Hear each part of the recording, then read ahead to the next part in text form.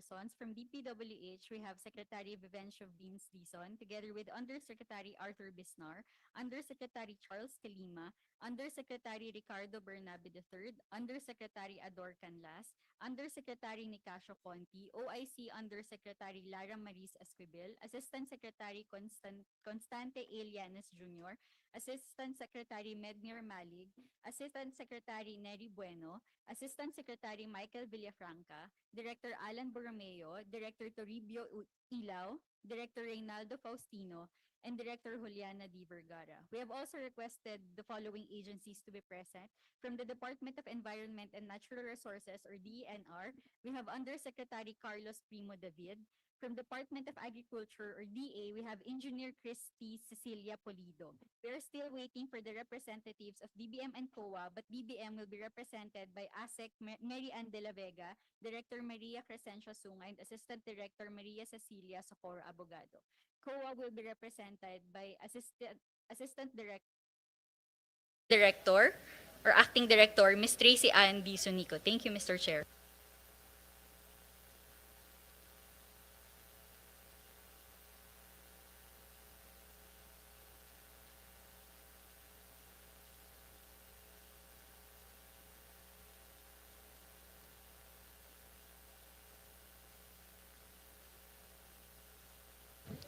Thank you, Committee Secretary. And again, I welcome Secretary Vince Dizon to the budget hearing. And during our last budget hearing, we talked about the 4 red flags. I'll just flash again on the slide, Carla, slide 6.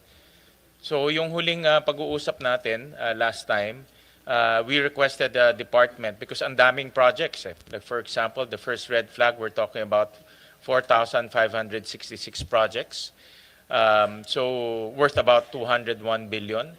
The second red flag is about 40 projects. Ito bumaba na ito, malaking binaba to from thousands to 40 na lang.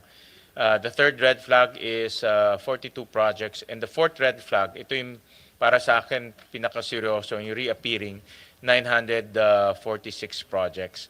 So all in all, it's about 6,187 projects worth 271 billion.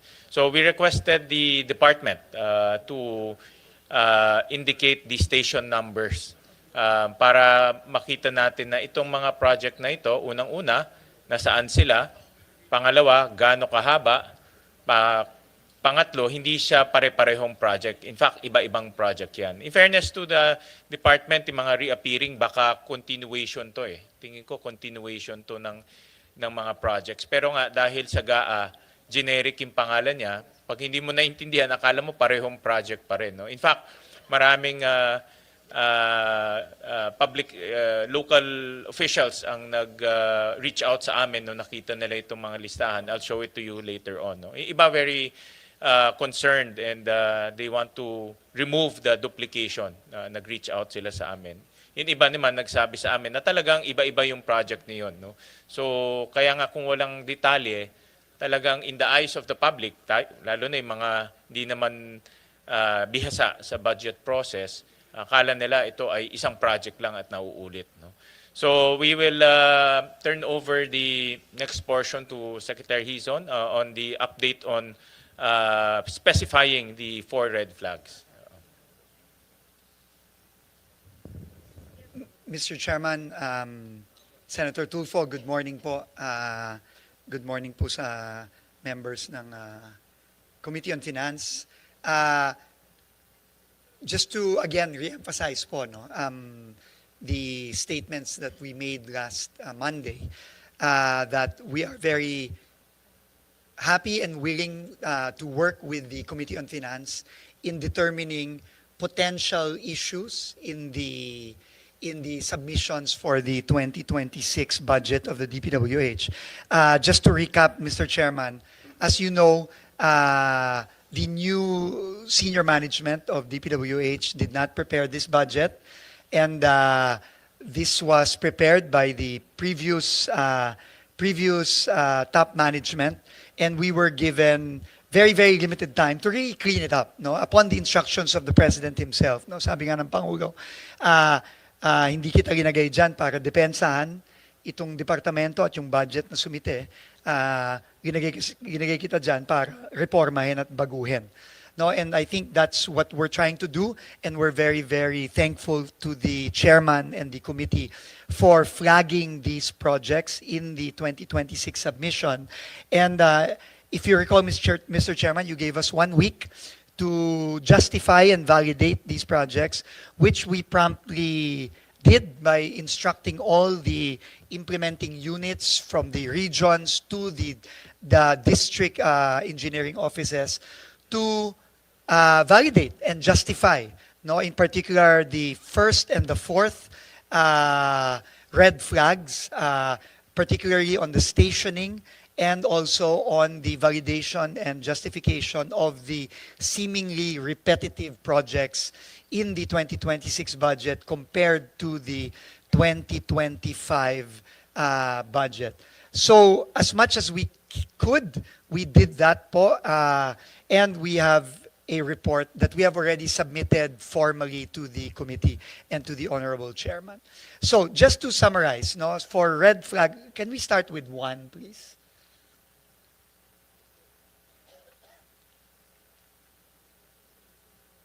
Number 1. Red flag 1, please.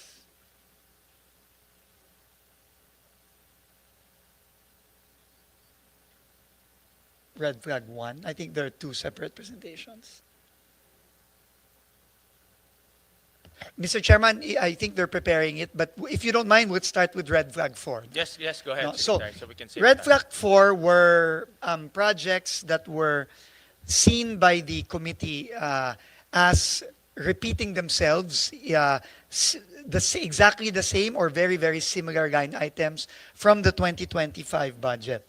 No, there were a total of 946 projects that were identified, amounting to 14.455 billion pesos. No, we are here to report to the committee that as of yesterday, we were able to provide validation and justification of 798 out of the 946 projects, roughly amounting to 66 billion pesos out of the 14.455 billion pesos. And this is broken down per region as follows. No? Next slide, please. And what we are going to show, Mr. Chairman, are just samples. No, obviously we cannot show all the no, napakadami po nito. No, we just wanted to show you our process, no, para po ma-validate at ma-justify. So simple lang po ang pinagawa namin, Mr. Chairman. Unang-una, pinababa po namin ang mga proyektong to based on geo-tag locations, and pina-validate po natin kung ito bang mga proyektong to ay completed na ba? Because I think that was the fear, no, nating lahat, no, na since kapareho nung 2025 at merong bagong pondo, parang doble-doble, no, umuulit, no. I also wanted to thank and recognize Senator Rodante Marcoleta. Sir, thank you po for being here today. So and then kukuhanan po ng litrato, no, ng dated at tagged photos para makita po na unang-una sa sarili nating mata, makikita natin na hindi pa tapos yung proyekto, no, at merong continuation. And we have changed the nomenclature of the entries, no, to reflect either a continuation or for completion of the project. So, if we can just go, Mr. Chairman, we identified na lang po 1 per region, no, but in the submissions, we have included in the annexes individual photos and individual reports for each of the 400 plus, close to 500, close to 700 plus, 798 out of the 946. So for CAR, simulan po natin, no? So for CAR, this is an example of a project that was initially flagged. So you can see po, this is the photo pictures, meron pong geotag yan at may date, no, nung kinuhanan ng litrato, no, at Ang ginawa po natin, this is a 19.5 million peso project in Kalinga, District Engineering Office. And the next slide will show you the change in the, the next slide will also show you the straight line diagram. Para sa mga kalye po at mga bridge, naggumawa na rin po ang ating DEOs ng straight line diagram which shows kung ano po ang pinopondohan for 2026. And in this straight line diagram, it is the, anong kulay? Yung blue. Yung, tama ba? Yung, hindi blue. Yung green, no? Yung nasa gitna po, no? Yung nasa gitna, yung from Station 2 plus 820 meters to Station 3 na plus 480. So ito po yung coverage nung pinondahan ng 19.5 million under the 2026 budget compared to yung napondohan nung previous years. No, nung I think the one beside it, yung parang pinkish color is yung 2025. So, pinapakita lang po yung yung straight line diagram kung ano yung napondohan in the previous years and ano yung pinapapondohan ngayong 2026. And we have also changed the nomenclature. I think that's the next slide. Ay, sorry. Wala bang changing nomenclature?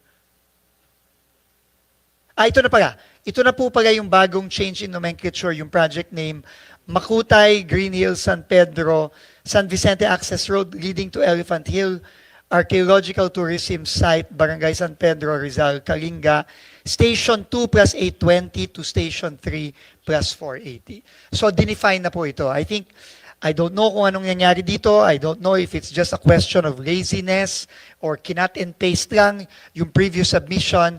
But clearly, based on the picture and the straight line diagram, this is a continuation of a ongoing project, of an ongoing road in this case. So ito po yung makikita natin sa ibang mga submissions. And next slide, please. Let's go to NCR. This is one example in NCR. So again, it is these are the pictures of the road that is being continued, in this case, rehabilitation of road at Asibal and Harmony in Batasan Hills in Quezon City, 25 million pesos. Ito po yung geotag location as well as the picture. We have validated this already based on the picture and the geotagged longitude and latitude. And if we go to the next, I think may straight line diagram din. Ito din po, no? So, ang gagawin dito is, ito nga yung beginning of the project, which is station, hindi ko mabasa, sorry. Can you see it? 0 plus to station 346, which is roughly 9.5 kilometers, man. Sorry, 346 meters lang, no? And with the amount of 250,000. And then the project name has been renamed Rehabilitation of Road at Asibal and Harmony, chainage 0000 to chainage 0 plus 346, Barangay Batasan Hills, Quezon City. Next slide, please. Region 1. Mr. Chairman, it's up to you if you want me to continue all the way to the last region, pero these are really just examples per region. No, but we have submitted all the 746 projects have the information that you see here in these slides. No?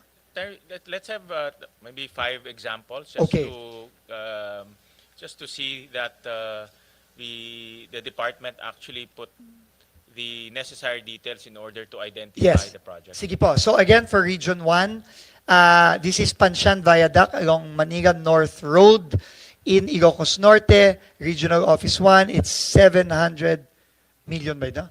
700 million. So this is the start. Obviously, it's still not completed, and this is the end. No, Again, these are all geotagged and ano no and the photos are detailed no. And then the next is the straight line diagram, and these are the plans for the Panshan Viaduct along Manila North Road. Uh, Kilometer 578 plus 755, 579 plus 295, Ilocos Norte Regional Office Implementing Agency, and this is the plan. No, so binago na rin yung nomenclature, and the plan is clearly outlined there. No, and then maybe we could go to a Visayas, no, and then a Mindanao. No,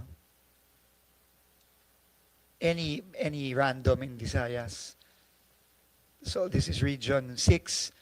So this is again a road, Barangay Tula-Tula, Barangay Kaluoy, Barangay, I suppose these are several barangays, circumferential road connecting to the public market of Sibalom, in support of the agribusiness industry in Sibalom, Antique. No, this is Antique DEO, 30 million. With the current photos from start to end.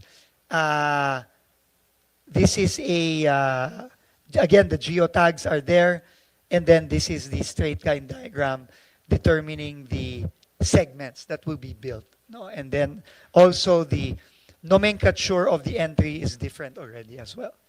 No? And then we can maybe go to Mindanao for the 5th example. Anywhere in Mindanao. Region 10. So this is in Bukidnon, in Magay-Bagay, construction of road along Junction Magay-Bagay, City Bypass Road, Dagua on Road Station 000 to plus 0 plus 240, Barangay San Jose. 5 million pesos in Bukidnon First District Engineering Office. And ito po yung, I guess, yung ongoing pictures. It is again, a continuation. Marami dito napansin natin, Mr. Chairman, mga continuation of projects that have already been funded in past budgets. No?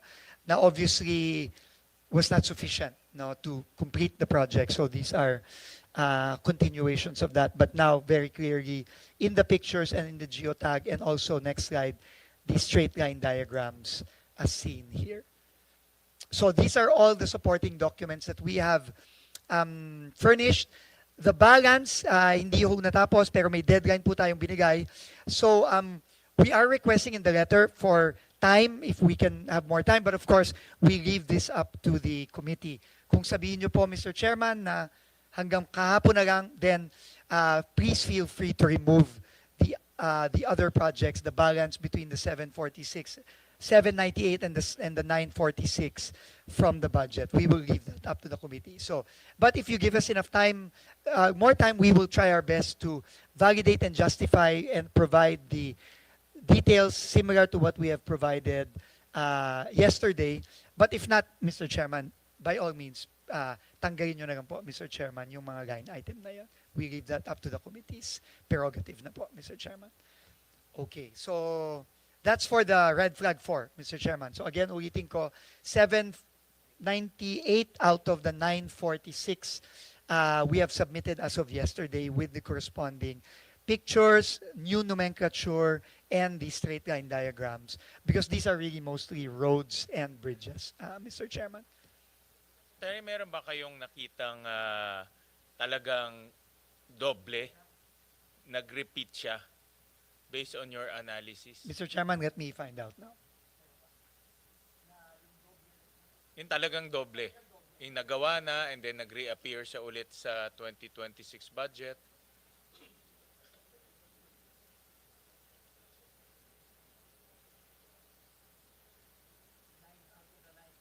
Meaning out of the 948, Mr. Chairman, no? Yes. Kung meron ba talagang nakitang kumpleto na pinasok pa rin? Tapos na, tapos pinasok pa ulit. Because the result of that is magkakaroon ng discretion yung district engineer. Tama diba? po. Kung paano niyang i-implement yun. Tama po. And Pwede sa dami niya- ba ng mga proyekto, hindi na ho natin mababantayan ng tama Correct. yan. Pwedeng- Baka manakaw na lang maging- yung pera. Pwede maging ghost project. Tama po. Pipicturean niya. Tapos na, pala yung project na yun, dati pang natapos. Meron ba kayong na-detect na ganyang, the point kaya ako tinatanong yan because dapat yung district engineer or whoever gumawa ng plano, magkaroon rin ng sanction. Yeah. So, dito po sa 798, wala pong nakita. Lahat yun po ay na-validate given the submissions. Dun sa remaining 148, hindi po natin alam. So, that's why, Mr. Chairman, ako po, no, I will put it on the record. If the committee will not grant us any more time, please feel free po to just remove that. Well, Sec, ganito, kung wala naman kayo na-detect na totoong repeated, no? Yung inulit talaga. Hindi ko pa po masasabi dun sa 148, Yeah, Mr. ibig sabihin, Chairman. itong initial review nyo, kung wala naman kayo na-detect na totoong repeated, meaning in good faith, no? These are all continuation, then we can give you until Friday to wow, complete. thank you. Kasi by Wednesday, mag-uumpisa na yung aming technical working group. So, we'll schedule lang DPWH towards the end para mabigyan namin kayo ng time. Kung wala kayong nakitang bad faith. Dito po sa 798, wala. Okay. Dun po sa 148, hindi ko pa po masasabi. Yeah. Pero konti na lang yun. So, katapusin Konti na na lang lang yun. natin. So Yeah. we will, thank you Mr. Chairman for this, and we will instruct the implementing units to do their validation. No? Pero hindi ko pa po masasabi. Yes. But we will inform the committee in writing formally kung meron pong nakita at kung ano yung mga nakitang yon na Correct. tapos na pala pero pinasok pa rin. Correct. And then, like what we And talked, definitely po, dapat matanggal yun. yung pinag-usapan natin last time na i-attach natin to as annex to the projects listed in the GAB. So for example, kung project A, ang annex niya is i-attach natin yun, nakasulat dun, yung pinakita yung station number at yung iba pang mga identifiers. Mr. Chairman, I think that would be the most ideal situation para po for efficiency also and for time na i-annex na lang. Anyway, i-refer na lang yung mga projects sa HGAB dun sa annex na yon, no? Para madali naman yun. Correct. And we will also, Kasi may line item naman yes, yan. and i-upload rin namin itong mga annexes sa website ng As Senate. So kung nagre-review ka ng budget, makikita, mababangga mo ngayon sa annex yung exact project na yun. Yes po. Oo. That would be ideal. And we will do the same in our transparency portal, Mr. Chairman, as well. Okay. Mr. Opo. Chair? Mr. Chair? Yes, May I- Senator Irwin. I would just like to add, sana, Secretary, ito pong mga sinasabing duplication, could this be yung sinasabi ng mga kababayan natin na nirereklamo na katatapos lang ng project, bubungkalin na naman, sisirain na naman. Common po ito sa mga provinces. Sasabihin, katatapos lang yan, ka-inaugurate lang, next month, bubungkalin na naman. Pagkatapos, tirahin na naman, bungkal na naman.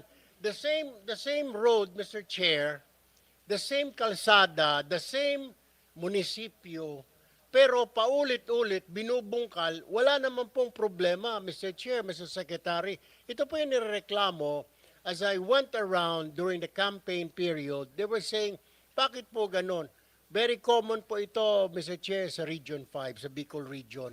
Lalo na po yung highway na coming from Quezon going to Camarines Sur. Lagi pong sira yung kalsada na yun. Laging sira, Mr. Secretary. Ito ko kaya yung sinasabing duplication kasi pinondohan mo na, next year uulitin naman dahil binungkal na naman, Mr. Chair, Mr. Secretary. Mr. Chairman, tamang-tama po yung observation ni Senator Tulfo. No? Alam nyo, ito pong rebracking na ito, talagang tayong lahat, no? Talagang matagal na natin rinireklamo ito.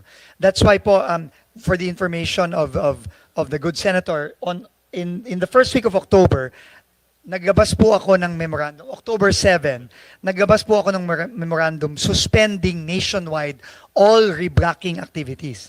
No, until makapaglabas po tayo ng very, very clear guidelines and criteria kung kailan po dapat lang mag-rebracking.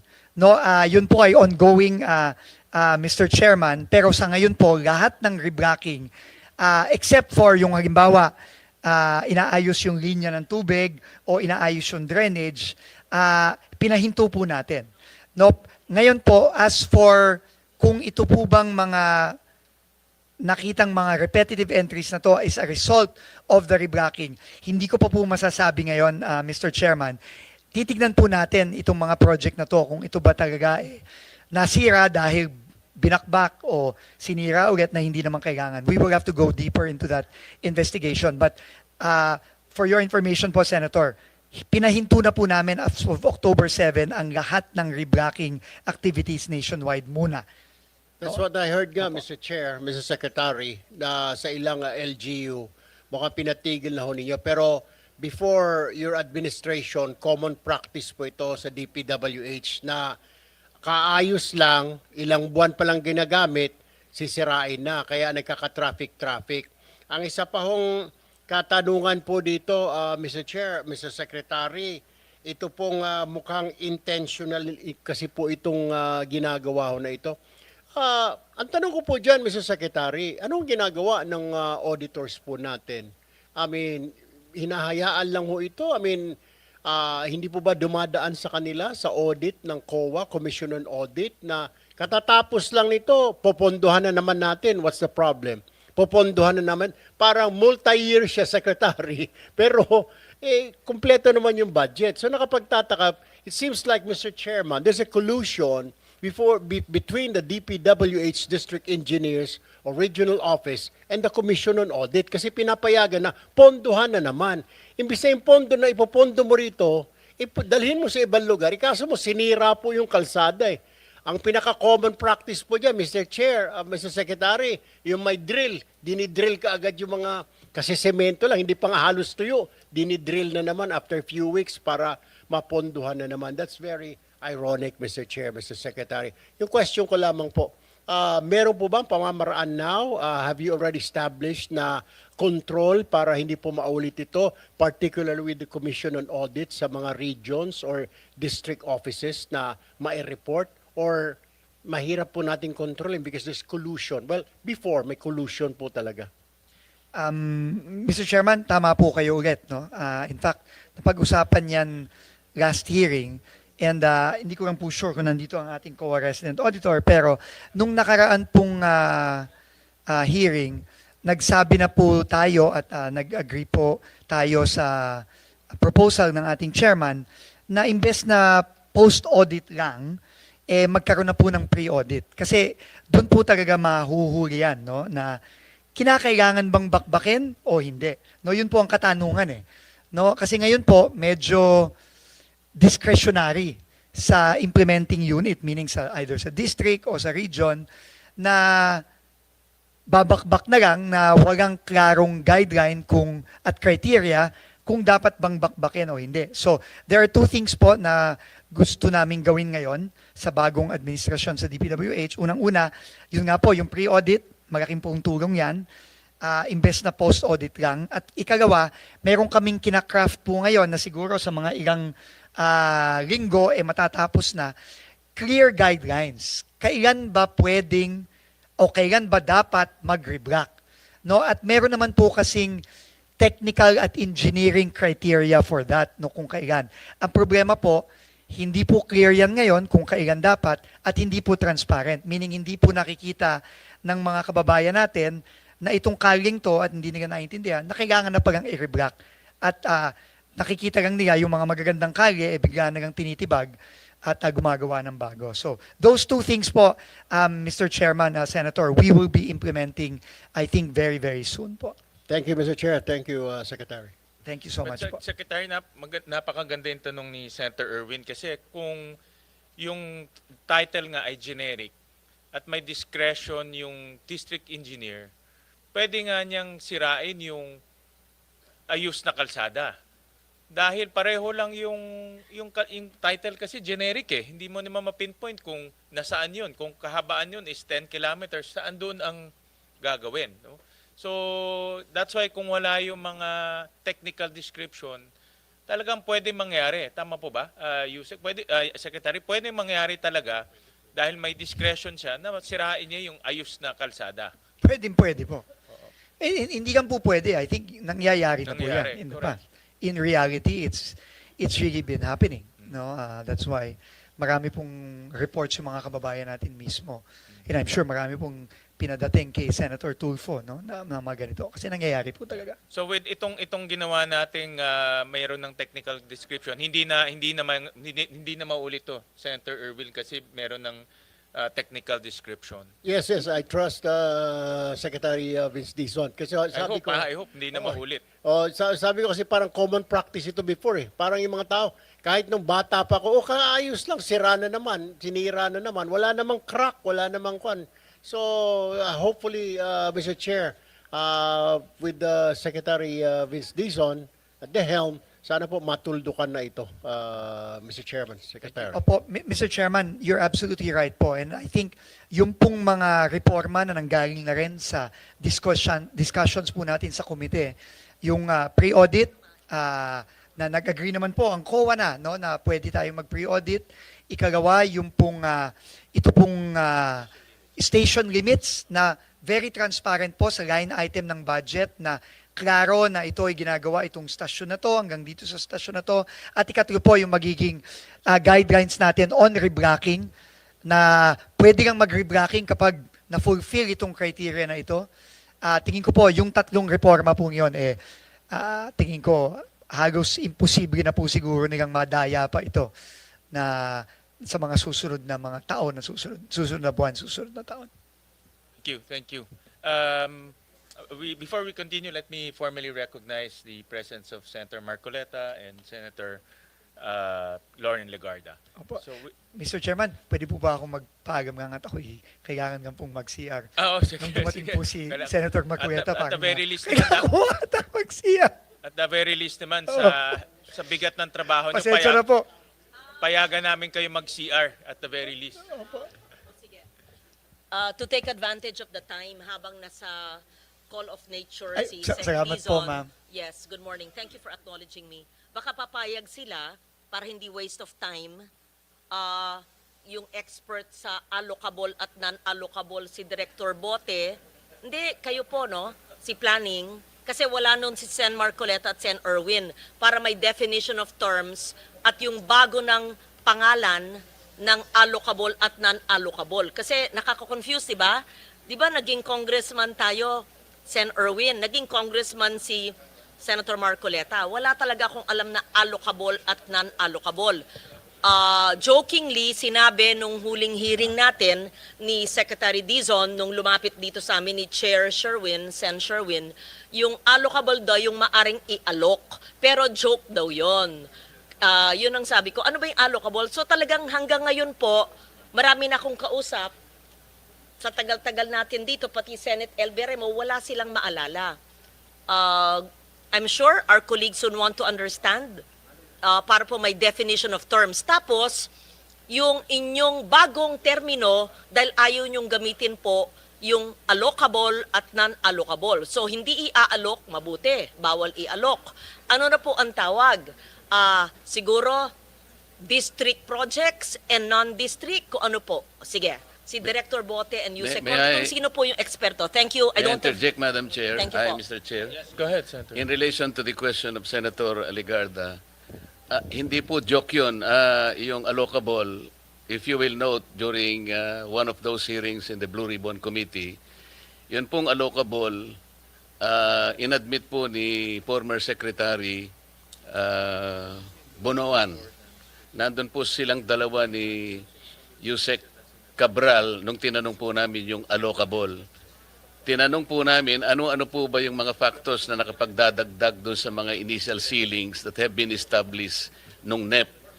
So sinabi po nila yung allocable funding, yan daw po ay talagang inahanda nila, particularly in the House of Representatives kasi sila yung mayroong power of the purse para hindi na molestyahin, well, pardon for the using the word, para hindi na istorbuhin yung mga nakalatag sa NEP, talagang provision po yun na talagang pambibigay dun sa mga members ng House.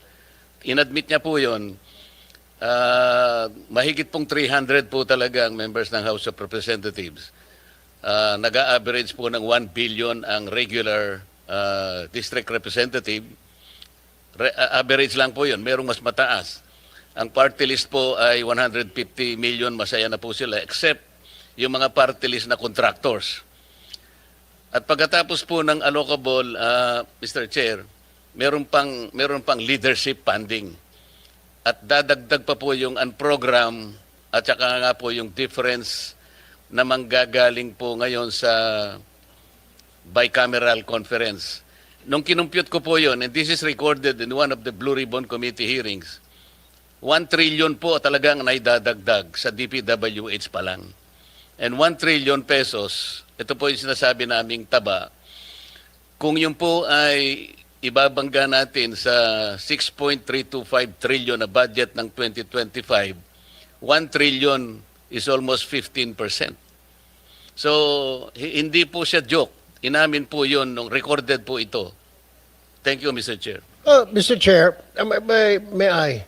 Go ahead, Senator. So, Senator Marcoleta, do you mean itong allocable na ito, itong leadership pa na ito, suhol o lagay sa mga mambabatas? Can you please specify? Ganun ang naging conclusion doon, Mr. Chair. Kasi nga, sabi ni Secretary Bonoan, para hindi na galawin. Pangsuhol talaga. So, nung pong tinanong ko magkano yun, 450 billion pesos. Pagkatapos yun pong leadership, alam nyo naman po yung leadership sa House, merong speaker, may deputy speaker, merong majority leader, at napakaraming assistant and deputy majority leaders. Isama mo po yung mga chairman at saka vice chairman ng Appropriations Committee. Yun po yung 450 billion. Recorded po ito. At pagkatapos yung leadership, 100 billion yan. Nakarecord po yan. Ang program, 150 billion. At pagkatapos yung difference na po, pagkatapos na ng NEP at saka yung GAA, another 400 billion pesos. Yun po yung 1 trillion na taba na hindi naman kailangan po ng ating DPWH kung tutuusin natin. Salamat po, Mr. Chair. Thank you so much for explaining to me, Senator Marcoleta and Sen. Tulfo. Mr. Chair, kahapon po nag-uusap tayo. Sunday we were both working and we both acknowledged that we received the June or July list of allocable but not the September. So I am told by our staffs, wala pa rin. May we request the September as revised. Maski po hindi na yung words allocable, anyo mo, hindi naman kasalanan na may ceiling. Tama po yung sinabi nyo. Hindi naman forever kailangan humihingi ang congressman or ang mga mayor. Tapos, yung hindi district projects, makinig kasi kayo pag tinatanong ko po.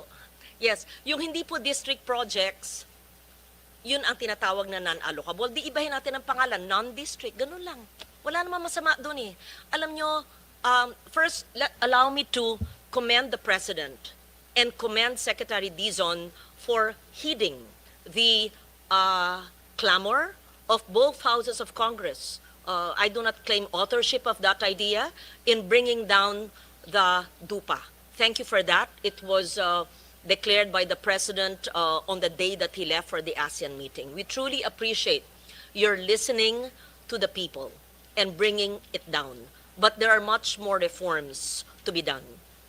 I believe that all of us want really reforms and changes that will be felt by our people for bigger fiscal space to give other departments or other programs under DPWH that will really redound to the benefit of our people. Kaya, una, I commend you. Salamat po sa pagbaba ng DUPA na makakasave, sabi nyo, ng 50. Pero sa computation ko, and I'll get back to that later, it should be bigger than 50B.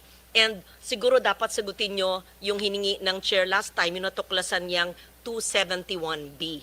At pangatlo, yung sinabi po ng LBRMO staff and the chair staff na wala pa rin po yung September. We don't need the June-July of the previous leadership's allocable and non-allocable. What we need is the 625 billion revised NEP and then give us ano yung ceiling ng district, ano yung hindi alam ng district. And why do I say this, Mr. Chair? Mahalaga po, kasi di ba nangyayari ngayon, may mga congressman na tatamaan, may mga ibang sa lokal o district engineer na tatamaan, hindi nila alam. Senator Sherwin himself, we were talking yesterday and we were both asking each other, nasa yung malistahan, pareho kaming we were in the dark, wala pa. And then you told me that indeed, in your district, your brother's the mayor, sa inyong Kong, and there are projects you don't know. Then we feared you could be blamed for it, and is that, we were asking each other, yan ba yung allocable? We don't know. So, just to protect everybody who will eventually sign the GAA of 2026, what if kaming lahat dito, tapos pipirma kami, tapos sasabihin natin, pinirmahan nyo, tinanong naman nyo, tanggap nyo yun na may non-allocable, hindi nga Maski po iba na ang tawag natin, gusto lang po namin makita ano yung alam talaga ng congressman, alam ng district engineer, at yung hindi nila alam na maaring alam ng region, na maaring alam ng central na hindi alam ng region. Walang masama po doon in all transparency. Diba? Am I conveying the same message we talked about? Yes. So, wag mo, please, I hope I'm not blamed. Because this, I'm speaking for the team. Kasi nag-usap po kami ng weekend. Yes. Yeah. Thank you. And Mr. Chair, in relation to those comments by Senator Ligarda, I remember we also requested that the DPWH provide us, kasi kung di po ako nagkakamali, kinors ko kay Yusek Ador Canlas, dahil nagbigay po sila ng proposed fiscal year 2026 DPWH infrastructure program based on HGAB. Ito po yung binigay nyo nung nakaraang hearing. Mr. Chair, ang request po natin, kung mabigyan po tayo ng 2025, 2024, and 2023 in the same format. Kasi po ang binigay nila, nakita ko po, is a detailed HGAB. It will not permit easy comparison. Dito po, kung gamitin po natin itong format na to, sinabi ko naman sa ito, Yusek Ador, ang daling ikumpara. Halimbawa po, yung National Capital Region, 26.6 billion, di ba? So makikita natin sa 2025, 24 and 23 kung ano yung latag. Because I remember, sinabi ko kay Secretary Dizon na ang pinaka-importante, mahimay natin kasi ang importante rito yung allocation po ng finite resources ng ating bansa. Region 1, 24 billion, CAR, 17 billion. Sana sa ganitong format din po, napakadali na ikumpara natin yung 4 na taon, madadali po tayo Yun po yung aking request nung nakaraang hearing, kung matatandaan po ninyo. Hindi po yung detalye. Mawawala na po tayo doon pagka yung detalye. If you are the one who submitted this format, in the same format sana, HGAB po, hindi po yung NEP. So, kung HGAB, puro HGAB po yun, 2023, 24, 25, meron na pong 26. So, tatlong taon na lamang po ang inihingi namin to permit easy reference and comparison. Pwede po. Go ahead, Yusek Conti. Thank you, Mr. Chairman. With the kind permission of the Secretary, I would like to address first the manifestation and comment of Senator Lauren. Ma'am, tama po kayo at nagpapasalamat po kami sa inyong pag-promote and transparency, accountability, and fiscal discipline dito po sa ating budget process.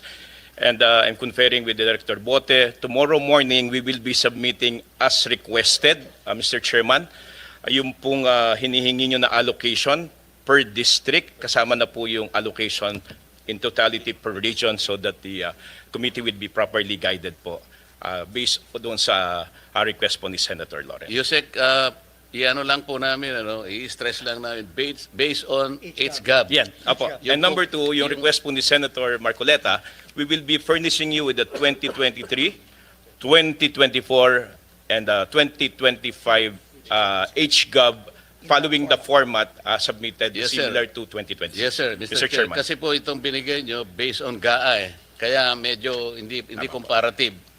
At Yusek Ador, nasabi ko rin sa iyo na pwedeng isama rin yung sa party list.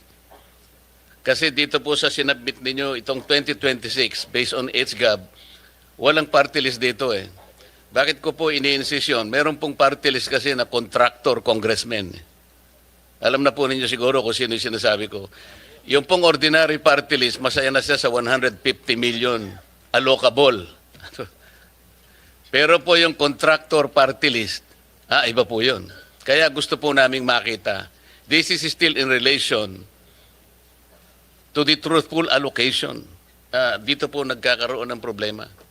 Pwede po ba yun? Isasama po natin ang party list. Dito po sa HGAB po ninyo, 2026, wala pang party list.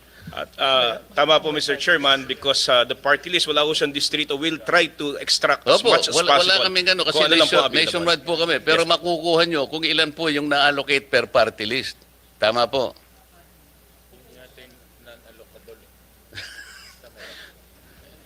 Mr. Chairman, to be quite honest, I'm asking. I think ang makakaalam lang daw po according to Sec Bote or ano would be the Committee on Appropriations in the House. Kung HGAB po ang pinag-uusapan natin. Nahihirapan po kaming kumuha nun eh. Kasi nga po po. kayo, makukuha nyo rin eh. Lahat ng party list, alam po ninyo yung mga projects nila eh. So doon na lamang po natin kunin. We will try our best, but according to our budget staff po, Mr. Chairman, parang medyo bulag ho ata kami doon eh. Bulag ang DPWH kung which party list got this, that got this. Kasi nga ho, there's no district eh. Kasi po kami naniniwala, mas authentic yung makukuha nyo kasi kayo yung nakakaalam ng mga We projects will try our nila. best. Mr. Chairman, we will try our best po. But right now po parang yeah. We will try our best, Mr. Chairman. Bob. But I'm being told now that it's very difficult, close to impossible to extract which district, which projects and saan yung inallocate for the Bigyan ko kayo ng party clue list. para hindi po kayo mahirapan, Secretary. Yung mahihirapan lang kayo, konti lang yun. Kasi yung mga contractor party list, congressmen yun eh. Yun pong ordinary party list lang, kagaya ng Sagip party list, 150 million lang po yun eh. Pero pagka yung malalaking party list po na contractor talaga, yun po yun lang ang pagsikapan ninyong itotal. Doon po makikita yung lopsidedness. Meron pong distortion talaga dyan. Mga contractor po sila eh.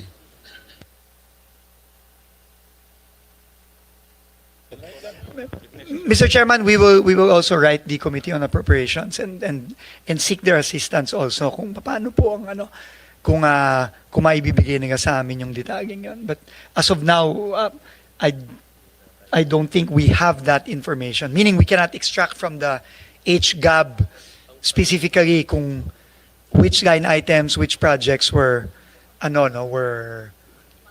allocated or allotted to a particular party list representative. Sa planning Unlike the district. Unlike the planning districts. service ninyo, Secretary, nakukuha po yun.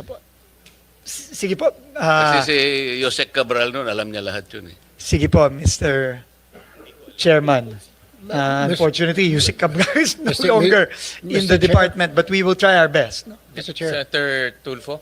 Yeah, I would just like to ask the planning service sa finance ng DPWH.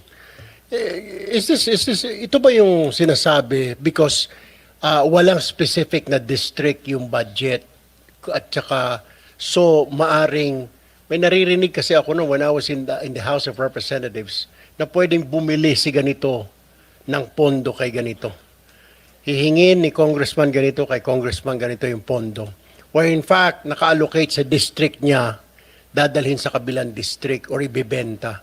I know you've heard about that. I mean, Mr. Secretary. We have heard similar stories, Mr. Yes. Mr. Chairman. na yung pondo niya, pwede kong bilihin and dalhin ko, pwede ko ibenta ulit hanggang sa 3 kamay magpapasa-pasa. So, from 20%, nagiging 30, naging 40, Yes. hanggang sa wala nang natira because nga binenta yung pondo. Could it be, ito na nga yung sinasabi ni Senator Marcoleta, yung we have mga heard allocable na ito. Pero, we have heard, Mr. Chairman, similar stories and we've gotten similar information na yung bentahan, bilihan, yung parking, yung sagasa, yung mga ganyang mga terminologies. I think this is actually part of the ongoing investigation by the independent commission right now, and we have been asked to submit documentation as well for this. But as to kung itong mga sa party list ay kasama dito, well, it's possible po na kasama yan, although like I said po, mukhang hirap kaming at least sa department na i-identify kung magkano yung mga yan, saan yan, kanino ginagay. No, yun po ang medyo, I think we have a bit of a hard time getting all that Mr. details. Chair, Senator Lloyd. salamat po sa inyong sagot, Secretary. Kaya nga, last week pa namin hinihingi yung NEP revised, allocable at non-allocable, maski iba na ang salita, district project at non-district, doon makikita yung kanilang hinihingi. Yung pong tanong nila, doon makikita. Kasi yung hindi po alam ng district engineer, titigman natin. Hindi alam ng congressman, district engineer at ng mga mayor sa distritong yon, alam dapat ng region. Pag hindi alam ng region, alam dapat ng central. Pag hindi po nila alam lahat, tatapyasin ng Eagle Eye Chairman. Ganun lang po yun, di ba? Mapo. So I think what we're asking for will address the concerns of the other senators. If we are really serious, and I'm Yes. sure you are serious about cleaning up the system. Yes. Ma'am, I think Thank you. there was just a little bit of confusion on the terminologies because in the revised NEP, the new team actually did away completely already with the concept of allocable, non-allocable. No? I think in the letter of Undersecretary Conti, ma'am, Mr. Chairman, to the Honorable Senator, we explained our process, but sabi naman ni ma'am na we will just submit it based on legislative justice para lang makita. Naintindihan ko na po ngayon no yung point ni Senator Loren na all we want is, let's say, X district got this much. We will validate with a congressman or the district office there. To shorten your work, Yes. hindi na kailangan po i-validate. Ito, 625, di ba yung NEP revised? Per district po, yung Magkano? yung sa district ito, yung region or central ito. So, iniba lang yung pangalan, hindi lang natin ginagamit allocable Yes. and non-allocable. Kasi, Understood, ma'am. just to simplify, sabi po ni Director Bote, ang allocable, yung ceiling po ng budget ng congressional district, allocable. O sige, ayaw nyo gamitin yun, ayaw din namin. So, tawagin natin district projects. Yung hindi po district projects, tinatawag sa dating leadership ng non-allocable. Ayaw po natin gamitin yon. Di tawagin natin non-district projects. Pag hindi po alam ni district engineer at ni congressman at ng lokal, di region siya o central siya o question mark, sino pa? Di ba? Ganun po. So, district, non-district. So, district, synonymous to allocable. Non-district, synonymous to non-allocable. Yung tinatanong po nila, parking sa gasa, whatever, ay siguro sa non-allocable dati. So, aalamin natin, doon lang natin makikita yung hugis at yung maaring mga tabang pwedeng putulin kung makita natin yung non-allocable synonymous to non-district. Tama ba ho?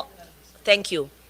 Agree ba? Very clear, ma'am. Nakikita- Now, Director Bote and But you have to Undersecretary. identify for us, ha? Hindi lang yung suma total, this district, 1B. Hindi. Lagay nyo, 500 district, 500 previously known as non-allocable, now called non-district. Ganun lang. At for all you know, these are national convergence. Malay mo may highway doon. Malay mo may, ganun lang. Ganun lang. Pero detalya. Oo. Thank you, Mr. Very Chair. clear, Mr. Chairman. Ma'am, very clear po. I was told po by ASEC Bote and USEC Nick, they can submit this by tomorrow morning. Submit to the committee, Yusek. I think ang punto naman ng mga senators, Secretary Dizon, in the past kasi bigla nilang may lumalabas na project, no? At kung nasundan natin yung Blue Ribbon hearings, sila na nagsasabi, yung mga resource persons, sila Bernardo, sila Alcantara, na kaya nilang maglagay ng project nang hindi alam ng local government, hindi rin alam ng mga congressmen. No? Ang usapan, ika nga, nasa taas. That's the point Senator Loren and the rest of the senators are trying to make. So that makikita natin kung ano yung mga projects na coordinated on the ground, ano yung bigla nilang dumadating dahil mausapan na sa taas. That's the point. No? So just submit to the committee, Yusek, para ma-ano natin. We will, Mr. Ma-process Chairman, natin. thank you po. Very clear na po ngayon. Ma'am, thank you so much. Secretary, we go to red flag 1. Yes, just again, Mr. Chairman, with your permission, maybe 5 examples na lang po. No? 5 examples lang, no? So just to summarize, next slide please. Projects with no station numbers. Ito po, no, yung po yung observations ng committee, which we agree. Projects with no station limits now have been updated with station limits. For school buildings, station limit is obviously not applicable. So yung school ID number na lang po ang ginagay natin para po klaro na it is a real and not a guni-guni school, no, para lang ho very clear. So next, so there were 4,566 identified by the committee. Again, we're very, very thankful po for identifying these. As of yesterday, 4,085 have been corrected with station numbers amounting to 180.3 billion out of the 201.3 billion. So ito po yung nasubmit na namin. I think there are already specific annexes to this, and the breakdown per region is as follows. Now, just to give some examples, ito po, for example, sa Cordillera ulit, no, ito po ay isang, I guess, new road, Caglayan, Padig, Cupis Road leading to Nabuangan River in Barangay Caglayan, Apayao. No, 69.5 million. Naglagay na po ng station numbers ito from start to end. No? This is an example of this. No, may station, hindi ko nababasa. Meron naman yan. No? Next slide, sorry. Ito po. No? So from the old line item, sorry, which without station numbers, ngayon po meron na. So, same project, but now station 7 plus 543.00 to station 8 plus 933, Barangay Caglayan, Corner, Apayao. So this is just an example. Another example, in the NCR, this is a school building, Mr. Chairman, obviously, and it is a retrofitting of a multipurpose building, which is a school building in Moises Salvador Elementary School, Manila, 103 million, and this is these are the geotag coordinates as well as the school ID number, and you will see it in the next slide. Next slide, please. Ito na po, no? Instead of retrofitting of multipurpose building, Moises Salvador Elementary School, Manila City, it is now retrofitting of multipurpose building, Moises Salvador Elementary School, school ID number 136464, Maceda Building, Manila. So ito po, no, ang example naman ng eskwelahan, no? And by the way, Mr. Chairman, and again, thanks to the committee, from now on, ganito na po ang gagawin ng DPWH in future budgets, no? Talagang it will be as detailed as possible na with either station numbers or school ID numbers for school buildings. Maybe we can go to the Visayas as an example.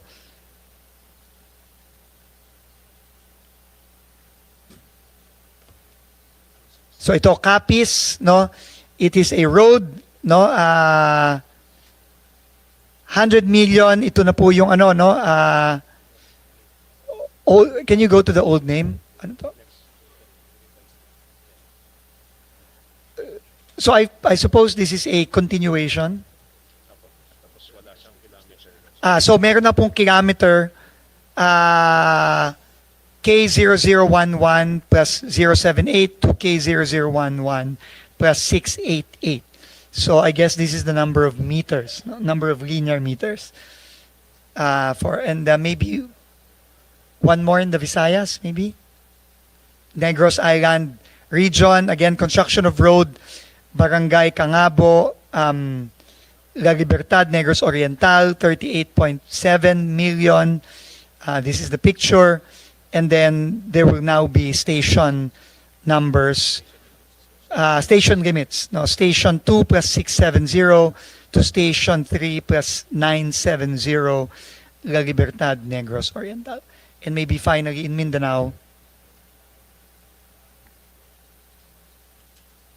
Zamboanga del Norte, again, a picture of the road with the geotag locations, and then for 20 million pesos, and then the station limits, the new name will be construction of the road with station 000. I think it is a new road, that's why it's station 00 to station 1 plus 000. So 1 kilometer po yung gagawin for 20 million pesos. So again, moving forward po, ganito na ang gagawin natin through the district engineering offices. Can we go back to the first slide, please? Mr. Chairman, again, the second slide, 4,085 have been identified. Out of the 4,566, so almost 500 projects have not yet been identified, totaling roughly about 21 billion pesos.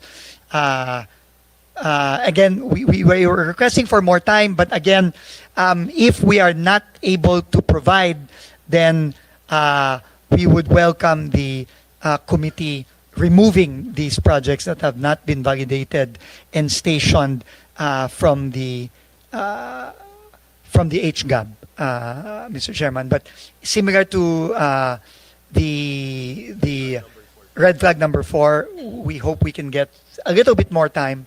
But if not, of course, we leave that to the discretion of the committee. Secretary, in your review of these projects, lahat to legitimate projects, meaning itong mga projects merong talagang pagdadaanan yung kalye, meron talagang i-construct na kalye in your review.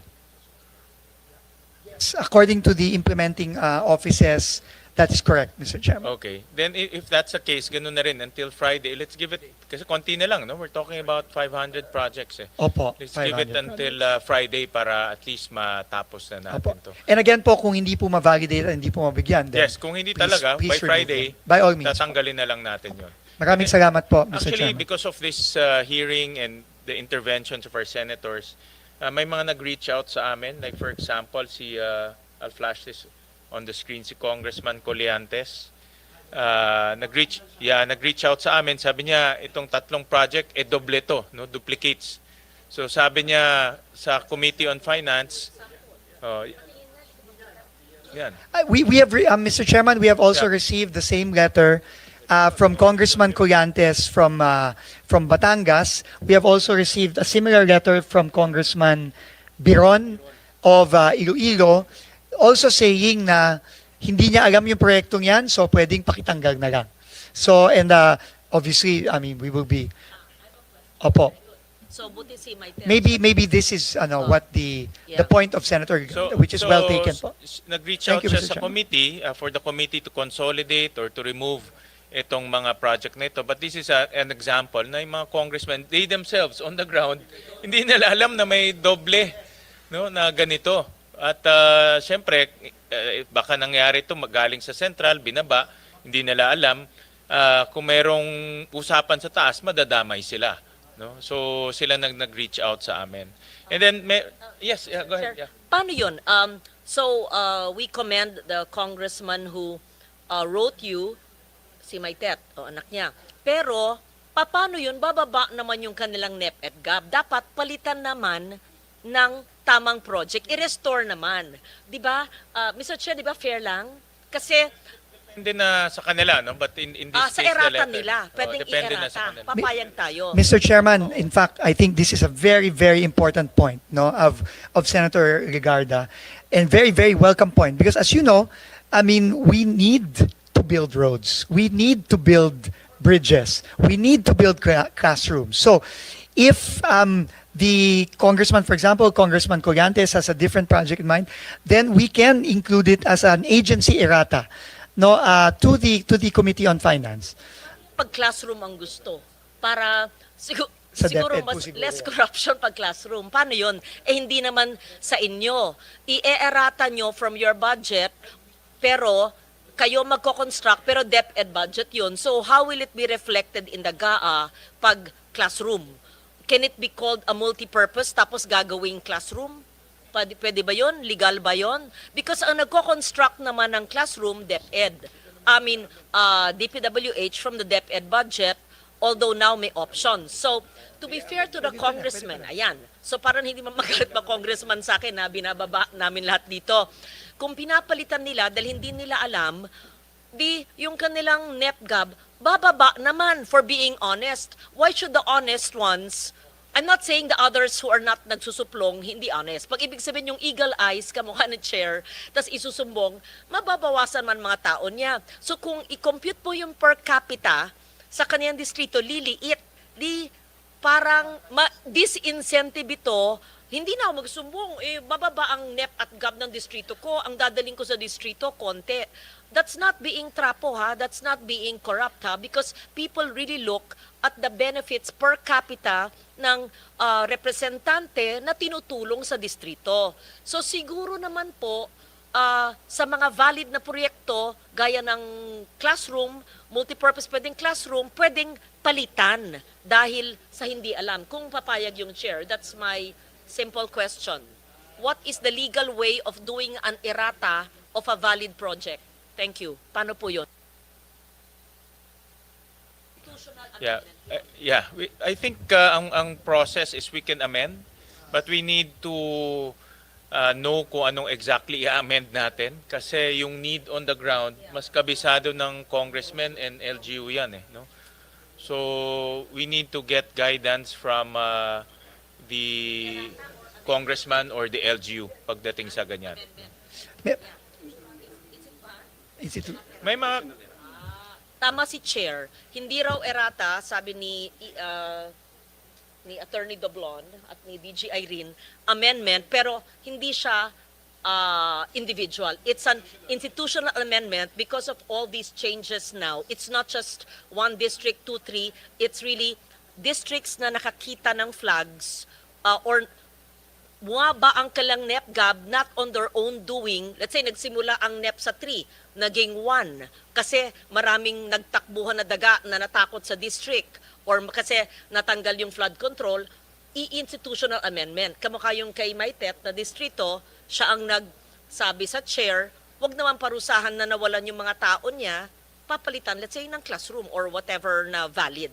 Tama, amendment. O sige, sige. I just wanted to manifest that. Thank you, Mr. Chair, if I may po, I think, bottom line, para maintindihan po tayo ng mga kababayan natin, I think all we all want is to make sure that the projects are beneficial to the communities and the districts. I think without these projects becoming ghost projects or substandard projects or projects na pinagkakakitaan lang. I think that is the objective of everybody. And we fully appreciate po the suggestions of the committees, the projects that have been pointed out by the committee. And we will work po on the proper mechanism by which we can correct all these problems that we have, that the committee has pointed out, that some congressmen have pointed out, so we can really have a budget that will really be beneficial to the districts and the communities at hindi na nanakawin po. So we will work po with pasensya na po, I thought na pwede pang mag-agency errata. I was just informed na hindi na daw pwede at this point. But we will work with the Committee on Finance po for the appropriate institutional amendments that need to be made to make sure na maayos po itong budget ng DPWH ng 2026. Thank you very much, Mr. Chairman. Thank you, Senator Secretary. Loren. Meron din akong example na baliktad naman, no? Si Mayor Biazon reached out to us. Ito kasi na-point out namin sa Muntinlupa. On the same year, may construction, 10 million, and then on the same year, may rehab. Teka, Carla. On the same year, may rehab, no, sa Muntinlupa. But he explained to us that this barangay, itong barangay Putulan, malaki ito. In fact, yung 30.3 million, 5 project pala ito in different areas. These are legitimate projects. Balik. These are legitimate projects. No? Hindi siya ghost project. Meron talaga siyang mga lugar. Ang problema nga, dahil generic yung entry, no, hindi natin malaman ngayon na 5 project pala ito. No? So, kawawa naman yung LGU, na-accuse siya ngayon na, or kawawa naman yung congressman or LGU, na-accuse siya na mali itong project, pero sa totoo, beneficial pala sa tao nila, no? Dahil 5 project to. So, may maraming ganitong project na pag ganitong malalaking barangay, I suggest, i-granular pa natin, identify yung kalsada. Diba? I-specify natin yung kalsada para hindi naman ma-accuse yung local government or yung congressman na itong project na ito ay hindi tama. No? Yeah. Mr. Chairman, ito nga po, no, and first time ko pong nakita itong complexities ng DPWH budget. No? And tama po kayo, no? And I think the key here to ensure transparency and to ensure that natama yung mga proyektong may implement is really to go very, very granular. Ang napansin po kasi natin dito, dahil nga siguro napakahaba na ng budget ng DPWH, I think this is over 700 pages in the GAA, no, nagiging generic po ang line items. When in fact, dapat mas granular, mas specific. And I think this is the right direction moving forward. And if we could get a copy po of the details here, then maybe, you know, we can have it validated and then just resubmit, no, a more included in our submissions for Friday po, Mr. Chairman. No? I think yung mga ganito, mas alam to ng mga district engineers. Yes. No? Kasi like itong document on the right, ito binigay siya lang sa amin to ni Mayor Biazon dahil meron siyang, I guess, binigay sa kanya ito ni Congressman Fresnedi. But itong ganitong document, nasa district engineer siya, hindi namin alam yan eh. Nasa JA, basta nakita namin sa JA is rehabilitation of multipurpose building. Yun lang. Hindi namin alam na 5 project pala ito. No? So, we'll request the district engineer kung meron mga ganito. Na legitimate naman, no? Valid naman yung project, i-breakdown na nila, no? By street, para granular yung ating description. No? Thank you po. And Mr. Chairman, we will also need your help as well, maybe with the Department of Budget and Management, because there will also be some need for some readjustments with the budget nomenclature, no? Yung how the line items are described and named. Kasi po minsan doon din masyadong generic din po ata yung nomenclature ng DBM, and I think we need to be more granular and specific, and that needs to be allowed po in maybe starting this budget i-allow na, no, para ho mas klaro sa ating mga kababayan, no. Thank you very Secretary, much. itong gamitin natin itong nangyayari as a rude awakening for all of us to reform even our budget nomenclature, our budget process, even the way we craft the budget itself. No? And this is where kami dito sa Senado, yun rin gusto rin namin maayos, na pagdating sa budget, walang room for discretion. Implement lang. Pag in-approve yung budget, ang department implement lang ng tama. Hindi implement ng mali, implement ng tama. So yun ang aming ginagawa ngayon. Linalagyan na namin ng detalye para hindi na wala ng room ang mga corrupt officials na paglaruan yung generic titles. So ito yun ang ginagawa namin ngayon sa Senado. We agree po 100%, Mr. Chairman. Thank you po. Question lang, a little tweaking of the allocable. I am told in some districts, pati ang district office implements non-allocables. Kaya nga naguguluhan ako, kala ko pag i-define natin yung non-allocable na above the district, pero meron din daw ibang distrito na ang tawag sa project ay non-allocable. So na-confuse na naman ako. Baka Senator Marcoleta can help me explain. Anong ibig Yes. sabihin nun? Yes, thank you. Senator Dizon. Mr. Chairman, Secretary Dizon. thank you very much to Senator Lauren again. I mean, her wisdom through the years really shows, because that is exactly one question I asked also when I came in. Bakit may mga halimbawa, kasi di ba may thresholds of authority ang mga district at regions, no? 150 sa district, 400 sa region, binaba na po natin yan, kinagahati na po natin yan.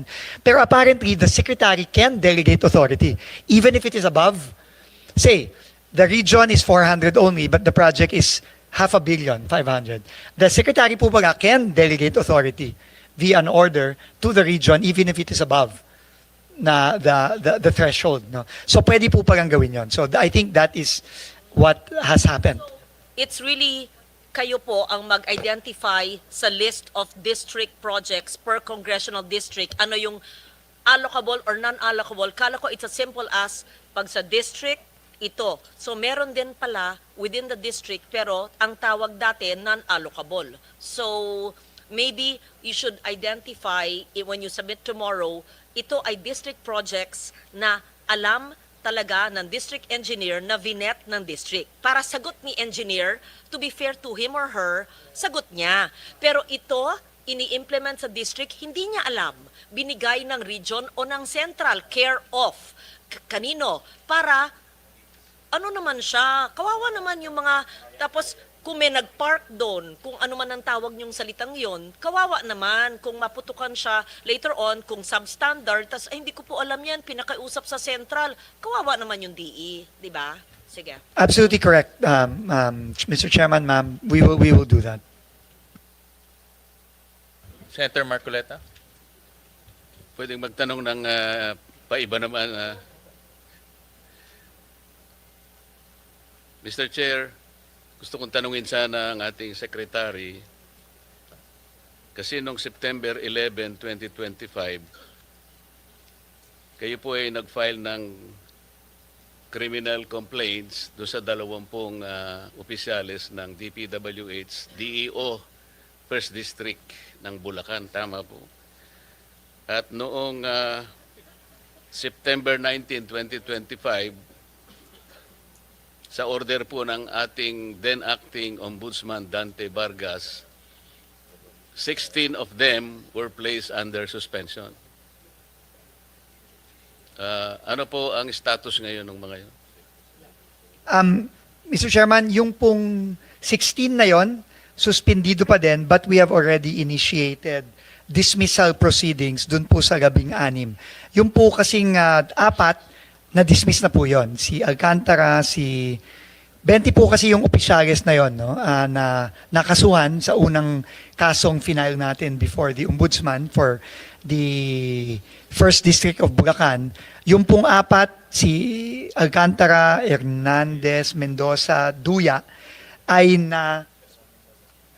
dalawang Mendoza, Alcantara and Hernandez ay na-dismiss na po. Yung pong 16 ay suspended, pero ongoing na po ang kanilang dismissal proceedings under civil service rules.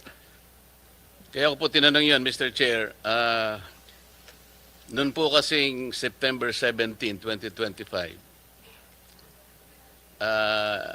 the acting Ombudsman Dante Vargas issued an office order na ang nangyari po, lahat po ng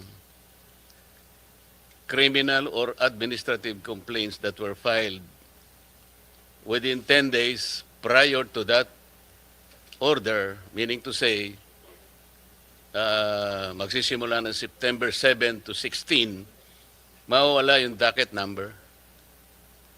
Ang epekto po noon, dalawa po ang epekto. Halimbawa po yung September 15, 2025, wala pong connection ng DPWH dito.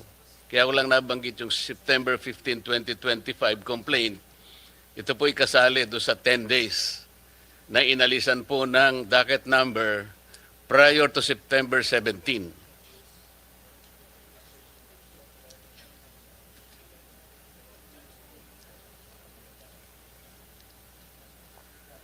So, ang epekto po ng September 15, 2025, ito po yung pinail ni Acting Mayor Baste Duterte. So dahil naalisan po ng docket number yung final niya, dahil na-cover po ng office order, yung pong ombudsman natin nakaligtas. Dahil ang immediate effect po ng pagkakaalis ng docket number, these cases will now be under evaluation. Sa makatwid, hindi sa active case. Kaya po si Ombudsman ay nakakuha ng clearance at nakalusot po yung aking kaibigan, Crispin Remulla, as now the Ombudsman. Kaya po binabanggit, yung pong inyong pinail ay covered po eh. September 11 po kasi, sa mga tweet, kung naalis din po ng docket number yon, nalagay sila ngayon sa evaluation process. So sa mga tweet, kung makikita ninyo, walang basis yung preventive suspension. Because they became cases under evaluation. Napansin po nyo, Secretary?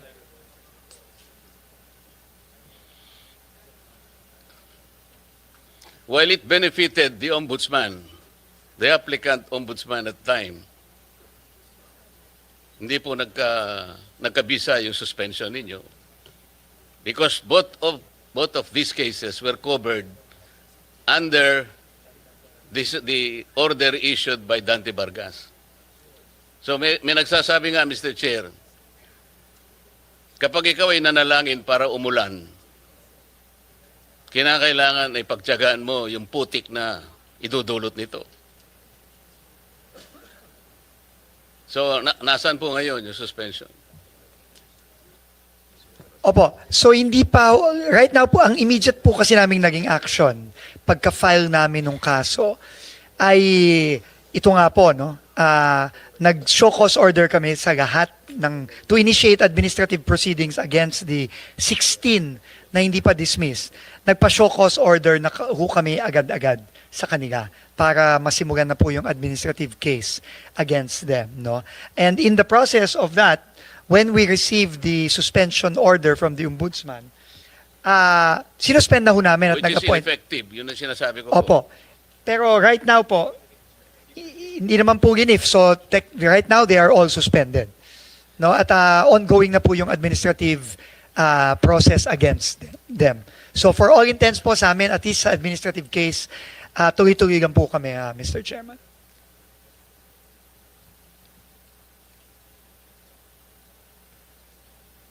Mr. Secretary, nakikita ko po kasi dito, meron kang USEC for Regional Operations.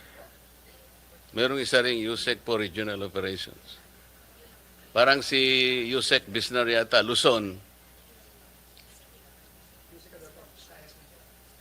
O ika naman, no ka rin ka USEC. Pasensya na po kayo, Kapampangan kasi kaya. Visayas, Mindanao.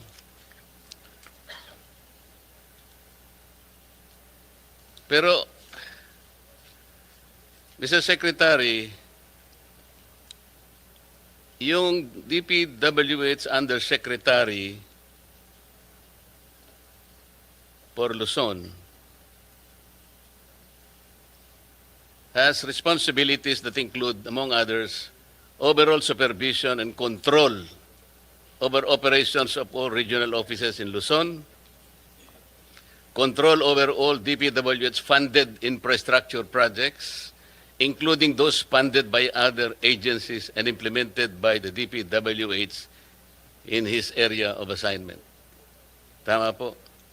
Tama po, Mr. Chairman. So, napakalaking responsibilidad po ito. Pinagtiyagaan ko pong ipagtanong ang pinanggalingan po ni Yusek Bisnar. Medyo nakakabahala po. Pasensya na po, ano? Noon pong August 15, 1998, Yusek Bisnar, hanggang October 4, 2000, or 2 years and 1 month, kayo po ay nasa PHAU Headquarters Support Service, HSS. Ang ibig pala sabihin ng PHAU, ito po yung Personnel Holding and Accounting Unit na nakakabahala po ang kalagayan sapagkat ito po pala ay mga police personnel assigned to PHAU for various reasons, including secondment to other agencies, those on study leave, or those under floating status, such as personnel with pending criminal investigation, etc., etc. And then in January 16, 2002 to November 7 to 2002, ganun din po, PHAU HSS. Ganun din po sa November 8, 2002 to 2003, 4 months ito. Ang pinaka medyo maduguri ito, Secretary, PHAU HSS, March 4, 2003 to March 15, 2012, or a period of 9 years. Ano po bakit po kayo naka-float ng ganito katagal pong panahon? More than, from 1998 to 2012, it's more than 11 years. Were you in floating status, sir? Mr. Chair, with the permission of the Go ahead, Secretary. Yusek. From 1998 to 2001, Mr. Chair, I was detailed to the Presidential Anti-Organized Crime Task Force. What is that, sir? The Presidential Anti-Organized Crime Task Force. Yun Mr. yung Chair. PAOK-TF. Yes, sir. That's 2001 to 1998 to 2001 or 2002, Mr. Chair. 1998. Pero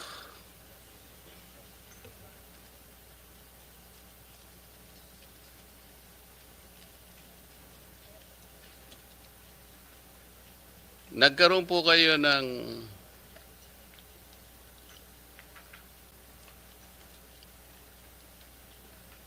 you obtained your bachelor's degree, Philippine Military Academy, 1986-1990 po. Yes, Mr. Chair.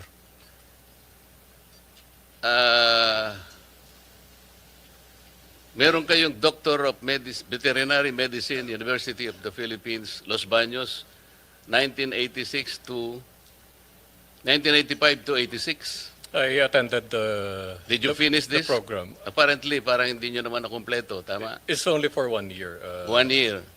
Mr. Chair. And then, meron kayong associate degree in nursing in Houston Community College System in the United States. Yes, Mr. Chair.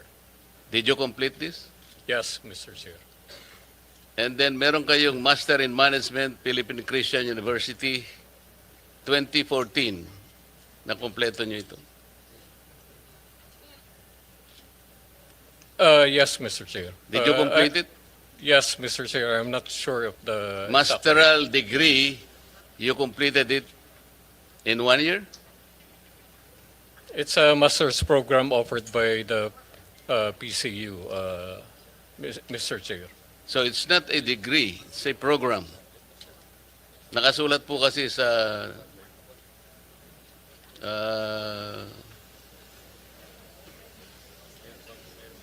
ninyong background ay masteral degree. It's a degree, Mr. Chair, offered by PCU. How can you complete a masteral degree in 1 year? It's in tandem with the officer senior executive course that they offered. There are a lot of us who graduated from that program, Mr. Chair. Mr. Secretary, kasi yung concern lang naman dito, palagi siyang nasa PHAU, HSS. Parang hindi naman ibig sabihin ay walang makikita talaga. Ano ba yung nangyari within, let's say, 11 to 12 years na palagi siyang nasa PHAU? Meron pang PHAU, Directorate for Personnel and Records Management. So this is clerical. This is something clerical. Ngayon po ay without belittling the capacity, hindi ko po siya kilala. I'm only basing on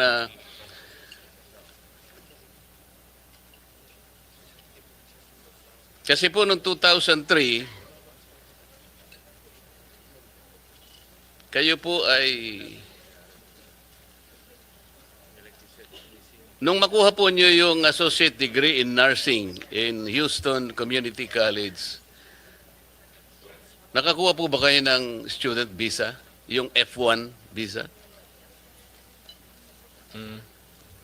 No, no, Mr. Chair.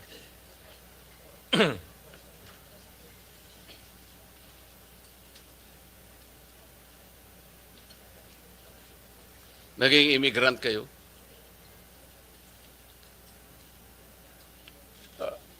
Mr. Chair, just to clarify, by 2003, I was dropped from roles by the PNP. And prior to that, I applied for study leave and emergency leave. Did in you the apply US. for citizenship or did you become immigrant? I did not apply for citizenship. Pero naging Mr. Chair. immigrant kayo? Yes, sir, Your Honor. But citizenship is a requirement for PNP members under Republic Act 6975. You know that, sir. Yes, Your Honor. So kung wala po kayong F1 visa, paano kayo nakapag-aral sa Houston University Community College? When I was already dropped from roles by the PNP in 2003, sir, that's the only time that I applied, Your Or Honor. immigrant status? Yes, Your Honor. So, Mr. Secretary, kaya ko lang po tinatanong to, hindi po kasi malinaw ano po yung nangyari kay Yusek kasi PHAU parang meron siyang negative impression na floating status, parang may nakagawa siya ng kasalanan. Dito po kasi doon po nung 2003, Yusek, meron po kasing report na you were dropped from the rolls and then it was instead modified to 30-day suspension. Sabi niyo, you were dropped from the rolls. It was eventually modified, Your Honor. What is this hurling profanities at CIDG officers in April 2022? Meron po kasing report na ganito. May I be clarified, Your Honor? According to the limited information available online, then Police Major General Bisnar parked his vehicle in the CIDG National Capital Region Field Unit compound and confronted the guard on duty, claiming the compound gate encroached on the pedestrian lane. Mga ganon. Do you recall that? Yes, Your Honor.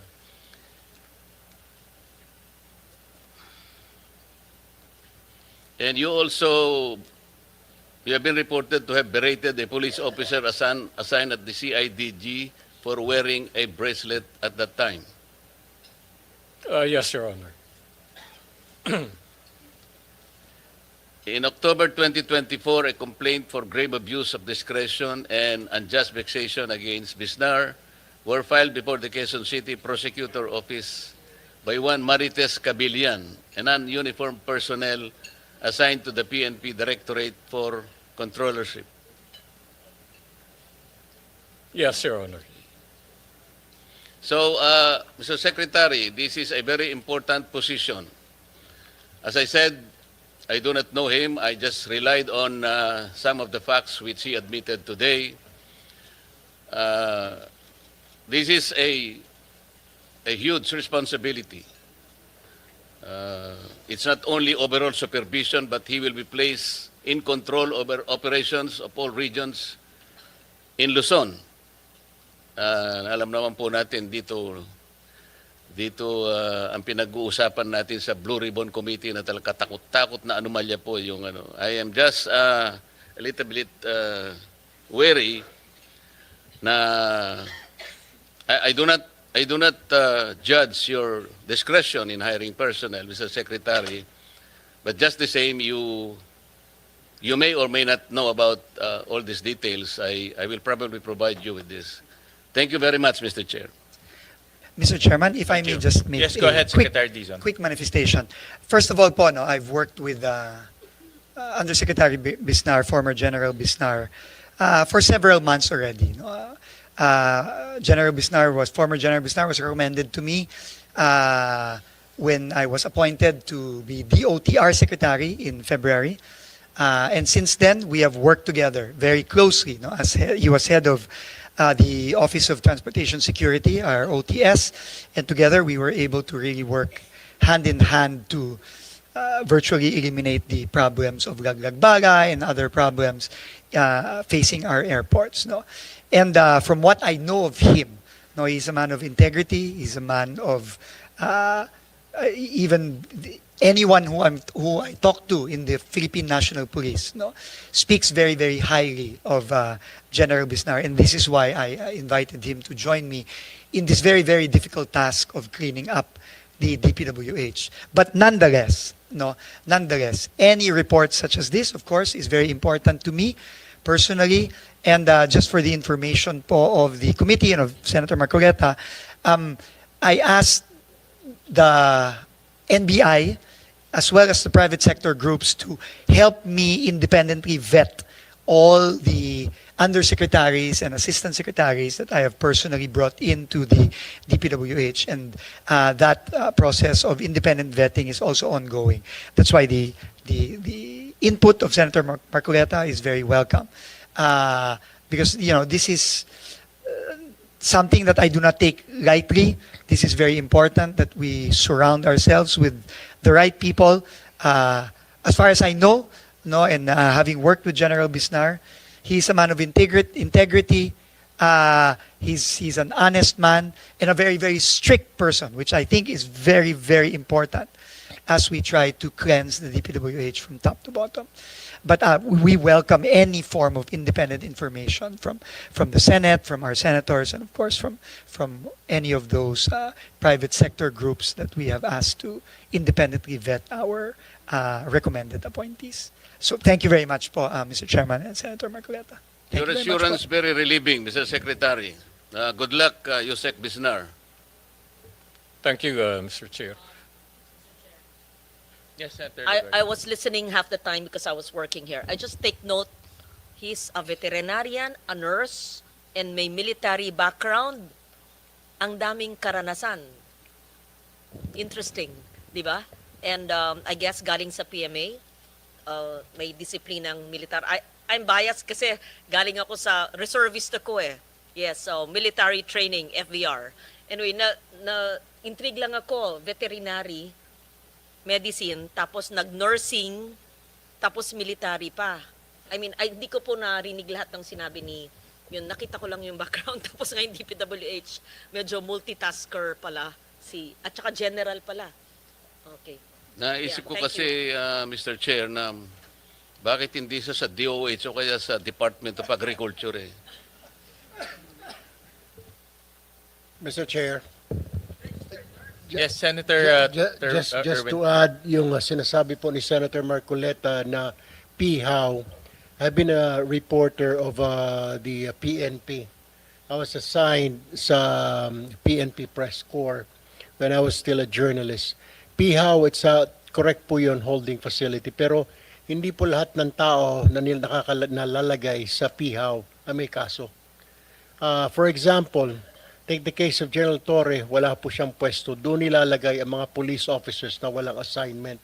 It's a holding facility only, pero it is not a disciplinary office. Rather, it's a facility where you put all your ranking officials, even low-ranking officials, non-commissioned officers, to that office while awaiting for their next assignment.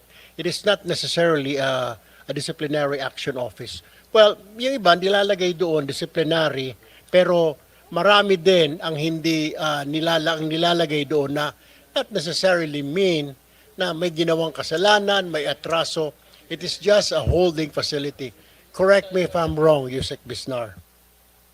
That's true, Mr. Chairman.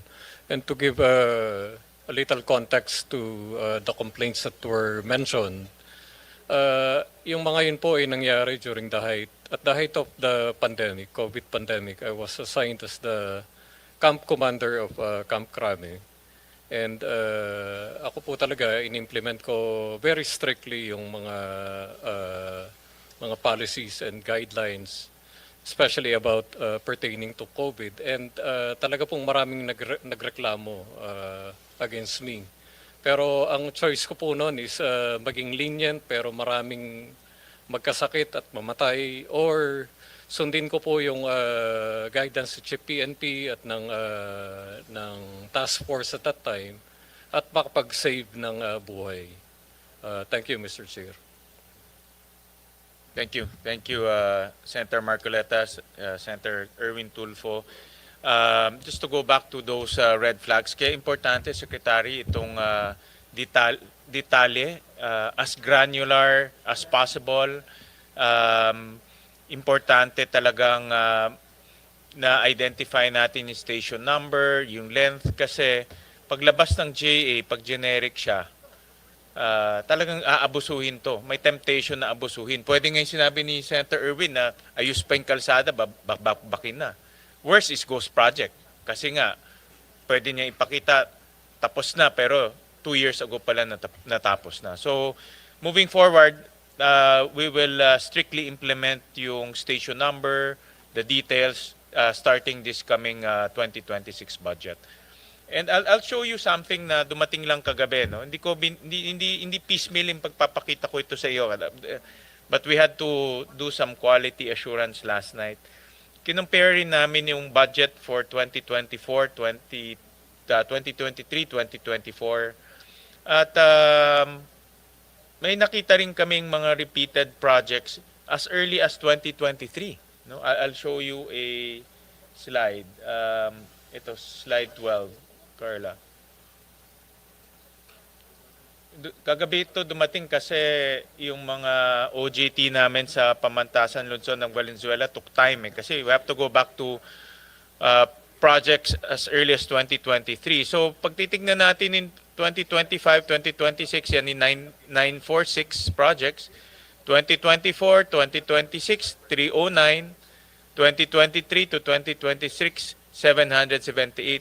Meron rin kami nakitang projects na 3 years nag-appear. 2023, 2024, 2026. 2024, 2025, 2026. Meron rin kami nakitang project na 4 na times nag-appear. No? 23, 24, 25, 26. No? 17 projects. So a total of 1,465 projects to a tune of 26 billion. I'll give you an example, Secretary. No? For 2025, ito yung mga nakita namin, pinakita ko na rin to sa inyo, construction of Malolos Diversion Road, City of Malolos, Bulacan. Kikita natin 2 years, pareho yung title, iba lang yung amount. Next will be, tinignan namin yung 2024.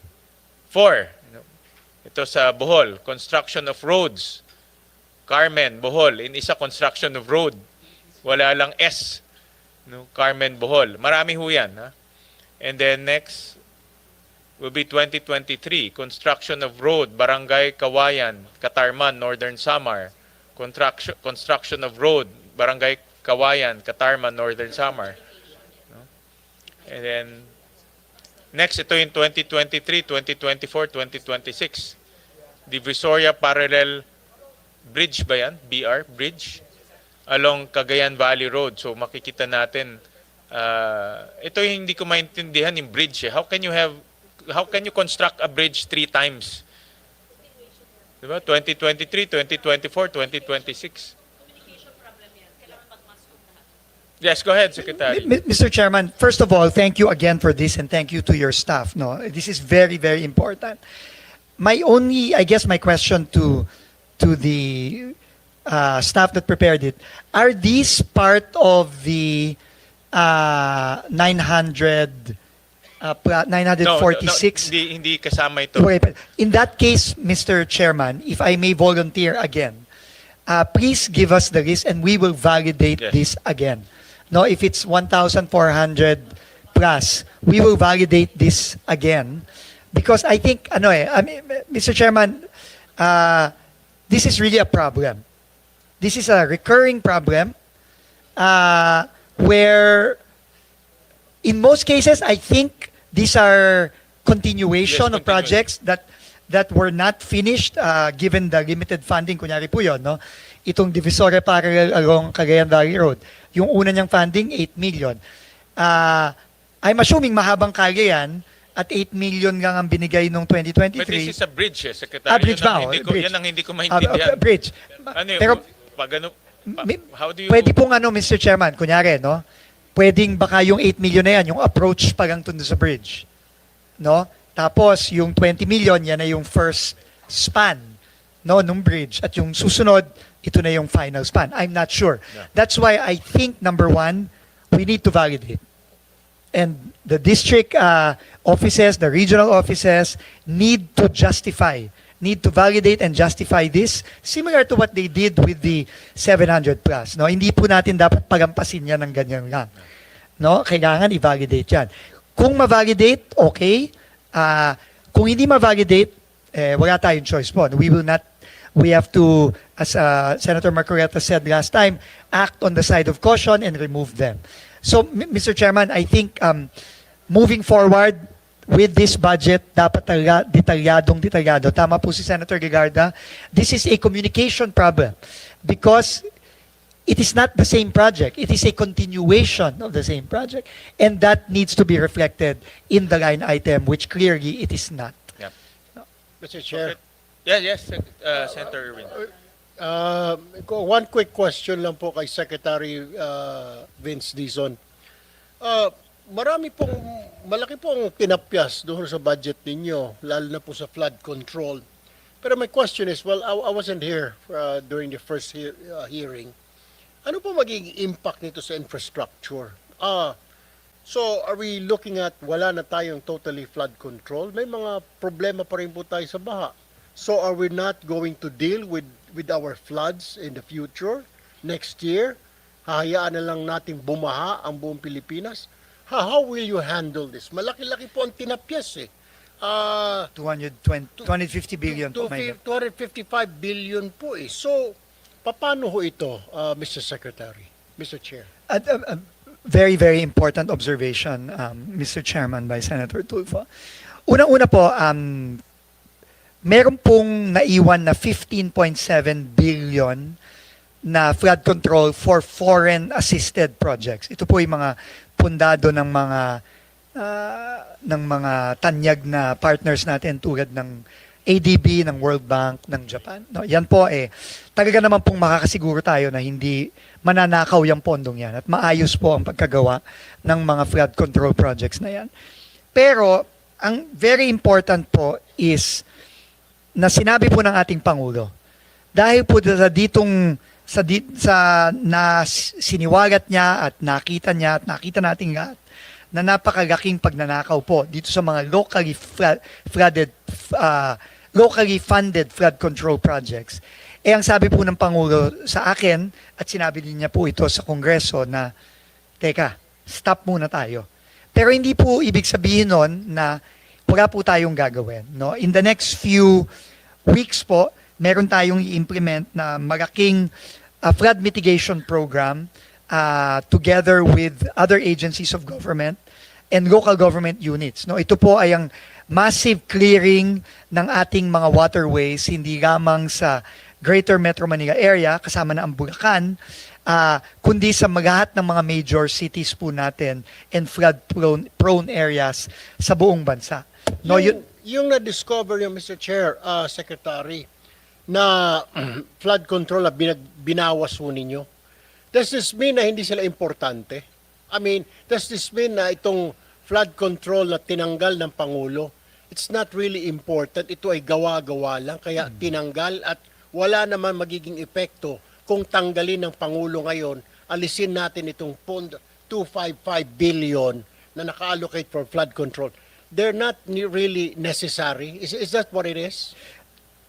Unang-una po, no, I think ang naging desisyon ng Pangulo para maiwasan na ang muling pagnanakaw ng scale na ganito. Mr. Secretary, my point is, so nakikita ho ninyo, ni-review ninyo ito, was this your recommendation to the palace? Sir, alisin natin ito kasi parang mukhang may kikita lang dito sa 255 billion. Was it your recommendation? Opo, to be quite frank about it, yes. Kasi nga po, marami, if not halos lahat po siguro ng mga iniimbestigahan natin from the past, no? Unang-una, hindi na plano ng tama. And I think I'm happy to see Undersecretary C.P. Davidier of the DNR. I think he can bear us out on that, no? Na marami sa mga flood control projects, halimbawa po itong mga revetment, no, yung mga pagtatayo ng mga dike, no, hindi lang ho sa hindi nakatulong, I think in some cases nakasama pa, no. Yun din po ang naririnig namin, halimbawa dito po sa mga reklamo ng ating LGUs tulad ni Mayor Joy Belmonte sa Quezon City, na hindi lang sa walang epekto, walang magandang dinulot, nakasama pa, no, sa mga areas na dating hindi naman tinayuan nitong mga so-called flood control projects. So, tingin ko po, ang sabi po ng Pangulo, una, hintuan muna natin yung pagnanakaw, kasi mukhang ginamit lang to para sa maanumalyang rason. At ikalawa, planuhin na natin ng mabuti. Kaya po ngayon, kami po nakikipag-usap na po ngayon sa DNR, sa UP, sa Project NOAA, sa iba't ibang mga tanyag na ahensya na dayuhan tulad ng ADB at World Bank at JICA para po maplano na nating mabuti. Kaya po sa susunod na taon, kapag obviously kailangan na nating mag-invest muli ng malakiang pondo para sa flood control, ito po ay yung tama ng flood control. So what you're saying is, Mr. Chair, Secretary, yung flood control ng National Flood Control Program, hindi flood control ni congressman, hindi flood control ni politiko, kundi Tama it's a national flood control program wherein totoo. Tama Wherein talagang it will resolve our flooding here in our country. Hindi yung resolba lang doon sa isang lugar at may kumita, pero this one is national in Yes, nature. tama po kayo. National at properly planned flood control mitigation program. Tama po kayo, Senator. Thank you, Mr. Chair. Thank you. Just to thank you for the intervention, Senator Tulfo. Tuloy ko lang yung kanina, no, yung like in 2024, Secretary Dizon, may nakita kaming construction of multipurpose building, Barangay San Sebastian, Jones, Isabela. Ito most likely siguro iba-iba itong location, no. Kung hindi man kagaya kanina napakita natin sa Muntinlupa, iba-ibang location to. Pero if you look at the title, parang isa lang siya, no? Kaya hindi rin fair doon sa LGU at sa congressman dahil baka ma-accuse siya na isang one and the same lang at paulit-ulit lang yung project. Pero may nakita rin kami, next slide, na 4 times nag-appear. 2023, 2024, 2025, 2026. Kagaya ho yan, construction of multipurpose building, Barangay Lapasan, Cagayan de Oro City, Misamis Oriental. Ako, ang suspecho ko dito parang sa Muntinlupa ulit, baka iba-iba ho yan. But the thing is, dahil nga walang detalye, hindi natin alam. Yung mga road construction naman, malamang continuation to. Kagaya to construction road in Barangay Kawasan, Lugisan, Cebu. Dahil wala ngang station number, hindi natin alam kung ito ay continuation or bagong kali or what, no. So I think yung isa-submit nyo sa amin o nasubmit na may station number, malaking bagay yan, no? I think that will solve a lot of the problems dito, majority of the problems. Hindi ko sinasabi na mayroong pong ghost project dito, may katiwalain dito. Ang sinasabi ko lang, posibleng magbukas to ng korupsyon, no? Posibleng magbukas to ng ghost projects na ayaw natin mangyari. So, ibigay namin yung file sa inyo, Secretary. Isama nyo na rin to sa review nyo. Yes po. Please, Senator, and again, we want to thank you for your efforts here. Kasi, I mean, clearly, this has been going on for a long time already. It probably predates 2023, most likely. No? And this is beyond you, kasi bago pa ito Opo. na na-appoint. And ano po, para ho sa akin, ayusin na ho natin ang tama ngayon. And please, we will get the list. Again po, no, this is clearly not in the same list that was initially Yes, sent to us it's not. last week. So we will include this in our submissions for Friday. And if hindi ho ma-justify, hindi ho mabigyan ng detalye, tatanggalin na lang po natin ito. Thank you. Maraming salamat po, Mr. Chairman. Thank you, Secretary. And thank you for your cooperation. Importante ho yung cooperation nyo dahil Always pareho po. naman yung gusto natin eh. Malinis yung budget, maging maayos yung budget para hindi na maulit in 2025 na nangyari and earlier than 2025. No? So I'll jump to another topic. Okay, ma'am. I'll take advantage, Secretary, of your presence and invite namin yung DA dito, si Engineer Pulido. This is about farm-to-market roads. No? And Engineer Pulido, yung last DA hearing, sinabi nyo na walang farm-to-market road na gagawin kung hindi ho nakasali sa FMR network plan. Tama? Correct, Mr. Very Chairman. clear ho yan. Diba? In fact, nasa special provision ho yan. Lalabas ho namin. Nakasulat sa special provision na yung pondo ibibigay sa DPWH pero in accordance with the National FMR Network Plan. So ibig sabihin kahit na DPWH ang implement o construction agency, hindi nila gagawin yan kung wala sa FMR Network Plan. Tama ba, Engineer Pulido? Correct, Mr. Chairman. At lahat ng FMR na nasa network plan, merong scope of work, estimated length in kilometers, specific location of for each FMR project. Tama ba? Correct, Mr. So Chairman. lahat to available na ito. Yes, Mr. Chairman. Correct? Nasa listahan nyo na ho ito. Yes, Mr. Okay. Chairman. Kasi nakita ho namin sa GAB na lumaki ang pondo. Slide 26. Lumaki ang pondo ng FMR from 16 billion to 32 billion. So nadagdagan ng 16 billion. So, ang punto ko kasi, naglilinis ho tayo sa DPWH na i-transfer naman natin sa DA. No? Yung pwedeng maging issue.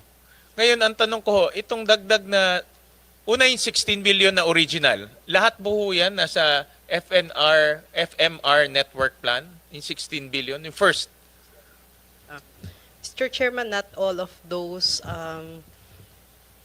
additional FMRs are included in the FMR-NP. They are yet to be validated, some of which are included, some of which are yet to be validated and included in the FMR-NP. No, in 2026 NEP, ilan dyan ang pasok sa network plan?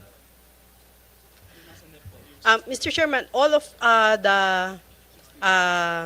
budget under the NEP are included in the FMR-NP. However, for the additional budget included Yung in the una muna na, yung 2026 muna, lahat yan nasa network plan. Yung nasa plano NEP po. nyo, yung Apo. nasa NEP. Itong additional 16 billion, nasa NEP ba yan o hindi nasa NEP? Nasa network plan nyo pa o hindi nasa network plan? Hindi po lahat nasa network plan. Ilan ho dyan ang nasa network plan?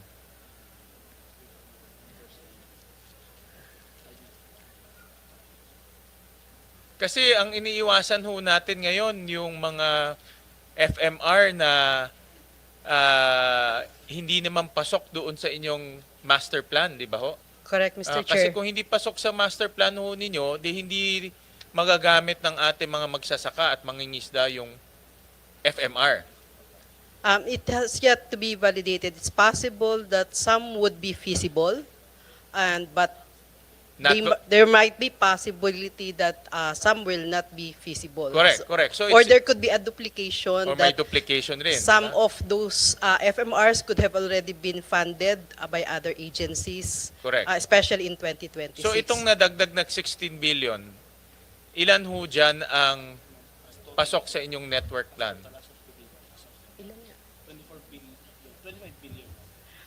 As of today po,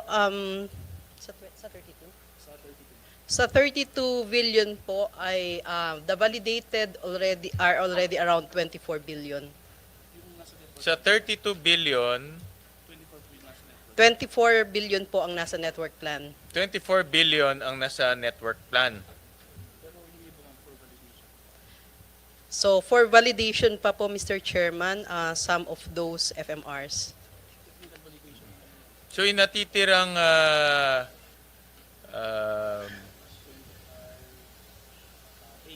8 billion,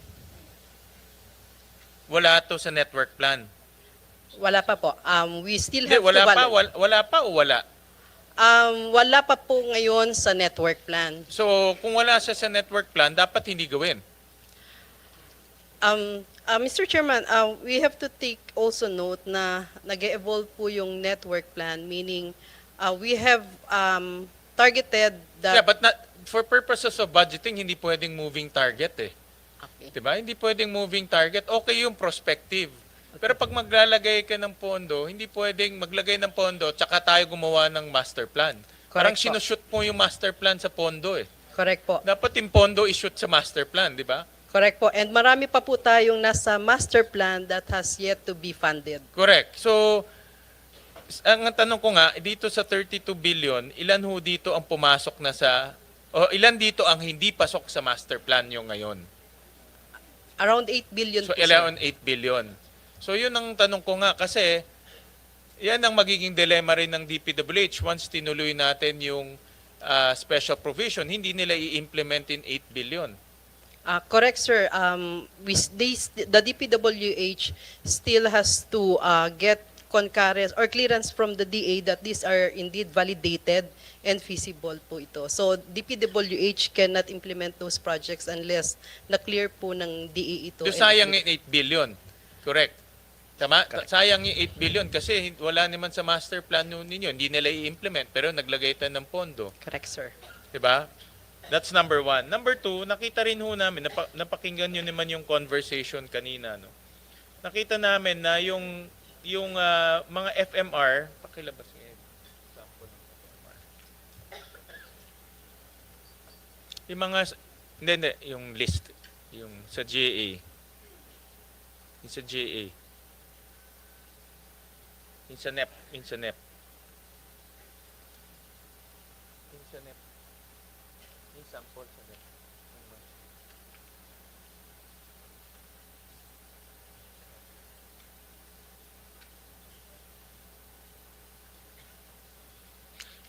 Ito pala sa GAB. Yung mga FMR ninyo, nakita ko na ganun rin, very generic yung pangalan. Pero under sa special provisions, dapat meron ng location, may length, may specific location, may work program. So ibig sabihin pwede ring ilagay yung station number. Possible po, Mr. Chairman. Hindi possible. Dapat ilagay yung station number. Kasi kung hindi, narinig nyo kanina yung conversation, di ba ho? Kung ang kalsada nalalagyan ng station number, ang school nalalagyan ng school ID, dapat rin yung FMR. Dahil for all intents and purposes, kalsada rin to eh. Kalsada rin ho to. May specific purpose lang nga, no? Farm to market. So, dapat meron rin ho tong station number at the very least para malaman ho natin kung nasaan at hindi ho madoble yung FMR. Correct, Mr. Chairman. We subscribe to the wisdom of putting the station number, but we also have to clear lang po namin that prior to the implementation of the FMRs, DPWH and DA conducts a joint geotagging of the start and the end of the project. So both agencies are aware kung saan po magsisimula at magtatapos yung mga proyekto po ito. But we could also include in the list of the FMRs the specific coordinates, geotag location po nito. Actually, hindi pa namin to nabangga yung earlier years, no? Kasi nga, sa dami ng ano. But I am assuming marami rin dito mga repeated projects. In terms of title. In terms of title. Tama? Mr. I'm Chairman, not saying repeated as in naulit ginawa yung project, but repeated in terms of title. Yung nakita natin sa DPWH. No? yes, correct, Mr. Chairman. But instead of putting a generic name, we put phase 1 and phase 2 kasi it's possible po na the entire need is 2 kilometers, yet the fund allocated is only for 1 kilometer. So we put phase 1, and if case there would be an additional funding for the following year, we put phase 2 on it.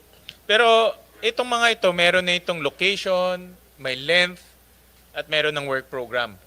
Wala pa pong work program. We just have a validated name, coordinates, and the length. But for the program of works, that's the responsibility of the DPWH. But these are all in your master plan. Correct, sir. So pwede nang i-identify, sabi nyo kanina yung coordinates, pwede na ma-identify Correct, inlet. sir. So ilagay na rin natin Correct. para hindi na the same, no? Para hindi magkaroon ng duplication, repeated, hindi rin magkaroon ng discretion on the ground kung anong gagawin. Correct, sir. We Alright, could do so- that po. Okay, so submit nyo rin sa amin by Friday? Yes, sir. Oo. And then yung 8 billion na hindi ma-track down, kung hindi yan pasok sa master plan ninyo, ang inclination ng Senado, tanggalin na yon. Hindi pasok sa master plan eh. Or, Mr. Chairman, an alternative would be to look at a possible replacement Pwede coming rin. from the FMRNP. Yes, pwede so rin. that means Pwede we could allocate for those unfunded, validated, feasible. We can do that. So, can you suggest to us na rin kung anong ipapalit doon sa mga wala sa master plan? Sige po, Mr. Chair. Kayo na rin mag-suggest in that location. All right, sige. Thank you. Thank you. Thank you for that.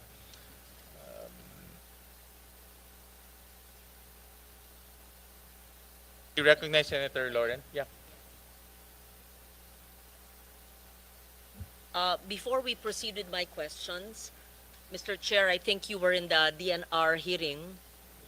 Yes, I'm glad that Senator JV is also here. I think you were there in the DNR hearing. And Undersecretary Carlos Primo David mentioned about DNR studies on flood control because I asked him about it. And can I have the yung kanon? Yeah, I mean it's now. Can you please briefly explain what you explained in the hearing, and not to pit you against another department? Oh, huwag ka mahiya yung sinabi nyo. Sabihin ko rin totoo, hindi po kami pinakikinggan ng DPWH. In so many words, right? Did you say that, or is it my own words? You said there was a plan, you presented it to DPWH, and I said, so what happened? Kasi hindi dapat scientific, nature-based, science-based ang construction. Hindi naman lahat kailangan semento, iba nature-based. But I'll go to that later. But you said that DNR had a plan because I put all the water agencies together and I was asking them one by one. It took us the whole day. Anyway, and you said you had a plan, not you personally, the department submitted to DPWH, but it was not heeded. Am I accurate in my remembering what happened a few weeks ago? Undersecretary David. Mr. Chair. That was in the context of a meeting I had in 2024 with officials of the DPWH, wherein we were planning for convergence projects. And these are projects that have multiple benefits for flooding, for water supply, irrigation, and so on. DNR and NIA submitted a list of convergence projects to DPWH, but they were not considered during that time. Pakipaliwanag po, DNR, NIA, and all the water agencies, should there not be clear coordination between the water agencies, and should there not be environment impact assessment for all the flood mitigation measures? Should there not be ECCs granted for all the flood control projects, whether it's a dike, a revetment? And to be fair, as a climate adaptation advocate for 3 decades now, flood mitigation, flood control is a climate adaptation measure. But hindi naman kailangan puro semento. Ay may nature-based solutions, the others naman are infrastructure. So hindi natin minamasama ang flood control na tama yung paggawa. So kindly explain, and do you have a short, I don't know if you have the time for a presentation, but Mr. Chair, I have a 15-minute mahaba. presentation. It's 2 pages long, so baka iklihan ko na lang. Chair, wag na 15 minutes, 5 sige. minutes. O, Bilisan ko na lang. Ganun mo lang. Pakita mo Sige. lang, and then we just want to know from the agency, DPWH, if indeed you received it and what happened. And maybe I'm wrong, maybe there shouldn't be coordination, maybe you should stand alone and ignore DNR. But in my mind and in my work for decades, I know that infrastructure must take into consideration the natural ecosystem around it. You just don't build a dike without knowing where the water goes. And we cannot fight the water. Kailangan may mga small water impounding, kailangan may mga rain gardens, kailangan may, yung pababa, yung sinasabi ni Sec Babe Singson. Oo, so, yes, Sec Dizon. Mr. Chair, I'm sorry to my friend, Undersecretary CP, but Senator Gigarda, Mr. Chair, is absolutely correct. And just to emphasize, for the projects that we have visited and investigated, wala pong ni isang flood control project na may ECC. Wala. Ni isa. Exactly. Yun din po ang tanong namin, ma'am. Yung pong mga binisita ni Presidente, yung mga binisita namin, na iniimbestiga namin ngayon, wala pong ECC. Yun po, wala pong ECC yung mga proyektong yan. So, and I could not agree more with Senator Gigarda, Mr. Chairman. Ma'am, to be quite frank, wala nga pong building permit sa LGU Yung pong sa Mindoro, yung pong ginawa po doon ng sa Nauhan, sa bayan mismo ng governor ng Mindoro, ng Oriental Mindoro. Si Governor, yung pong ginawa ng Sunwest at St. Timothy at Alpha Omega. Elite. Wala pong building permit, wala pong ECC. Just for the record, Mr. Chairman, and we could not agree more with Senator Gigarda's observations. Thank you po. Thank you, Secretary. Yusek, pwedeng pakita mo lang yung 15 minutes mo. Pag sabi ng chair na mag-stop, stop na. Yes, mabilis Kung, lang. 5 minutes mo. Mabilis. 3 minutes. Sige, Actually, sige. Mr. Chair, sinulat ko na para wala ng ad-lib dito. Okay, next slide, please. The DNR, through the Water Resources Management Office, serves as co-chair of the DepDev Infrastructure Committee on the Subcommittee on Water Resources. The SCWR advocates for increased investment in the water sector, aims to reduce duplication of government projects, and promotes accountability and project convergence among the different departments. Next slide, please.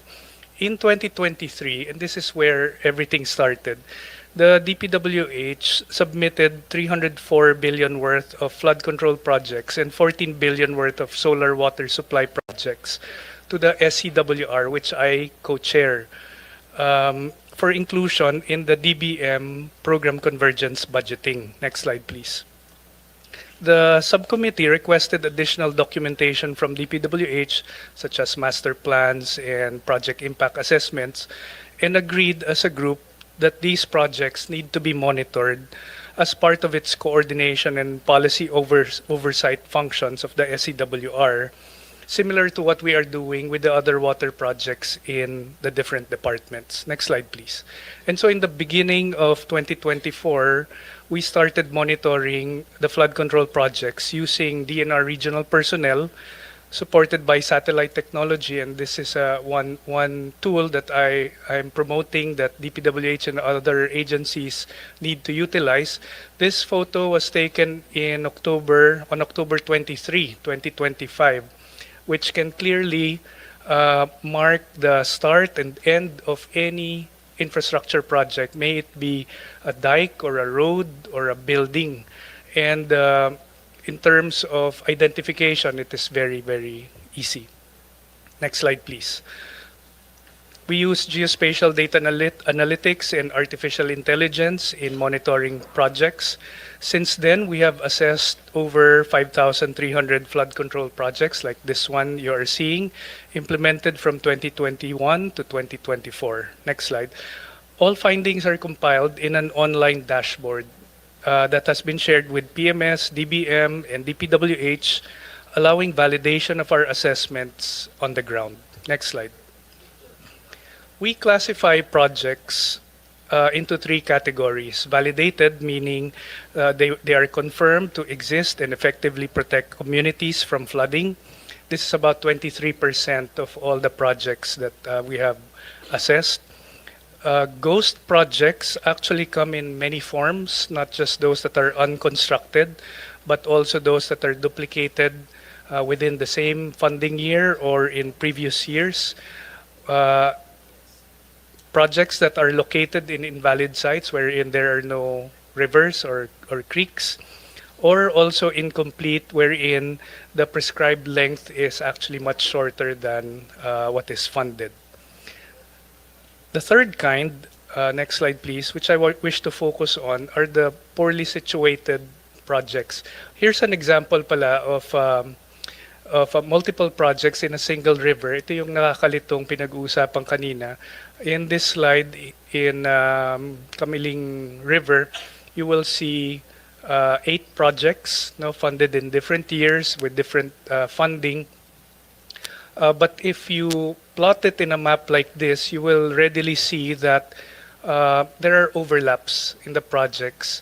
And when you compute for the length versus the total amount, for example, the 99 million pin over there should stop at the next pin, which is 98.5 million. That length is only 200 meters, which means that the dike has a unit linear cost of about 500,000 per linear meter.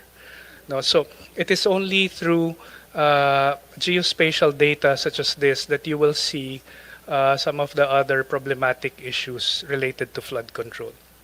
Next slide, please. The poorly situated projects are, in my personal opinion, are more important even compared to the ghost projects that we have been investigating. Every time we constrict, block, divert, or alter natural waterways, we change the velocity and volume of water flow. In this particular case, in New Bataan, Davao de Oro, it is clearly seen that the dike constricts the river, makes it straight instead of meandering.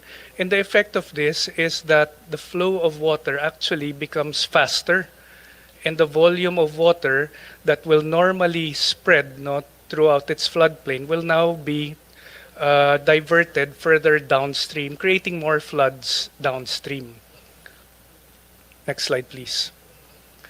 In effect, constructing river dikes to protect one area often transfers the flood risk to another area. Here's another example in Tarlac, wherein there are 2 dike projects that obviously weren't coordinated to each other. The river flows from left to right, and because there is a gap in the dikes that were constructed, during the rainy season, it is even more possible that the water enters into the community, where in fact previously they probably get flooded, but this time it's actually exacerbated. Next slide, please. Some projects do not put any harm, but are poorly situated because they do not function as a flood control structure. In this particular case, there is water on both sides of the dike, and therefore you're not protecting either side if there's water on both sides. Next slide, please. This one is a small creek that leads into a bigger river. The dikes looks like they were properly constructed. In fact, they are thicker than the creek itself. But they're not protecting any vital assets because on both sides, these are idle lands. This is the result of poor planning, and there are definitely other areas that require protection. Next slide, please. This one I wish DPWH would look further into because we're not an investigating party in this flood control issue, but we transfer everything to those that are investigating, whether it be the Blue Ribbon Committee, DPWH, or the ICI. This is a flood control project within Laguna de Bay, but if you look at the satellite images, they are actually reclamation projects within the lake, right along C6. And so this is a different kind of issue because there are much more permits, environmental impact. Maybe it even causes further flooding within the Laguna Lake area when you do reclamation projects. Next slide, please. there are many. There is far more to be uncovered from the data, and we leave this to those conducting deeper investigations. It also exposes the cost of poorly planned infrastructure. I therefore recommend to this committee that government institutionalize a centralized project database similar to Sumbong sa Pangulo or DBM's Project Dime or the Sandata system or even our own dashboard that we developed in DNR. This will promote better planning, transparency, and accountability across implementing agencies. More importantly, this will assist Congress in allocating funds under the GAA. I also urge the legislature to support a new type of flood control projects. Next slide, please. We have drafted a National Flood Management Master Plan, which should be harmonized with that of DPWH. We advance the IWRM approach, Integrated Water Resources Management approach. We recognize water as a vital national asset, one that includes even floodwaters, which when harnessed, can be used for water supply, irrigation, hydropower, aquaculture, and other productive uses. The principles are very simple, nature-based, protect our watersheds, keep our waterways clear, create natural flood buffers. Instead of diverting water into the ocean, we should impound using man-made lakes, reservoirs, aquifer infiltration, dams, and underground cisterns. Land use planning cannot be highlighted enough. Development away from flood-prone areas, promote open spaces, and effective LGU policies. And therefore, gray infrastructure is a vital component of this strategy, but it should be cost-effective, properly placed, and that maintenance is built in. Next slide, please. In the past, we were constructing man-made lakes for reservoirs for various purposes, whether it be aquaculture or irrigation. We wish to push forward with these kinds of projects. This is one example in Tarlac. Next slide, please. This is a proposed man-made lake in Angat River that will reduce the flooding in the Bulacan area such as Kalumpit. Next slide, please. This year, we initiated feasibility studies for 21 of these kinds of projects. These are not yet included in our proposed budget in DNR, as we are completing the studies, consulting the concerned LGUs, and securing the necessary permits, including our own ECC. We wish to develop these projects further with the new team in DPWH, but we believe that, such as this example, this is called Lake 77 in Bislig, Surigao del Sur. It's 77 hectares in size, constructed in 1977. It is now used for aquaculture and ecotourism, as well as for flood control if it's refurbished, and also for water supply later on. Next slide, please. Many examples of convergence projects such as this one in Midsayap. This is an existing dam for NIA. This is now going to be used for water supply, to supply water to about 70,000 residents of the area. Next slide. Last few examples. This is our proposal for flooding in Marikina River. Instead of putting dikes, we wish to propose a man-made lake in San Mateo that will capture and hold water from going down to Marikina and Pasig.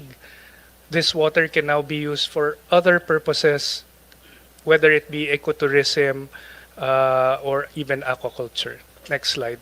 Here's one example of regional planning that we have done. This is for the whole of Bicol River Basin, wherein we plot out all potential man-made lakes for various purposes, but also including flood control. Finally, next slide. This is an example, and I think you can click on the slide because this is a video. This is one of the projects of DPWH that I should commend. Siguro hindi nagpe-play. Together with NIA, it's a convergence project both for flood control and irrigation. In summary, while ongoing investigations into corruption must continue, we view this as an opportunity to strengthen interagency planning, enhance public accountability through transparency dashboards, and shift towards a more sustainable and integrated approach to flood management and water resources development. Maraming salamat po. Thank you very much, Undersecretary David. Thank you for bringing that to our attention during our DNR hearing and for being here today. All of this information are not new. You were supposed to coordinate with DPWH to present it in the interagency, and was it taken into consideration or totally not used or ignored? And for what reason? Maybe In the please. past, it Thank was you. not considered because the mandates of DPWH and DNR on water resources are disconjuncted. No? They handle flood control and we handle water resources. But now I'm happy to say that we are working with a team in DPWH to do convergence. That may also just cite that perhaps DNR needs to review the ECC requirement, because I am told small flood control projects only apply for certificate of non-coverage, even if by nature they are in critical areas and they are critical projects. So kung non-coverage, walang ECC nga. Yun. Pag maluwag, paano yun? Yes. Thank you. Ma'am, if I may, you're right po, but can I just state also for the record that in some, like for example, the one in Mindoro, which was it was not a small flood control project, Madam Chair, no? Pero kahit CNC wala eh. Kahit CNC po wala. Thank you, Madam Chair. Thank you, Mr. Chairman. Thank you for that. I know, if I may, proceed with my questions. Yes, but the chair may interrupt me anytime if I am too long. Okay. There was a mention of a DENR WRMO database. I asked this of the DPWH since 2023. And it has evaluated more than 4,000 flood control projects using AI, satellite imagery, geographic information systems. And the results were shared through a dashboard with PMS, DPWH that was mentioned by USEC and DBM. And he said that it remains unused. So the new team, are you aware of the existence of this dashboard? Why has a DPWH not utilized or validated the WRMO's flood project database, and what steps will the DPWH take to integrate the system into project validation, planning, and budget allocation? And whatever the answer is, may I kindly request that you do not just use it for the 2026 moving forward, but since many of the 2025 projects are still either FLR or ongoing, it can be used already. So I'd like to know the answer, please. And the purpose of my question is to determine interagency tools for transparency, verification, so that they are maximized and do not, or we totally avoid the ghost projects or the duplicate projects as stated by the chair. Thank you. Thank you. Thank you, Mr. Chairman. Thank you, ma'am. First of all, I learned about the dashboard maybe a few weeks after I came in. Undersecretary David, as like I said, is a good friend. So he informed me about it, and I saw it, and I sent it immediately to our team, and they have been working.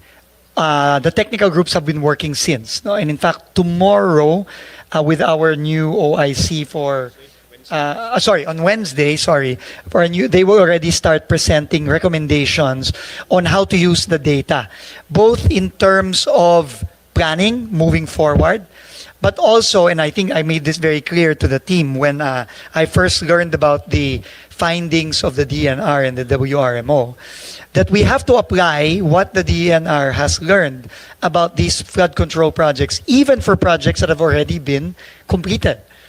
Why? Because according, and if I may speak frankly, Mr. Chairman, according to USEC David, their evidence shows that not only have some of those flood control projects been useless, but they have become harmful pa, meaning sumama pa yung baha dahil nga yung pong ini-explain ni Undersecretary CP kanina na ang mga dike kasi, ang problema dyan, either both rini-restrict ang flow ng tubig, ibig sabihin yung carrying capacity ng mga waterways lumiliit, but ang more harmful doon ay yung pinapabilis niya yung daloy ng tubig o yung velocity of water speeds up. At yun ang mas nakakasira at nakakasama. So, why did I ask for that? Because we are already thinking ahead that with enough data and with enough evidence, maybe we might even need to dismantle some of those flood control projects because of their net harmful effects to the communities and the environment. So, ma'am, that is the purpose. But this is a very, how should I say, it's a very meticulous process, and it's also a very sensitive process because there are COA issues involved, and alam naman po natin, there are COA rules where you cannot just demolish a project that was built after a certain within a certain period. So there are complexities to this, but we first need to look at the evidence. They are harmful. Exactly, ma'am. If they're harmful, Absolutely. kung ikamamatay, ikababahan ng mga barangay at komunidad, kailangan gawing kaagad kung Correct. scientifically Proven. proven. O kaagad yun. We agree po, Prioridad yun. Mr. Chairman and Senator Lauren. This is critical. That's why I think the reports will be presented to me in particular and to the senior team on Wednesday, and we are already currently working not just with DNR but also with the University of the Philippines, particularly with Project NOAA with Professor Mahar Lagmay, as well as one of the renowned hydrologists in the country, Professor Tabios of the University of the Philippines. So we are working with them, and we really need to put some order and some science into this, because clearly there was very little to no science involved in the implementation of these projects. Thank you very much, I-embed na ma'am. nyo si Yusek David sa inyong mga projects. Kasama Dapat po naman siya. may coordination naman talaga eh. Tama Yes. po, ma'am. Thank you po. Okay, thank you for that. WRMO's evaluation shows that 42% of the projects reviewed were unconstructed, duplicated, or already existing, yet some were declared completed and paid for. So may I know, how are these projects cleared for payment and certification despite being absent or duplicated? And can we use the systems to demand project completion, case building, and or restitution? So the purpose of this question is to assess the adequacy of DPWH project validation and internal audit mechanisms so that we can prevent the continued misuse of public funds.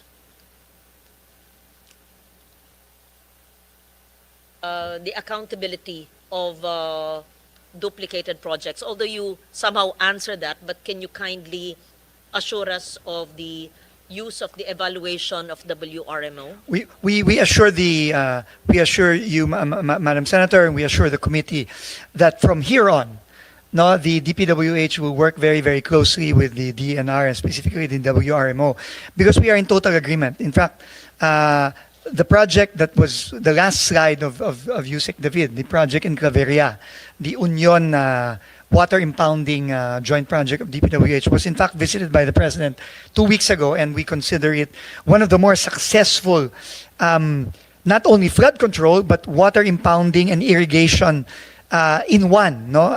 And we feel that with the help of the DNR and other experts, we can really guide and plan our flood mitigation program towards these types of projects and no longer those that we have seen in the past couple of years.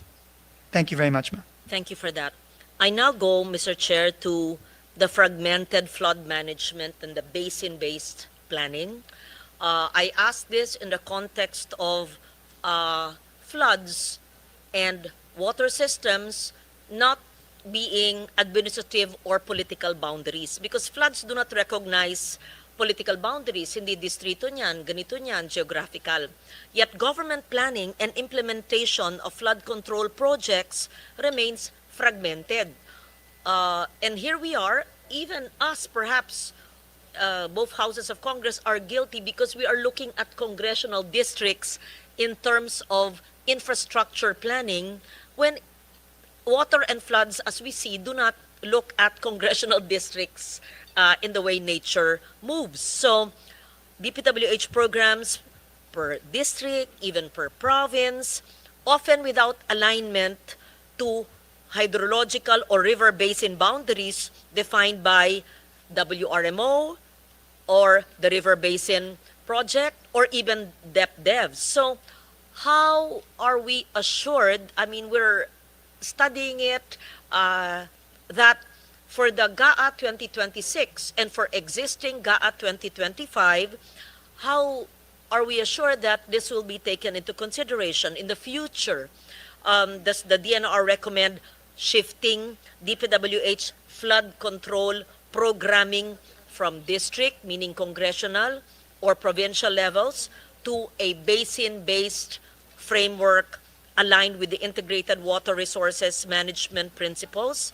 And can the DPWH adopt river basin level coordination using updated geological and sedimentation data? In short, nature-based, scientific, hindi political or administrative boundaries. So what kind of innovation, if any, has the DPWH new team done to take this into consideration? Because we're talking about allocable and unallocable. Distrito pa rin eh. Hindi pa rin nature-based, hindi pa rin scientific eh. Political pa rin eh.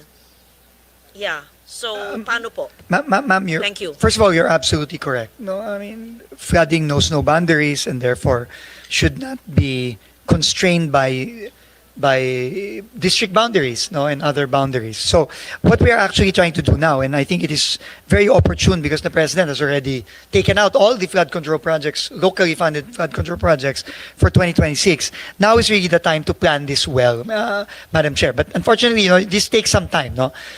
We are right now in the early stages of that, just putting together all the experts together and all their recommendations together and come up with a master plan, at least for certain areas like Bulacan, Metro Manila, and other flood-prone areas, para po when 2027 comes, is meron na po tayong rhyme and reason dito sa pagpapagawa at pagpaplano ng mga flood control projects na ito, because we will not allow the same thing to happen again, Madam Chair, na ang flood control natin is dictated lang by, flood control project of this district or that district and that. No, we will no longer allow that. It needs to be a well-planned series of projects that will eventually need either provincial or regional development council clearances, no. But we're not there yet, ma'am. No, there's no such plan in place. In fact, next year pa lang po lalabas yung 18 major river basin plan ng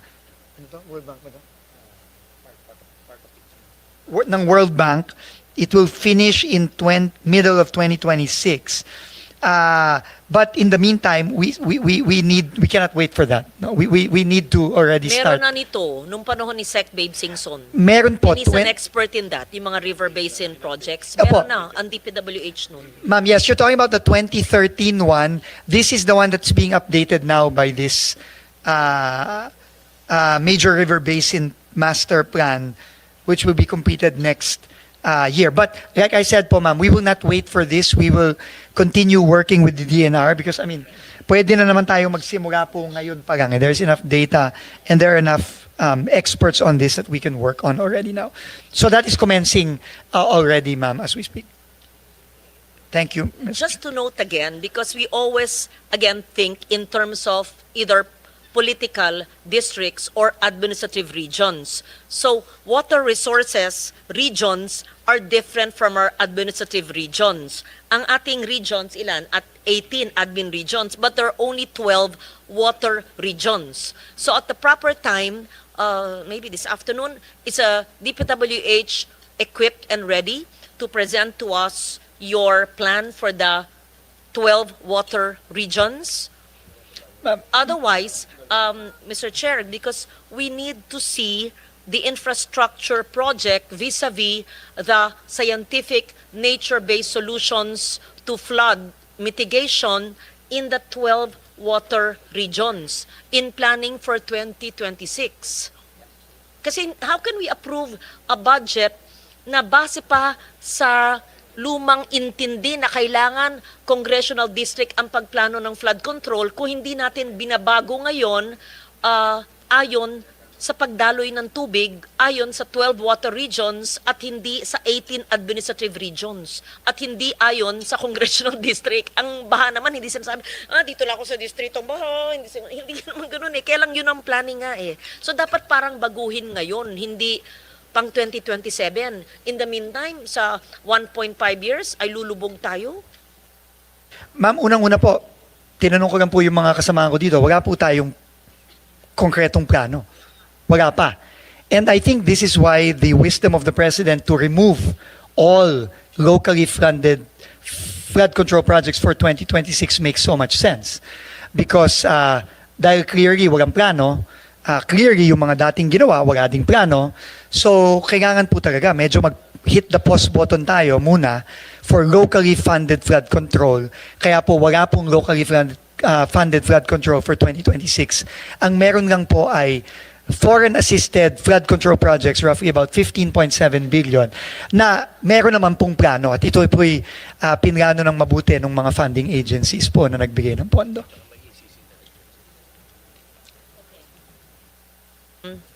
I appreciate your honesty and your candor na wala pa. Pero siguro naman po, pwede niyong i-backtrack yung ginawa nung 2013. I remember it was in the same room. I asked Sec Singson, he had a study, he had plans, and then nag-end na yung term ng Aquino administration. But meron tayong basihan, hindi naman nagbabago, nagiging worse lang ang sitwasyon ng kalikasan eh. So you can use whatever he had then, right? Yes, yes. Absolutely, ma'am. Thank you po. Okay, so I actually have so much question about that, but I don't want to belabor that point. I now go to the lack of detail which the chair earlier cited. To be fair to those LGUs you mentioned, perhaps it's a miscommunication or lack of communication.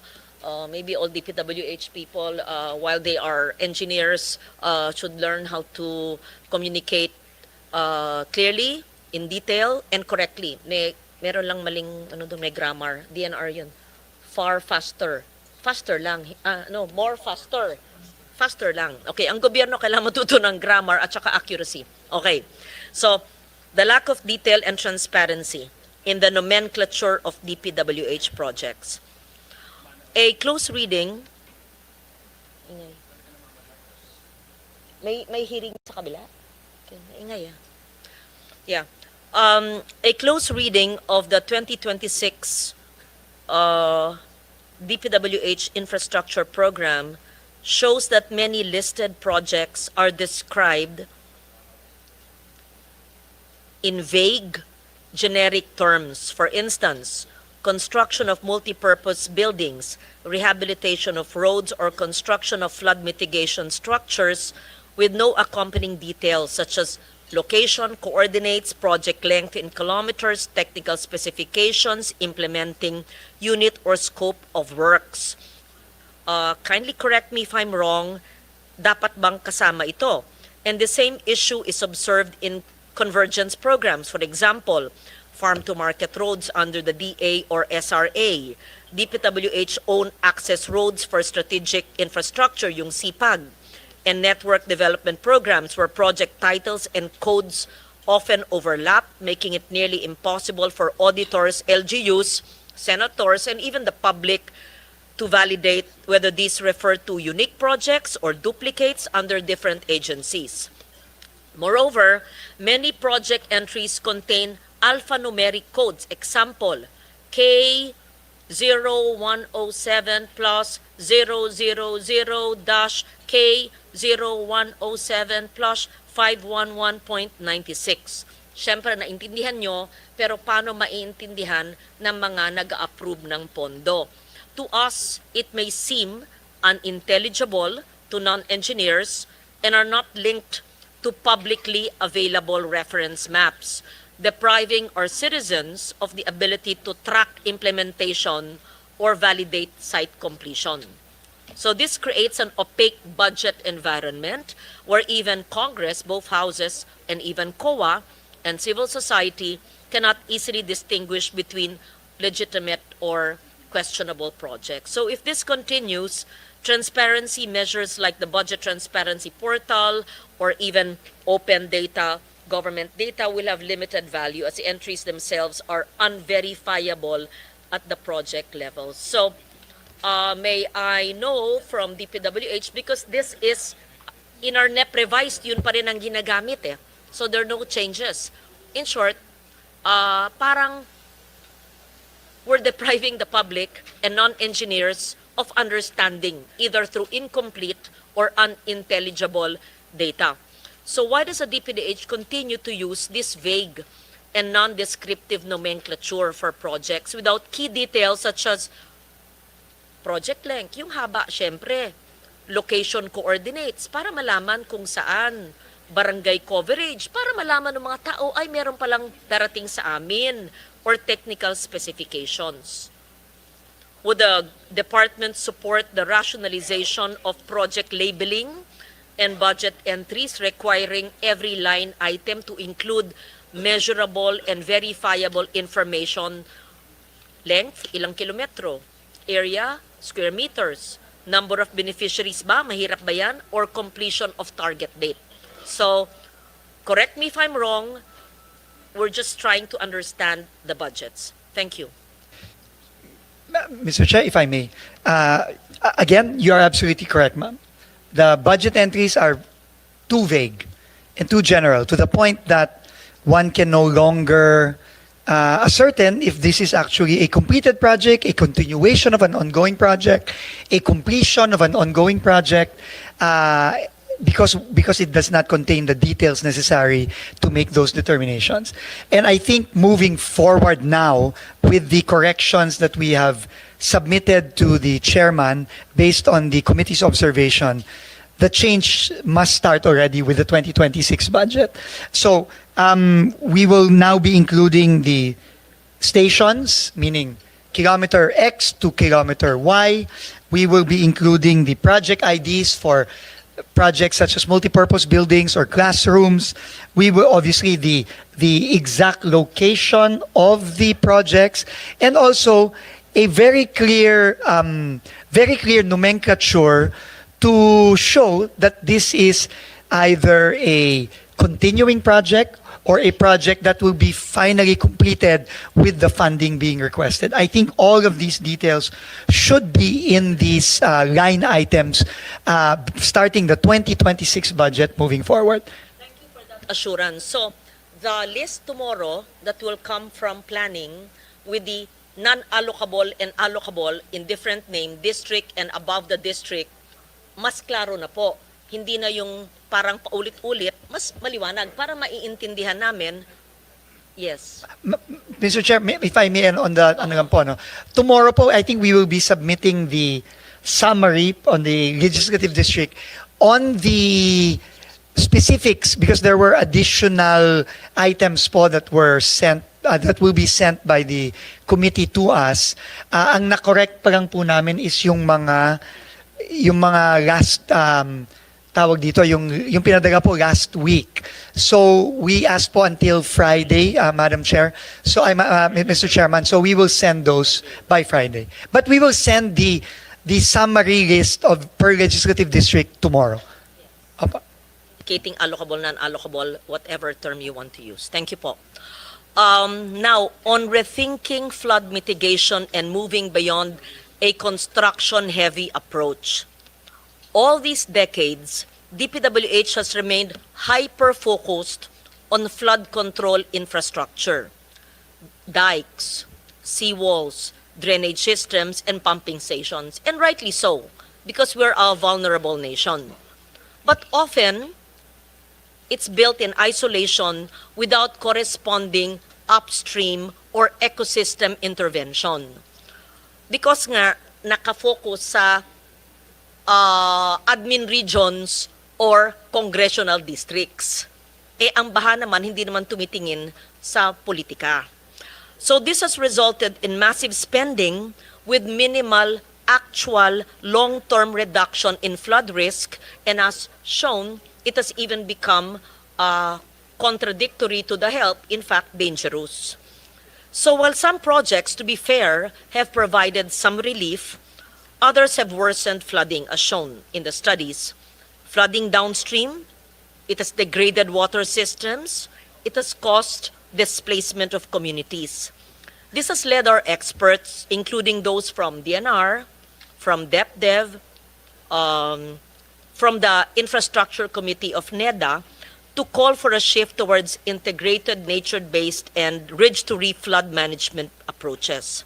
So the DNR has nature-based solutions. What are these? Wetland restoration, mangrove reforestation, watershed rehabilitation, sediment retention in uplands as cheaper, cost-effective, resilient alternatives to hard or gray infrastructure.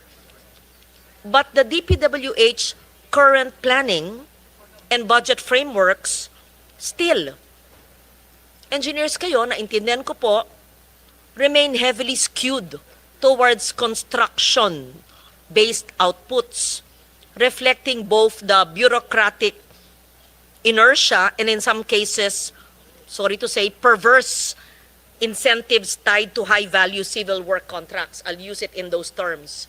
So, construction-heavy, hindi ko pa nararamdaman, as of now, not to blame anyone, yung nature-based solutions. Mas gusto ko pong makita, kasi, ano to eh, hindi pwedeng puro, parang yung ginagawa ng Singapore, alam ni Sec Dizon yan, they work with nature in their dike system.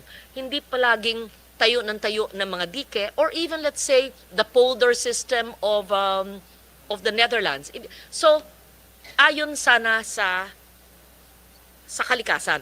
Gusto kong maramdaman po yun, hindi ko pa nakikita sa inyong budget.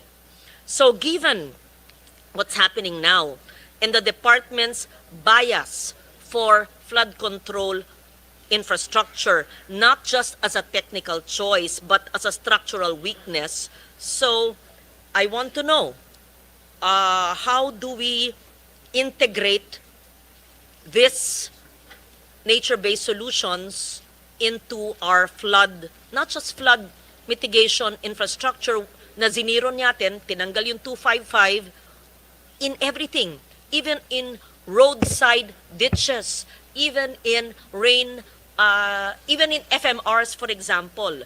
So gusto ko po makita na mawala yung current infrastructure bias na maaring iba ay substandard, hindi ko linalahat po, pero gusto ko makita po yung watershed-based flood mitigation approaches na binanggit. I can go on and on, but that's something, part of the change. Kasi madaling tanggalin na yung flood control. Hindi. Eh yung nananatili, paano natin i-incorporate yung ganitong mga filosofiya po? Yes, thank you. Yes, again, Mr. Chairman, the Senator is spot on in her observations. I think the main problem is there has been very, very little effort exerted towards really master planning these various systems. Flood control is one. The network of farm-to-market roads is another. Network of bridges and roads is another. I think that is the main weakness, Mr. Chairman, and that's why I think taking this time to be able to plan and work well with DNR, other agencies such as the ADB and the World Bank and JICA, as well as our own universities here like UP. We really need to come up with an integrated water resource management system plan, which is currently non-existent. Ma'am, no? Just to put it bluntly, no? Wala po yan eh. And the nature-based solutions must be part of that. No, and you're absolutely right, Mr. Chairman. It is really not in the current program right now. You cannot. It is not reflected in the current program because it does not exist right now for so many years. So now that has to change. So now that we are working with DNR and with UP and with the other agencies, I think this is where the beginnings of a integrated water resource plan will come to life. No? And that will definitely include and must include nature-based solutions and not just engineering-based solutions to not only the flooding problem but also the overall water management problem. So we look forward to seeing that, Sec. Thank you for your answer. Now, in a hearing a few months ago, I think the chair was there. What agency? A small agency, National Museum yata, sinabi, hindi raw napondohan yung continuation ng National Museum, tas sabi ng DBM kasi walang trip. Alala mo? Nagulat tayo. Diba? Trip. It was a multi-year project, tas sabi ng DBM, diba, nagulat tayo kasi wala daw trip. Multi-year yon. So gusto ko lang malaman po, how does the classification align with or undermine, I mean, lahat ba ng proyekto na nasa NEP revised ninyo at nasa GAB ay ayon sa TRIP, DepDev's 3-year rolling infrastructure program? Kasi mismong National Museum hindi raw linagay, sabi ng DBM, kasi kailangan dumaan daw sa DepDev na trip. So tama ba yun o mali ang intindi namin? So lahat po ng inyong programang nakasaad sa NEP, Revise at sa GAB, allocable man o non-allocable, ay dumaan sa DepDev na trip. It's a 3-year rolling infrastructure program. Lahat ba yan galing sa DepDev, yung inyong mga panukala sa GAB? Yeah, Mr. Chair, Madam Chair, let me just find out because we will submit it if it's part of the trip or not, no, of the 3-year rolling program. But I find it quite difficult to believe bakit hindi. I mean, it's just a National Museum funding and bakit kailangan. No, I'm not asking about National Museum. I'm just citing it as an example. The chair and I were in a hearing and National Museum said wala silang pondo. Tinanong namin sa DBM ba wala? Sabi ng DBM kasi wala daw silang trip. So, kung yun maliit na museo, ito po, lahat ng infrastructure nyo, dumaan ba yan sa DepDev? I don't think so po. Exactly. I So, don't think ibig so. sabihin, hindi a-approve ni DBM Correct. ang inyong funding. Kasi hindi nila in-approve yung National Museum na multi-year na stop yung building kasi walang DepDev na trip. So, kung lahat ng inyong ating pinag-uusapan ngayon ay di dumaan sa DepDev na trip, hindi i-EFLR kayo o i-veto kayo. Yun ang Correct. sabi sa amin sa hearing. So dapat ang DBM, i-hold natin ko nandito or ipaliwanag. Kung hindi dumaan sa DepDev na trip, i-veto ba or i-FLR or dapat ba natin hindi isama sa GAA? Sige po. Clarify. Kasi ano yan confusing. Very Remember? good, Magion. Oo. Yeah. So we will consolidate po, Mr. Chair, Madam Senator, and we will submit that. But you were We there, will submit. remember? Medyo But naguluhan tayo. I find it difficult to believe as you na Yes. ganon. No? Kasi every line item in the DPWH budget went through DBM trip. Parang hindi. Yeah. Yeah, it's difficult to believe that. Undersecretary Canlas po just passed me an information. Yung mga hindi daw po dumaan sa trip, dumaan dapat sa RDC level, which is, I guess, an extension of DepDev. No? So, but again, we will have to validate and submit it to the Kasi committee. ng DBM nun, the submission to the trip ensures that projects, tama naman, are aligned in the master plan, have feasibility studies, and are shovel-ready. And part of the Philippine Development Plan. Kaya yung Part 2 ng National Museum, hindi na pondohan, wala daw trip. Kaya nga, winawarningan ko lang kayo, kung wala kayong trip, paano yun? I leave that kung i-check po nyo, siguro later before we finish that, yan. So, now I've gone macro, now very, very micro.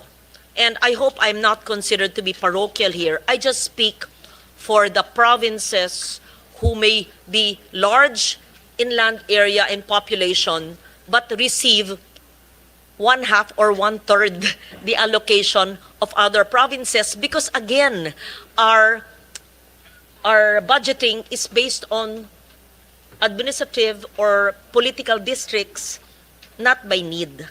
Okay, example, with the permission of the chair, may I just, parochial pero kailangan eh. We have to speak for the people eh. Antique budget is much lower compared to its neighbors. And do not get me wrong, I'm a senator, I represent our Region 6 and the island of Panay. I'm happy that the others are bigger. Pero para lang ihambing. Let's say, Aklan, Iloilo, Capiz, yan. So I'm glad. But Aklan and Capiz, despite having a population equal to us in Antique, but we have much larger land area.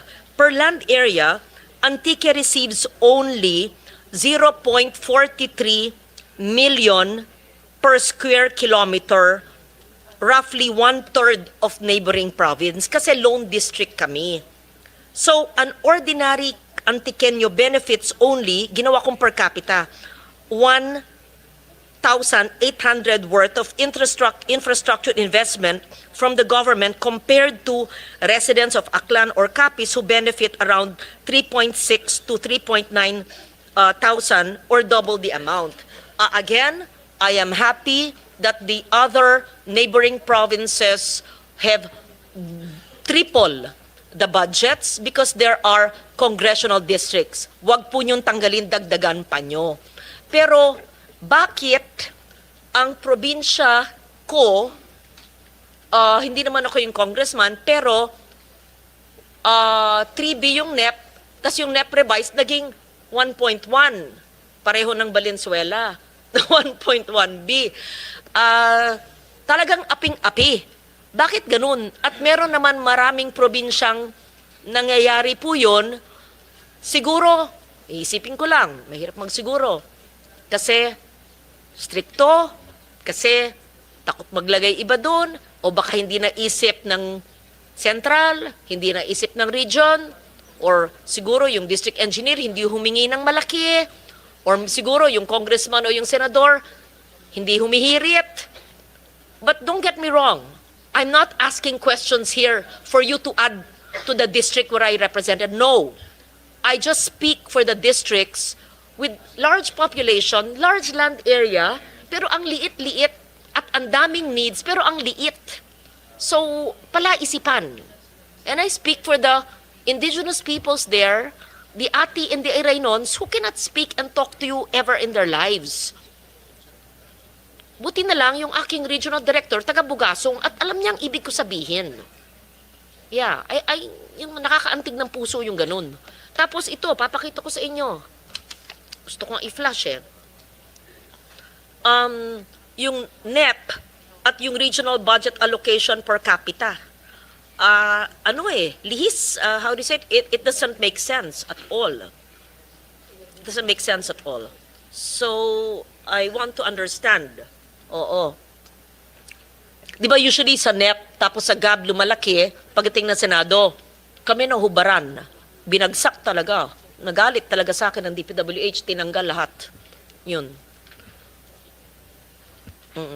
Sige, thank you. Yeah, Mr. Chair, again, and I said this the last time, the last hearing. I think there is really an inherent flaw in the current formula that is being used, to allocate resources, limited resources to various districts, and clearly this is seen in the budget now in 2026.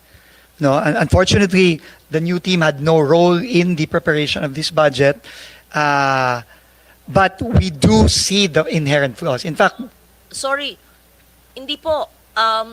Nagbago po yung numero sa NEP revised under your term already. yes, I understand, ma'am, but Hinubaran yung aming mga distrito, yung yes, akin.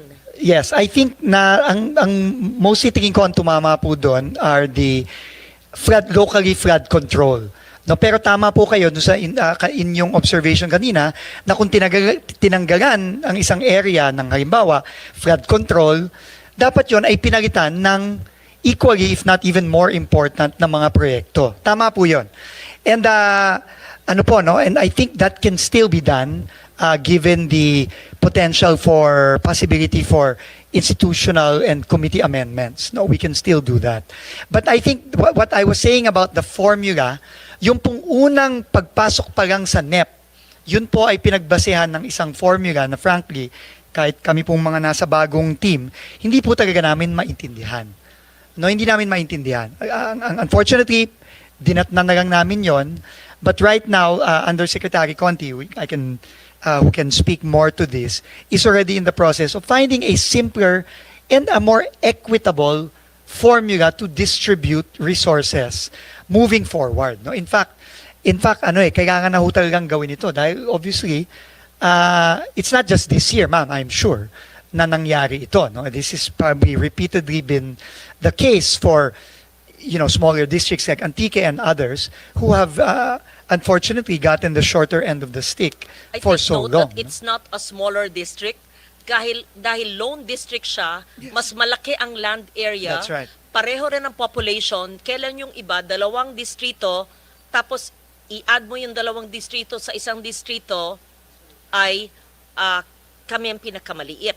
At saka hindi lang naman ako, marami rin ibang distrito na siguro malayo sa kusina, hindi nakakahingi. At nahihiya din ako, maski senador ako matagal, hindi pala hingi. At kung humihingi man, tas hindi natutupad yung binibigay, di hinayaan lang namin. Pero we must correct this disparity. At saka ayoko mag-amend sa distrito na pinanggalingan ko. Make it an institutional amendment para naman hindi lopsided na ganun. Hindi lang ako, tignan po nyo lahat at wag naman galing sa amin. Tas ano yung pangangailangan? In fact, para walang korupsyon, di lagay nyo classrooms. Kaya lang, hindi nyo budget yon. So, pwede nyo gawin, sabi ng LBRMO, multi-purpose buildings / school building. Pwede daw yon, which is under your budget. So, hindi sa ako'y humihingi, sinasabi ko yan para in full transparency and accountability, yung mga naaping distrito na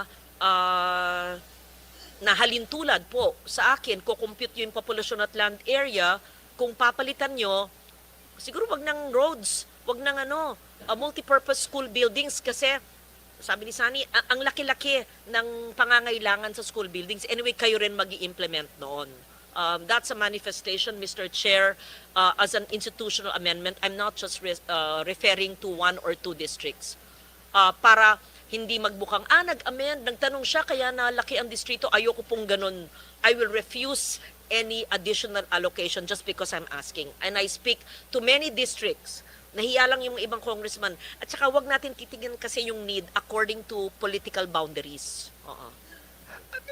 May I Mr. hear Chair, you are absolutely correct. And I guess we will do 2 things, ma'am. First of all, we will work with the committee to find a way to more equitably provide for the needs of the districts via institutional amendments. And second, we are already in the process of fixing this clearly non-responsive and ineffectual formula that has been used for so long into something that, as you correctly pointed out, needs-based. Yung kung sino po ang mas nangangailangan, dapat yun po ang mas may nakukuhang pondo galing sa national government. Thank you, ma'am. And wag po kayo hihingi sana ng karagdagang pondo within your agency. Correct the institutional, mistake, inequity. Yeah, institutional inequity. To correct it, ulitin ko po, hindi lang yung akin na sinight. Yun lang kasi ang alam ko, kaya sinight ko. Marami pang halintulad po sa akin. Yun. So, thank you for that. We agree po, Mr. Chair. Mr. Chair, thank you so Reasonable naman much. ako, di ba? O naman, ayun yun. O naman. Sige, maybe LBRMO can work together with the staff of the chair. Oo. And with your planning. With our planning team, Yes. so we can... And I repeat, hindi po flood control, pero actually hindi masama kasi binabaha tayo, di ba, Pruto? Oo, binabaha. Pero dahil bawal, okay, bawal ngayon. Oo, sige. Pero papakita ko sa inyo ang maayos na flood control. Ang maayos na flood control. Nakita yan ni Senator Pia Cayetano, meron nga kami marathon na gagawin doon sa Esplanade. Napakagaling. Napakaganda. Hindi flood control yun, actually Esplanade. Parang yung sa Iloilo River nila, Senator Drilon. Esplanade. Flood mitigation structure yun eh. Yeah, Iloilo at saka yung sa amin. Papakita ko sa iyo. Nakita mo yun. Ganda-ganda. Ganda-ganda. Flood mitigation structure kaya hindi nagbabaha. May Esplanade pa tuloy. Anyway, so on the cost of roads of DA, nabanggit na ng Cherry to, pero gusto ko rin maintindihan, magkano ba talaga per meter ba ang sinasabi? Magkano ang per meter ng cost benchmark ng farm to market road na same width and may roadside ditches or canals? Magkano ba talaga?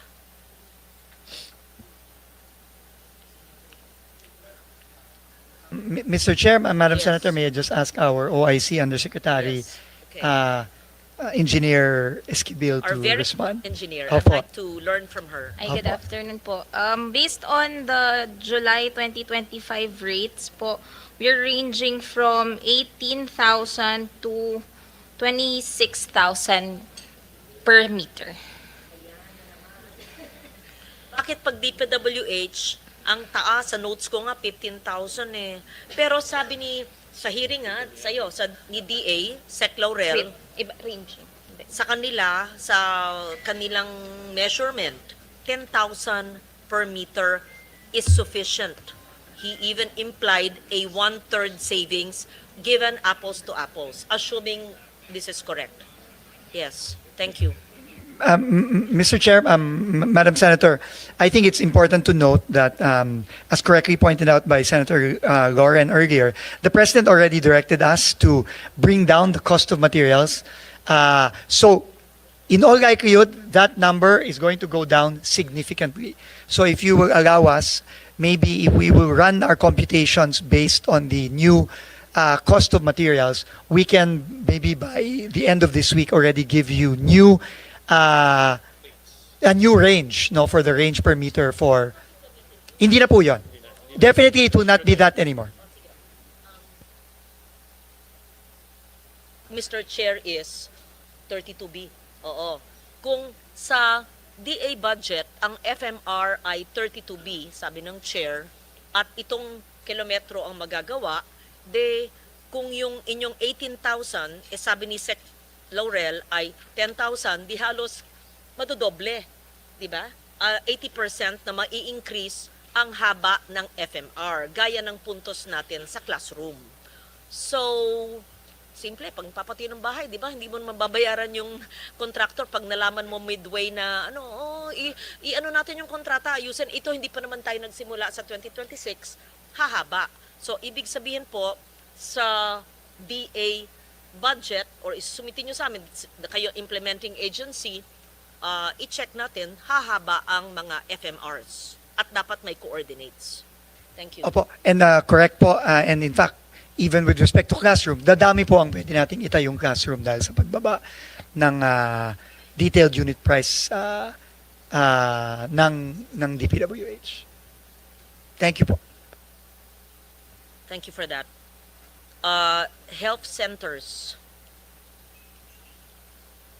From the DOH itself, about 300 super health centers built nationwide, mostly by DPWH, were found non-operational, hindi natapos, substandard, etc. I'm not talking about walang gamot o walang tao. It's really kulang o hindi natapos na structures. And second, maaring may mga natapos pero wala naman utilities or staffing na hindi po nyo problema, but when you build, do you coordinate with the LGU or with DOH to ensure that, okay, you will build, may nag-request na politiko, pero wala naman provision ang DOH for staffing or for utilities. So, do you just build blind? O basta build kami without coordinating with the agency na may kapasidad sila for staffing? Thank you. Right now po, ma'am, I mean, there is coordination, but the coordination with the local governments for these projects with DepEd or with DOH is being done by the lead agency, in this case, the DOH. No? But you're absolutely right. I think that needs room for improvement. No, because clearly, marami pong mga sitwasyon ngayon na nakita na natin na more coordination is needed. No? Dahil nga po, yung areas na nakatayo na yung building pero wala pang kuryente, nakatayo na yung building pero wala pa ring tubig. So this requires, mahirap po kasi yung turuan, so dapat magturong-turong na lang po. So we will see, we will work with the DOH and the DepEd and the other agencies so we can coordinate better, Mr. Chairman. Mr. Chair, how do we help DPWH do this? Kasi tagatayo sila. Pero hindi pa pag nagtatayo, dapat tanungin sila sa nagpapatayo. O magtatayo kami. Sapat ba yung pondo mo? Sabi na, ay kulang kasi ng 1 million, hihingi naman next year. So, it's a structure na hindi tapos. May mga ganyan. Ganun palagi nakikita when we go around, right?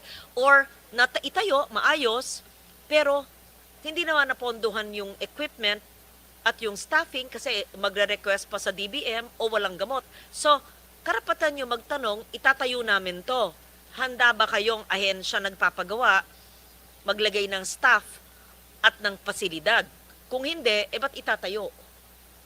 Pero hindi ba nila tungkulin yun na may silbi yung tinatayo nila? At tanong sa ahensyang nagbabudget na linilipat sa kanila yung budget, right? If I can intervene, Senator Lauren, in fact yan ang isang malaking problema rin ng Department of Health through HPEP, yung health equipment and facilities. Dahil dapat, bago sila nagpapatayo, meron ng coordination with the local government units. Dahil yung LGU, sila bahala sa doktor, nurse, equipment, at yung pang day-to-day to operate. Like for example, kuryente, tubig.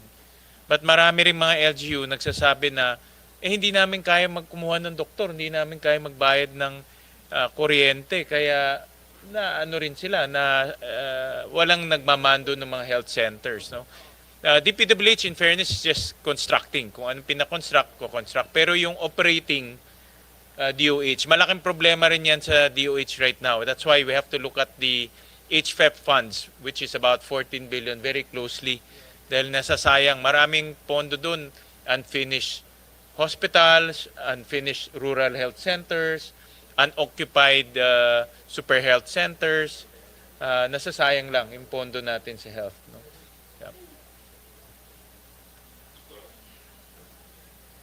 So how do we deal with that? Is it the DOH sole responsibility? Or before they build, they must ensure that the agency asking them to build has the capacity to operate it, so it's not like a white elephant that was built? Fund ho talaga, ma'am. Admittedly, nangyari. So, this coming 2026, ang iniisip ko to move forward with the HFEP, wala mo ng mga new super health centers, new rural health centers. Tapusin na muna natin lahat ng mga uncompleted. Lagyan ng tao yung mga unoperational. At yung mga hospitals, marami ho tayong, we approve here in the Senate yung mga hospitals, diba? Expansion and newly created.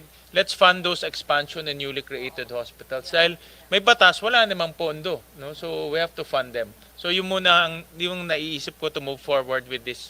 So para hindi nanganganak yung problema. And if I may po, Mr. Chairman, Madam Senator, that on the super health centers or the hospitals, ang commitment naman po namin is we will work with DOH to ensure naman yung mga ospital at mga healthcare centers na bitin.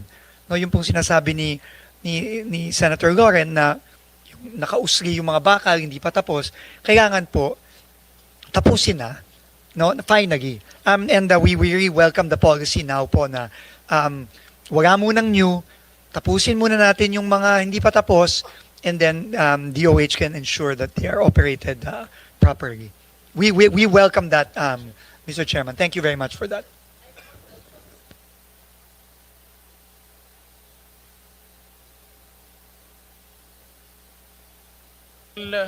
Ako muna, ma'am. I just have just one question lang. Nawala to.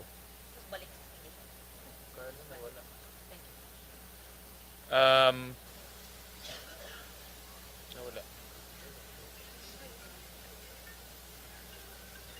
Anyways, can you flash yung news report ni Presidente?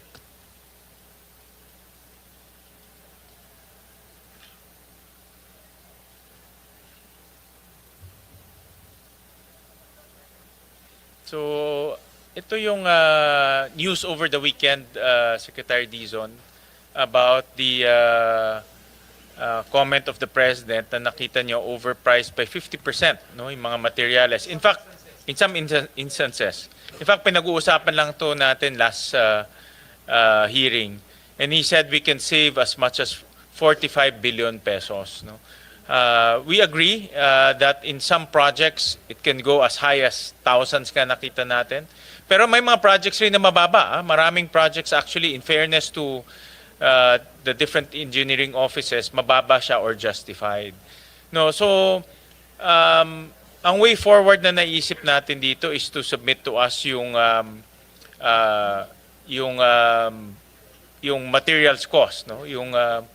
And from there, we will use that as a basis to implement the projects. No? But in your opinion, how do we, this is a welcome development, a welcome comment by the President, but how do we operationalize this, no? In your opinion? Mr. Chairman, this is a very, very good question. No? So, first of all, I think, if I may request po, give us some time to finalize the new prices, no, the adjustment in the prices. We think we can do that in roughly a week, no, and that will form part of the new costs, no, moving forward, no. Now, in terms of operationalizing it sa budget, no, 2026 po muna siguro tayo, no. For 2026, if I may make a suggestion, Mr. Chairman, baka po the best course of action will be to come up with a special provision in the budget, essentially stating that savings generated from the reduction of the cost of materials, no, the new cost of materials, must be, and we leave it up to Congress to decide on what to do here, but the savings must be used for very specific items, no, like maybe a menu similar to the menu of the DBM for infrastructure projects, or other expense items, no, in the 2026 budget.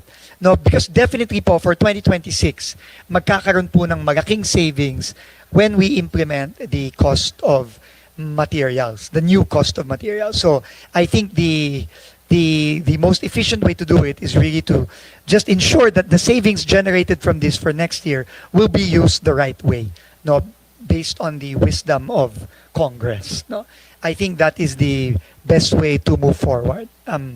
Now, for 2025 po, no, because there are still, I think, projects that will undergo procurement.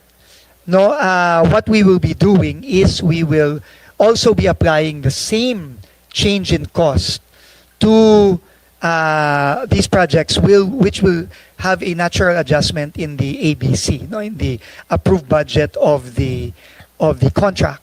No, and that again will be generated as savings for 2025. So that is just our initial proposal, but we leave it up to the wisdom of Congress, Mr. Chairman. Because we want to, ito yung pinag-uusapan natin, Senator Lauren, no? And we want to reflect that savings hopefully in the budget, so that we can utilize that funds for other purposes, no? More para magamit rin natin to build more schools or build more infrastructure projects. So we want to capture that. Estimate nga ni Presidente 45, no? Estimate nga namin is around 70 to 80 billion, no? But more or less nasa ganun na range na siya. So that's what we want to capture. The last time we talked, you will submit to us an updated DUPA. No? We will submit an updated CMPD. CMPD and Yes, CMPD also. CMPD, which translates to the new DUPA. Okay. So we will be submitting that. Kaya ba natin ang Biyernes?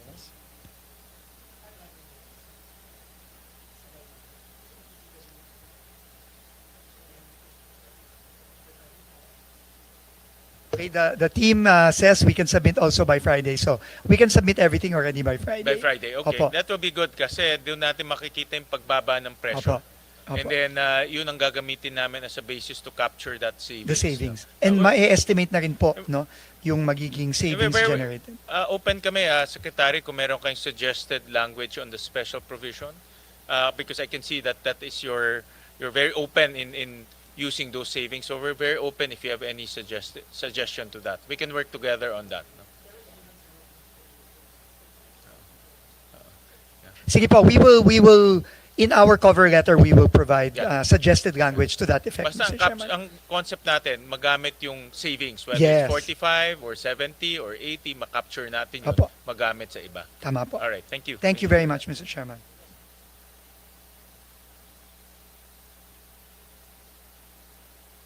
Have an intervention after you about the savings. Basta po ako. Yes.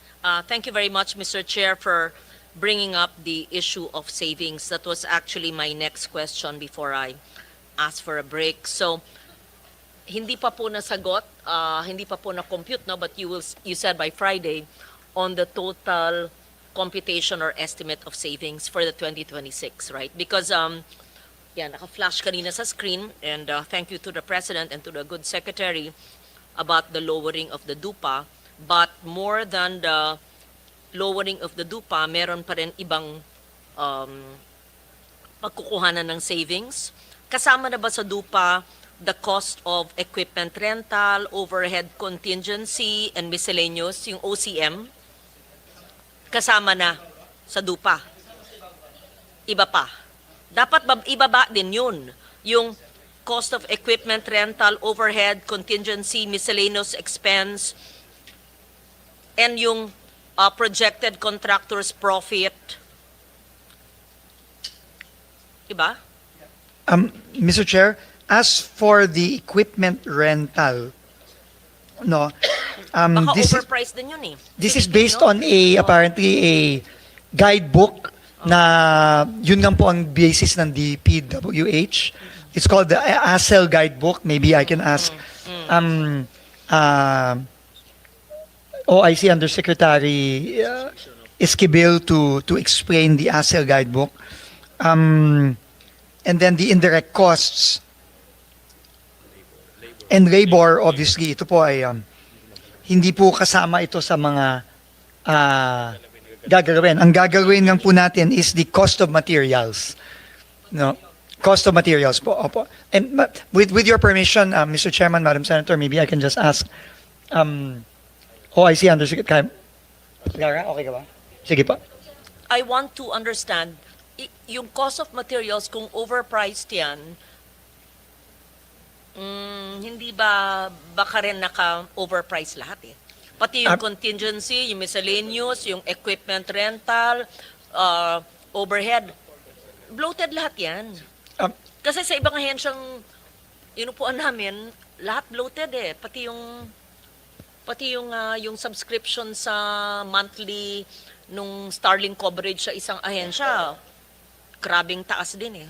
Yeah. So magandang, hindi masamang silipin lahat, di ba? Opo. Baka- Sisilipin po namin, Madam Senator, but maybe just to provide context no, and information, may I ask that OIC Undersecretary Lara be recognized just to explain all the components of the pricing no, of a certain project or a certain contract. Thank you, Sec. Good afternoon po. For the direct cost, we subdivided into three components: the material, labor, and equipment. As mentioned earlier, the material we use as reference the construction materials price data, which is issued by DPWH. But for labor, we follow the DOLE, Department of Labor and Employment Memorandum. So we follow their rates. And then for the equipment component, we use the Association for Carriers and Equipment Lessors Equipment Guidebook. This is approved for use by DPWH. So external guidebooks po for labor and equipment. Thank you for that, OIC USEC Lara. Thank you for using that. Labor, wag yung tipirin labor. I mean, yan ako talaga, ibigay sa tao. In fact, sa site ko na naman, yung Antique. Dahil sa pagbaba ng NEP revised, 75% ng mga trabahador, laborers, mawawalan ng trabaho sa 2026. So, ganyan kami nagpapaapi. Wag naman, wag naman. So, ang labor, wag natin. Okay yan. Siguro naman walang ghost labor dyan, di ba? Wag naman. Pero yung sabi niyong guidebook, kayo pong mga engineers na kakaintindi niyan, kung tama po at hindi po overpriced. Yeah. So, yun lang ang aking, kasi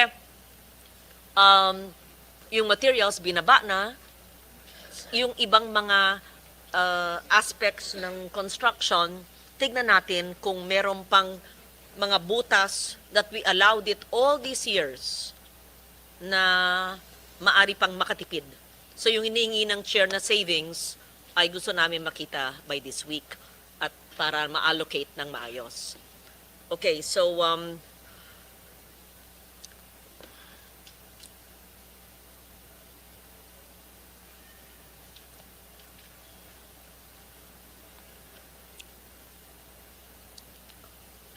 another source of savings, if I may, would be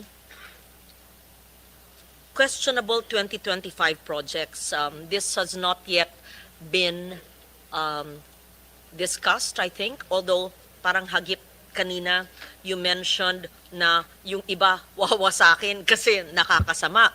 So, aside from yung wawasakin, pero sabi nyo pag-aaralan dahil sa COA and all of that, pag dangerous, I believe there's still 1 trillion worth in projects being implemented or na for later release, kung i-release ba yon. So, what do you do with those already being implemented but based on the cost of materials, alam nyo na na-overprice? Dapat mag-renegotiate at dapat ay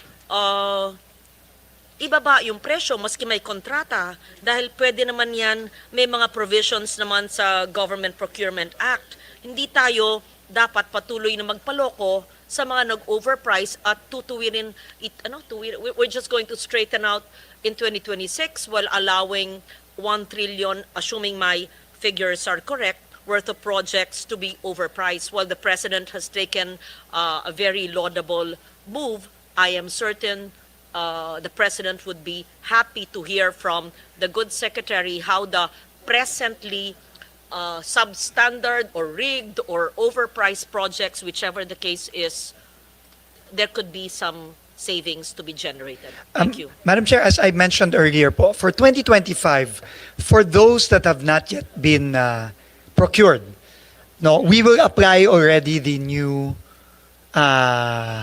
cost of materials, the lower cost of materials to those. So there will be savings clearly generated from that. For those that have already been awarded and are already ongoing, we will have to consult with the OSG po, Mr. Chairman, Madam Senator, on what course of action can be taken. Unfortunately, I cannot say right now, but we will consult on paano natin mahahabol if kaya yung mga ongoing na at awarded na. But for those na hindi pa, definitely po, we will apply the new cost already. We will not wait for 2026. We will apply the new costs already now. Thank you, Madam Chair. May we receive, please, from the engineering districts, which are these projects not yet implemented that can generate savings from renegotiated contracts based on the President's advisory on lowering DUPA? And second, ongoing projects, pero alam naman yung linoloko tayo, bago ba yung bagong team pumasok, maaari naman yung i-terminate. Nagawa na nyo sa ibang distrito, di ba? Yes. In fact, we have terminated several already based on the cases that have been filed, as well as the licenses that have been canceled. So there is a clear process po, Mr. Chairman, Madam Senator, and we've already terminated several already, particularly all the contracts of the Diskaya companies, as well as their joint venture partners, as well as the other companies where we have filed cases, such as Wawaw, Sims, etc.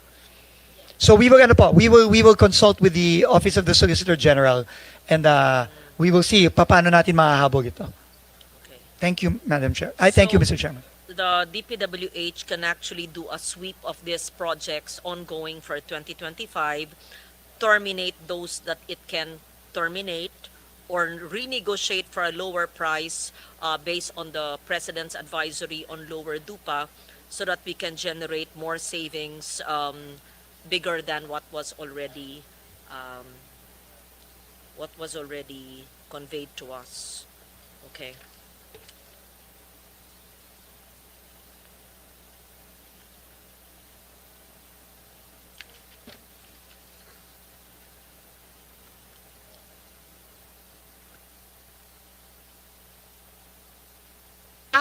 May I know the process after the DPWH has given us the estimated savings?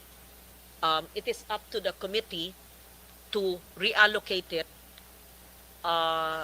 in structures that are certain will not be prone to corruption, right?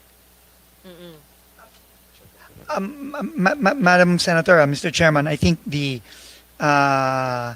approach will be to have a special provision in the 2026 budget that because clearly whatever savings we will estimate is still estimated savings, no? Meaning depende pa po yung actual savings kapag yung mga project na yan ay na award na next year, no? Kasi may bidding process pa po yan. So we were suggesting po that a special provision be crafted so that the savings, actual savings generated in 2026 from the DPWH budget will be utilized to fund a very clear menu of projects, of services that of course will come from Congress. No, so I think this is the approach po, because while we can give an estimated amount, it is still estimated, ma'am. I mean, hindi po siya pwede talagang maano. Thank you po. There are two ways, Mr. Chair. Yung mga sigurado na sila, kasi na-convey na nyo sa news na may savings na kayong 50, tapos yung additional na makocompute po nyo hanggang Biyernes, we have, you as Chair, we have the authority na yun ang pool na paggagamitan sa iba. Pero yung special provision is useful dahil sa karagdagang savings. Pero hindi lahat ipagpaliban sa next year. Yung kaya ng desisyonan dahil na-convey na nyo na may X amount na savings, pwede na rin yun. Yeah. Diba? Kasi Mr. Chairman, we leave it up to the wisdom of Congress. But I leave it to the Thank you. judgment of the Chair. I think, Secretary Senator Lauren, ang pinakamalinis is for those projects to be amended down. Now, mas gusto ko nga ngayon eh. But Kasi you have special to tell provision us, gray area. kasi ang dami, we're talking about 14,000 projects eh. Some of them are low, some of them, based on our analysis, some of them are justified. In fairness, hindi lahat rin overpriced. Marami ring overpriced, no? But for us to go through that 14,000 plus, hindi natin kaya yun, ma'am, because we don't have the manpower and also the technical know-how. But if we can leave it to DPWH to give us those items na talagang obviously mataas, and then based on your new CMPD, pwedeng bumaba, then ibigay nyo na sa amin para i-amend na namin directly in the budget. No? And then we can realize the savings. That is the pinakamalinis na paraan. Mr. Chairman, Madam Senator, I think, well, just consulting our technical people here, they are telling me that it is virtually impossible po to do that at this point given the limited time available. Na unang-una ho, mahirap po kasing mamili lang ng kung ano ang babawasan, ano ang hindi. Obviously the program of works are different across projects. So it might be virtually impossible for us to do that, no, given the limited time, no. But we will leave it up to the discretion of Congress if you will reduce, no, on a project per project. But I guess we are just being honest that it might be difficult, no, for us to go through all the 14,000 or so, close to 20,000, I think, no, project line items, no. I mean, if this was January or February, I mean, beginning of the budget, I think we can do that. But unfortunately, it might be impossible to do that at this point. Yeah, but I think the objective, ma'am, is to save, no? So We'll find a way. I'll consult with Senator Loren and also the member Senator JV on how to make that happen. No? Kasi may time constraint tayo eh. Yes. We're going to open the TWG this Wednesday. Tuloy-tuloy na yan. No? Tuloy-tuloy na. Yes, and also, Mr. Chairman, it's also, I think, important to consider as well, no, the reduction in the cost of materials for other agencies as well, no, because that is also that will also be another source of savings as well, no. But again, limited time might be difficult to adjust in the other departments as well. So maybe special provisions to that effect, as you described earlier, might be the most efficient way of doing it. At least for the next year, for 2026. But obviously for 2027, lahat po magbabago na yan. Submit to us yung CMPD. Yes, and we the will DUPA. submit the CMPD and also the corresponding estimate of the effect on the capital outlay. Okay, sige. Opo. Okay, sige. Thank you very much, Pag-isipan Mr. namin. Chairman. I'll consult also with our budget experts. Thank you very much, Mr. Chairman.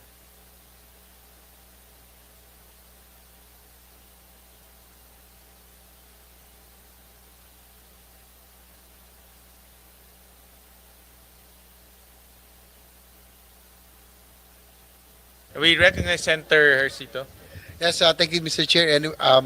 Anyway, while waiting for Senator Loren, actually last week na I already raised my concerns, no. But hearing today, just listening, it's sad to hear that there was really no coordination, no, according to Secretary Dizon, with especially for flood control projects. There was no coordination with DNR because they are the experts doon po sa water sa river basins kung saan pupunta, no, yung flow. Senator Legarda is correct, eh. We cannot fight nature, no. We have to go with it or work with it, no. This strengthens yung ating pong proposal last week, no, and which was supported by Secretary Dizon, yung pong creation ng Department of Water and Resource Management, so that there will be no more disconnect again, no. Dapat yung pong siguro itong itong agency ni Jose Carlo should be with the folded into the new Department of Water Management. It will address yung water scarcity because the world is already because of the growing population, yung pong water is becoming a scarcer resource every day. Tama po sila, no, yung binanggit ni Jose Carlos David, that we should, yung pong dapat, infrastructure will not just divert water and throw it in the ocean. We should, in fact, impound it and restore it so that during the dry season, meron ho tayong pandilig, no? Sabi ko nga, every rainy season, we have abundant supply. Sobra-sobra yung tubig natin. Pero pag dry season, wala naman tayong tubig. And sad to say that Mr. Chair, nakakalungkot na marinig na kay Secretary Dizon mismo that there are some flood control projects that worsened. And from Jose Carlos David also, the situation, kasi nga bumilis yung flow ng tubig, walang pampabagal, walang impounding. So, I think, siguro for na-bash tayo last week, no? Sa mga netizens, sabi lang, creation of water department, Department of Water, dapat may Department of Fire daw and soil and everything. But this is not a laughing matter. I think water is getting scarcer every day the world over, and I think yung flood control, management of water has to be under one full-fledged department para hindi na ito maulit muli. We have seen, Mr. Chair, yung disconnect, no, na nakakalungkot na Secretary Dizon already said na coming from him, that most of the projects had no coordination with the Water Resource Management Office. Sila po yung merong expertise, no? Kung saan po yung daloy ng river basins and all. So, yun. Sec Dizon, thank you very much for your support, no, for two bills that I have in mind, no, yung master plan for infrastructure and national development, and also yung a lot of our colleagues filed yung pong creation of Department of Water and Resource Management. I think this is timely. No, unang-una maano na natin yung tubig natin, we will use it wisely and at the same time prevent yung pong nangyaring mga floodgates scandal from happening. Anyway, doon po sa the President said that 250 billion of flood control project will be realigned to other programs, most especially social programs, no? So, but there will still be 100 billion, Sec Dizon, that will be used. O wala na, talagang totally. Mr. Chairman, wala na po. Ang matitira lang po for flood control are the foreign assisted projects assisted by JICA, ADB, and World Bank, roughly about 15 billion pesos. So the entire 250 billion will be realigned for social program. Ang ano ko lang doon, Mr. Chair, because government spending, especially for infrastructure, is a driver for economic growth, di ba? Siguro maganda. I would like to propose to the President, if given the chance, that probably half of the 250 billion be still used for infrastructure, specifically for, halimbawa, since DPWH ay still undergoing reforms, hanggang di pa tapos, pwede ilagay si DOTR to. Total, galing naman si Sec Dizon sa DOTR. For airports, for ports, and other economic drivers in infrastructure. At least tuloy-tuloy po yung spending natin for infra. And it will also have returns. Kasi hindi naman sa pagano, Mr. Chair, kung ilalagay lahat natin to sa IU.AX, there's no return. Diba? Iba yung infrastructure because this is an investment for the future, to stimulate economic growth, to create growth areas. So yun po yung ano ko siguro, no? Meron akong breakdown dito siguro, half of it nilagay natin sa DOTR for ports, airports, and other major infra. Dapat infra din, di ba? Mr. Chair, para hindi sayang, para yung, as I said, the multiplier effect, yung economic drivers, dapat tuloy pa rin. Siguro DOTR would get half probably. Siguro, for social programs na gusto ni Presidente, at least may impact po. For health, okay po ako doon, no? MAIP, PhilHealth, that is really felt by the people, no? Kasi kung AX lang, ang hirap doon, hindi natin, that's cash. It's also prone to temptation, no? Mas okay ni MAIP, direktang na tulos. And also, Mr. Chairman, siguro si Sen. Loren will agree, yung one time, big time lang tayo magkakaroon 250 billion na biglang, meron tayong that we can use for other programs na dati pangarap lang. No? We can fund MAIP, we can add for MAIP, UAC, PhilHealth, and HFEP, no? Lalo na improvement of hospitals, no? All over. Of course, i-balance na natin. Department of National Defense, talagang pangarap na lang talaga yung AFP modernization. But with this, lagyan natin ng a few billions for yung ating multi-role fighters, especially with the situation now in the West Philippine Sea. Coast Guard, ang laki nito, 250 billion eh.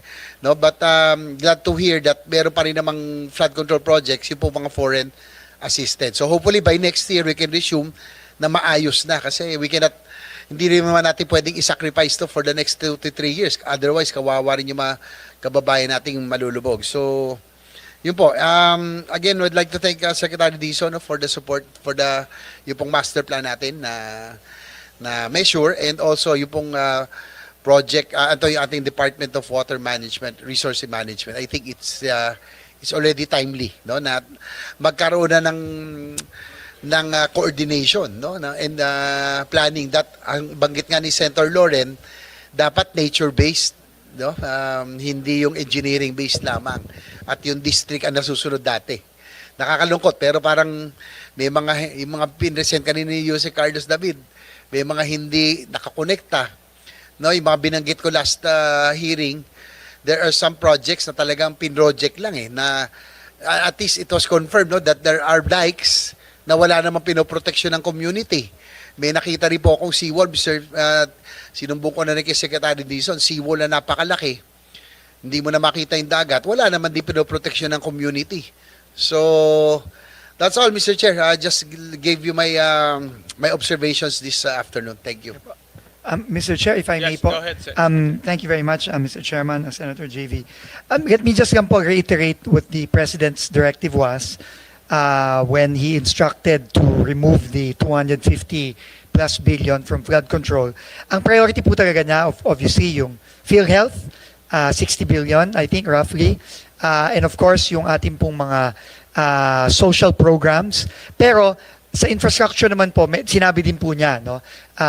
Kasama ang ating mga school buildings, kasama ho ang ating mga farm-to-market roads, at kasama din po ang ibang mga programa ng DOTR, pati na rin po ang Department of Energy. So, ano naman po, no? Wide-ranging naman po ang kanyang mga sinuggest na I think reflect na rin po ng lower house General Appropriations Bill.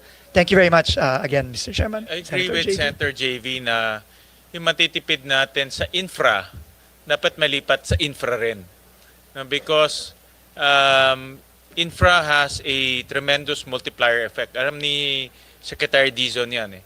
And kung hindi natin ililipat sa infra yan, mawawala yung multiplier effect, Senator JV. So I agree that we can, pag sinabi naman infra, kasama dito airports, seaports, no, other transportation modalities. Maybe this is the time to look for some projects in the transportation sector, which the Secretary headed once upon a time. No? So, thank you for that intervention, Senator JV.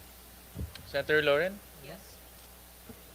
Just to note that there is no need for a special provision for the GAA 2026 because it is already in the general provision of the GAA that the agency may augment their savings, and the savings is already defined in the GAA.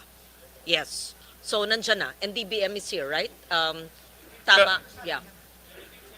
Secretary Dizon wants to specify yung savings dapat pumunta sa specific project. I think that is the concept. Yes, Mr. Chair, Madam Senator, you're absolutely correct po under the general provisions. But under the general provisions, from what I understand, the savings generated will be limited for use within the DPWH. Maybe, yeah. So, Paki-clarify, kasi yun DBM. po ang pagkakaintindi. Kasi ASEC, go ahead. ASEC. ASEC, kung gano'n, hindi magagamit Mary sa Ann, iba. specify yung general provision, paliwanag po ninyo para malaman po natin kung kailangan pa ng special provision maliban sa general provision, pero sang-ayon ako sa sinabi ng chair na yung kaya nang masave ngayon, i-reallocate na natin sa ibang infrastruktura, at ang aming bias, aaminin ko, ay edukasyon para sa school building. Kasi pwede naman kayo, kasi kayo naman gumagawa, multi-purpose building / school building. Pero paliwanag po ninyo yung sinabi nyo na hindi na kailangan, pero baka kailangan ng special. Yes. Thank you.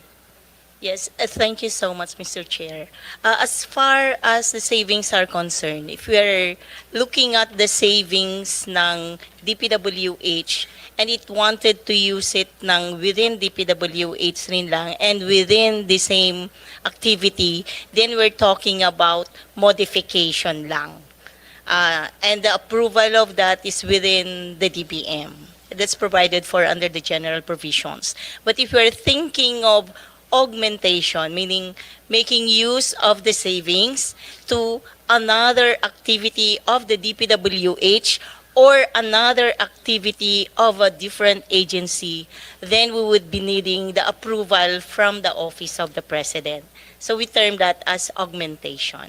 That's why we say that the special provision will no longer be required for as long as the definition of savings are within what is provided for also under the general provisions, Mr. Chair.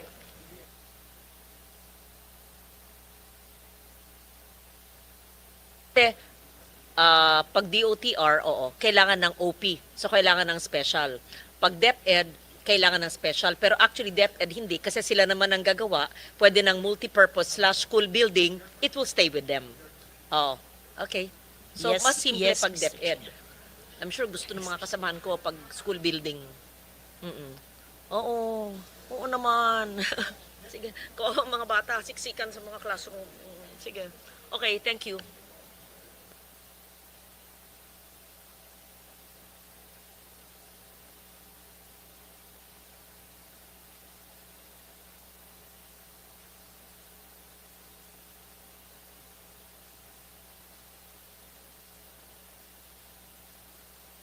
the classroom kanina. Yung single facility na classroom. Magkano ba talaga? Kasi pinag-usapan natin yung health center, pinag-usapan natin yung FMR. It was observed that classrooms built as a single facility, let's say, one classroom building, magkano ba talaga pag DPWH? And how do you measure it per square meter, given the same kind of materials? Yeah. Mr. Chair, Madam Senator, I'll ask OIC Undersecretary Lara to respond. But again, let me just place a caveat that the numbers she will tell you are still the old numbers. These will decrease drastically within the next week or so because of our adjustments in the cost of materials. Undersecretary, please. Thank you, sir. Good afternoon po again. For the estimate, we use po cost per square meter. So I'll give a range from different regions. It's ranging from 24,000 to 33,700 per square meter for the previous CMPD. Know very well that from the private sector, yung Chinese chamber nga 8,000, pero baka naman iba yung materials doon. Walang tax on profit. Sabi mo na mga lahati. Ewan ko, hindi ako engineer, pero sigurado ako mas mababa dyan.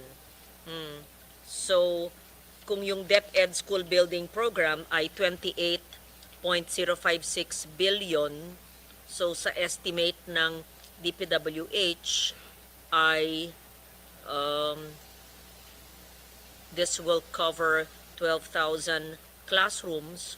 Kung ikakalahati mo yan, you will have 10,627 more classrooms, but this would be depending if we use a lower unit cost to 1.2 million.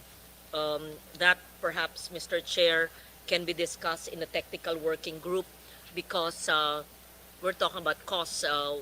These are just estimates. So, ibig sabihin, yung sinabi po ni OIC Yusek Lara ay sabihin mo ng mga lahati, sabihin mo na conservative 40%, so i-compute po ninyo yung square meters ng classroom, lalaki ang numero ng classroom. Tama ba ho? Oo. Pangalawa po, yung savings na sinabi po ni Chair kanina na gusto niya ngayon na i-allocate, wag na ipa-savings, wag na pag-antayin ng mga tao, yung sa kay Presidente pa lang ay 50B na yon, assuming lang sa classrooms para hindi na umalis sa DPWH, hindi na OP approval, it will be multipurpose / school buildings, i-increase si number of classrooms maliban sa pag-slash ng 40% ng cost. So, more than the 10,627 more classrooms, si 50 billion pa, assuming hindi mapunta nga sa AIX at sa iba-iba, na mahaba pa ang proseso, mag-OP approval pa if it stays with them.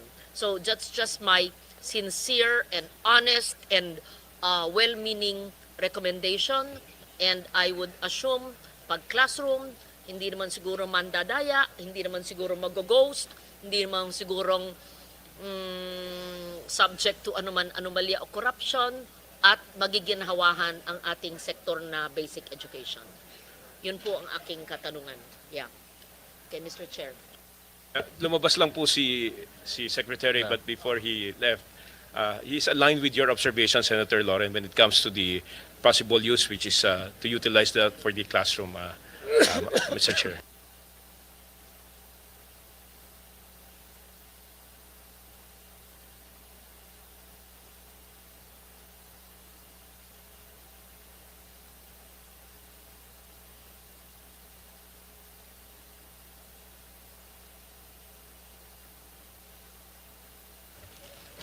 The other questions would be dependent kasi on their submission of the allocable and non-allocable in the NEP revised of September. And it would be dependent also on the savings that you can already compute. So I leave it to the chair what to do.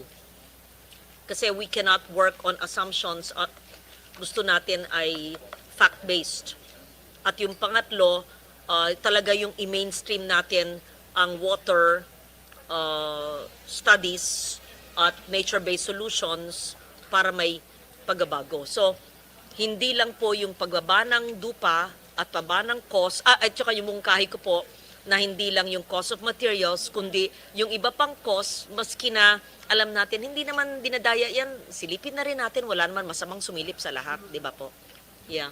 Mr. Chair, Madam Senator, you have our commitment to do that as well.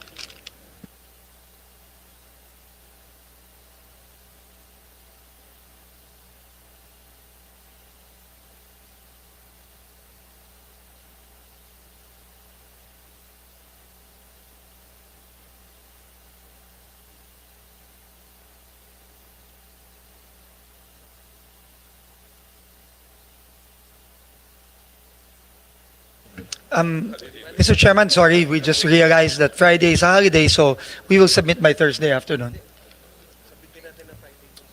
Well, no. Friday is 31. Friday, it's a tama holiday. si Director Alex. Friday is holiday. 30. Anyway, we will submit, but definitely at the latest by Friday, if not earlier po.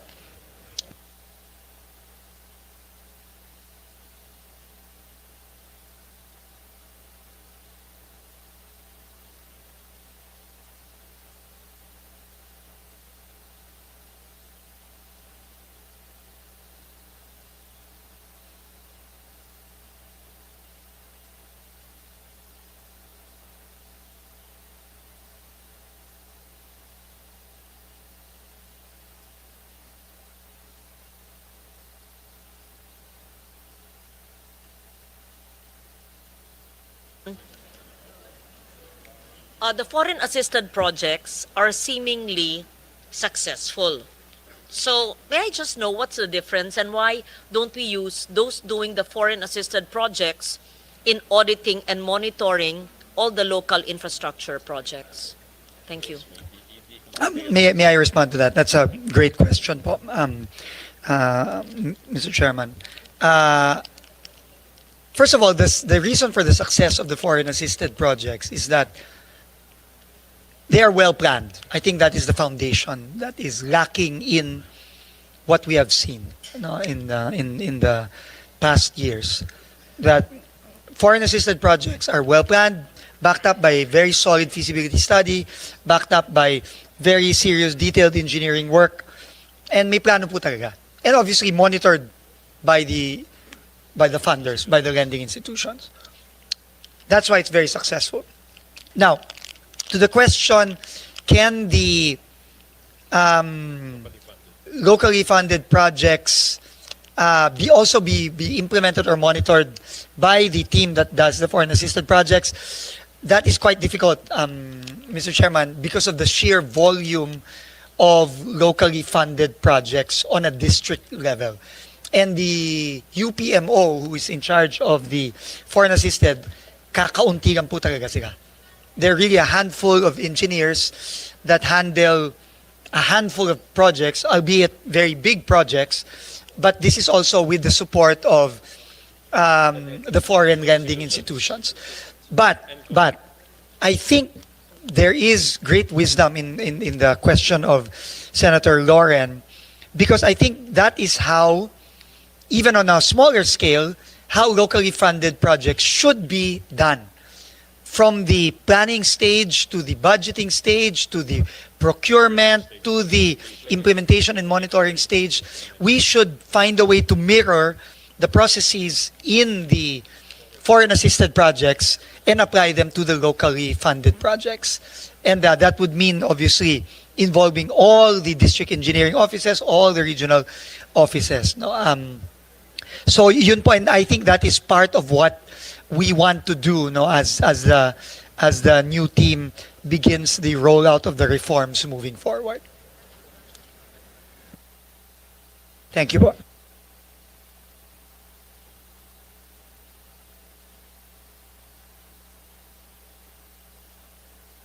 Galing. Oo, kaya, yes. Oo, kaya nga eh. So, magaling yung mga yan. Kaya, Hindi. Magkagaling utak. Magaling. Kaya, magaling yung dalawa kong yan eh. Kaya ako makulit magaling yung mga nasa likod eh. NEDA at ERC yan eh. Oo. Kambal utak. Sige. Okay. International institutions can do sampling of all. Pwede natin subukan sa 2026, di ba? At saka pwede nyong i-bid out and manage the third-party auditors. So, maski na maliit lang yung ating foreign assisted group, iilan, i-bid out nyo, i-monitor. Oo. Sayang eh. Kasi kung Yes, ma'am, we agree. nangyayari sa bansa may maaayos, di i-emplo natin yung maayos. Kung di kaya ng maliit na grupo yung maayos, at least iilang project maayos. Di ba? And then I take note Thank of you for your that, ma'am. answer. Tama si Senator Ping mula sa simula na lahat ng projects naman ay dapat dumaan either sa RDC at may feasibility study at hindi naman sapat na may request ng LGU kasi maaling yung request niya, hindi naman na-vet. Kaya kailangan may feasibility study talaga. Yun. We absolutely Yeah. agree, Mr. Chairman, Senator Lauren, we agree. Isa pang napansin ko, multi-year projects. Kung hindi amend ng senator, pupunta yung congressman sa amin o yung mayors, hindi magkukusa ang ahensya, hindi lang kayo at unfinished siya. Or, ang liit-liit ng ilalagay ng DPWH, hindi na matutuloy, bitin siya. Bakit ganun? It's a multi-year project of the department. Dapat, maski wala kaming intervention na amendment, kayo na ang kusa, tinatapos nyo. Kaya tuloy, all over the country, either vertical or horizontal structure or roads leading to hinterland areas, natitigil. Bakit kami kailangan mag-amend ng something nanggagaling naman sa inyo sa region o sa central na maayos naman para sa taong bayan? Kung hindi, napakaliit ng ilalagay sa NEP, pero ang lalaking budget, yung mga hindi pinag-isipan at may sponsor or proponent. Pero yung multi-year, lalapit sa akin yung LGU or congressman or even the agency, ang liit ng linagay sa multi-year, ma'am, kailangan to kasi, mayowa, etc., etc. Bakit ganyan? Basta, maliit, ganun. Ang hirap parang wala talagang planning. Very arbitrary. Yes. Yeah. Tama po kayo, Mr. Chairman, tama po again si Senator Lauren. And this is something we really want to correct. And in fact, this was one of the first conversations I had with the new Undersecretary for Planning, that in the planning stages, in the budgeting stages, we must really prioritize projects that remain to be unfinished, incomplete projects. Kailangan po, kumbaga po, in the hierarchy of projects na dapat pondohan given limited funds, dapat po inuunang pondohan yung mga hindi pa tapos. Hindi putol na tulay, putol na kalip, bitin na building na munisipyong walang second floor, baka lang. And I think marami pong putol na tulay. In fact, I saw several already in my less than 2 months in DPWH. Bitin po. Bridge to nowhere. Hindi nga, Mr. Chairman, hindi nga po bridge to nowhere. Bridge to somewhere, pero for example po, meron po kaming pinuntahan sa Arayat. May inimbestigahan kaming flood control doon, no? Tapos, dinaga kami nung isang mayor sa isang bridge. Putol po yung bridge, kalahati. Kalahati tapos, kalahati wala. 10 years na pong putol, Mr. Chairman. 10 years. So, kaya nga po ngayon, nagkukumahugo kami, naghahanap po kami ng savings para po sana mapondohan namin yung bridge na yon sa Arayat at iba pang mga bridges all over the country na bitin. So, I mean, this is a recurring problem. It's very, very arbitrary. There's no rhyme or reason why this project gets this much, this project gets a small amount, and that needs to change. There is rhyme and reason. Kung sinong malapit sa kusina, Halloween na sila. Kung sino malapit sa kusina, kung sino hindi humihingi or humihinging hindi nabibigyan, ayun. Nabibitin. Kaya hindi pwede. Di ba- Arbitrary eh. It cannot be Dapat arbitrary may po. siyensya.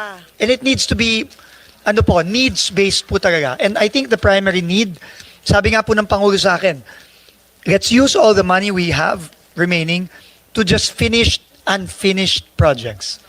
To complete unfinished projects. Yun po ang pinaka-importante. Thank you po. Sen. Lauren, that's also the advice that we gave DOH doon sa HFEP Center JV kasi ang daming unfinished health centers, rural health centers, even hospital, sayang. Nakabitin na for many years. Sayang. So, actually, ipakompute natin, ayan, sa kada ahensya ng gobyerno, ang mga unfinished or tapos pero unused, nako, ilang trilyon yan. Sinayang natin ang pera. Hindi lang, to be fair, hindi lang DPWH. Okay, I was just meeting with, ayan, housing, dati chair ka, James. Si Sec Aliling, bago siya. Sinabi niya, sabi ko, bigyan mo nga akong listahan ng NHA projects. NHA, natapos yung mga bahay, yung intended beneficiaries, ayaw tumira sa bahay dahil malayo, bakit pinagawan? Pero pinasukan na ng informal settlers na hindi naman otorisadong tumira doon. So hindi naman nila mabigay sa informal settlers na tumitira sa bahay sa intended, makukuha naman sila. So we have a squatter problem in NHA and the intended beneficiaries are still squatters or informal settlers. So if I may, there's really so much wastage systems loss, substandard, unutilized, underutilized by running by the trillions of pesos, Mr. Chair. So I agree with you, whether it's DPWH or DOH, which you build, or DepEd classrooms, tapusin natin or bridges to somewhere, but maybe the proponent already is not in office, right? Ganon eh. So that's my, I won't say yun lang, that's what I noticed. I have to amend the multi-year. Trabaho yan ng ahensya. Lalapit sa amin, hindi po na pondo, nasabi ng district engineer at sa region, hindi po kami narinig sa central, kayo na lang po pag-asa namin para umabot yung kalsada doon. Alam yata ni Alpruto ang ibig ko sabihin. O ganon. Tapos, lalagyan ng token. Ang liit-liit amount, 10 million, 20 million para matapos. Sabi ko, siguro maski 100 years akong senator, hindi matatapos. Kasi hindi ako mihingi eh. Sabi ko, kami nga ngayon, kung hindi na kami allowed mag-amend, kundi institutional, wala na. So, yung kalsada, hindi matatapos, kundi kami allowed mag-amend. Yeah. So, it's incumbent upon the agency, not just DPWH, to finish what they started, whether the proponent is an incumbent or not. Kasi syempre, the fact na pinondohan, at hindi to mga flood control, talagang infra, na pondohan, kailangan tuloy-tuloy hanggang matapos. Huwag kami intayin mag-amend. Yun. Mr. Chairman, we Sige, could not thank you. agree we could not agree more with the honorable senator's observations. Kung kailangan ang trabaho po ng ahensya, tapusin kung ano ang inumpisahan niya. Unfortunately, hindi po ganun ang nangyayari. Hopefully that will change now. Opo. Maraming salamat po. Maraming salamat. Well, just Friday is the submission. Yes, Secretary. Mr. Chairman, if I may be allowed to just recap or summarize po what we need to submit just to Yes, be yes, sure. please. So we will be submitting po additional stationing for the initially identified projects and also additional validation and justification if we are able to find the justification and the validation. But we will also add the new projects po that also do not have the required detail. No, I think roughly about 1,500, if I'm not mistaken, additional projects. No, tama ba? 14. Opo. So we will strive to do that by Friday, Mr. Chairman. Again, I will reiterate, kung hindi po validate, ma-justify at mabigyan ng detalye yung mga line item, please po we give the committee the liberty to please remove those projects from the list, no, of projects in the DPWH 2026 budget. Second po, by tomorrow, we will submit po the request of the Honorable Senator Ligarda for the list of the districts under the resubmitted NEP, revised NEP, and also whatever the terminology is, no, given what was done.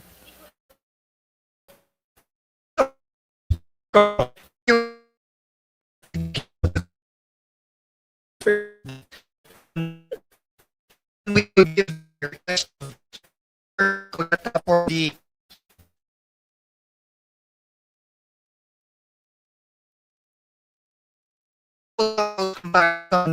age gaps 24 we already submitted. Remember, we talked about 2025. You were supposed to submit per district the projects where there are issues, and you the issues that have issues with the implementation sa contractors that you may have the power to terminate. So we talked about 2025 projects funded. Either you renegotiate or you have the power to terminate if they are flood control projects or asphalting or whatever projects na questionable sa implementation ng mga contractor. And are you suggesting to terminate? Will you terminate? And if you will not terminate, what is the remedial measure you will do why you will not terminate? In short, we're putting everyone on stricto tayo ngayon, hindi pa 2026. But wala pa kayo ng 2020 pag ginawa yung GAA 2025, pero pinapanood nyo sila ngayon at husayon yan. To terminate natin, hindi natin terminate, pero repeat job ito, or sige, terminate, may savings tayo. So I leave it to your better judgment, but maybe a list of that so we can also study for possible savings. Mr. Chairman, Senator, what we can submit by Friday, I think, is the list of those that are either unimplementable already or that have been terminated already. As for those that we can terminate, this might be a little tricky because we still need to talk to the Office of the Solicitor General to determine that, and that will require, again, we're talking about, I don't know, like 20,000 projects for this year that we have to sift through. That might not be possible for Friday, ma'am. But whatever you can for Friday. At hindi na kailangan OSG, you have the power kasi sa Government Procurement Act, nakita naman nyo eh. At saka kung na-terminate niya yung ibang mukhang questionable, meron kayong power to terminate kung linoloko tayo at saka sinabi na ni Presidente, ibaba yung dupa, pero ang sigil pa rin niya, let's say, sa construction material sa bridge na ito, triple. Kaya mo yun. Hindi kailangan ng OSG yun. Ma'am, kasi obviously for those that are already contracted, that was already the basis of the budget, and the contract price was already established under the old or the existing cost of materials. So there are clearly legal issues there, so we will need to talk to the OSG about that. But for those that we have terminated or about to terminate for costs, we can provide that list by Friday. Perhaps we can generate reports since from your district engineers or from our people on the ground, yung mga sumbong sa Senado na mga dapat i-terminate. I mean, without looking at political color, of course. Yes, we can. Marami pong sumbong. Kung sumbong lang pong pag-uusapan. No, sa sumbong sa Pangulo po, I think 20,000 na yung nagsumbong doon. No, but again, that will require some time to sift through.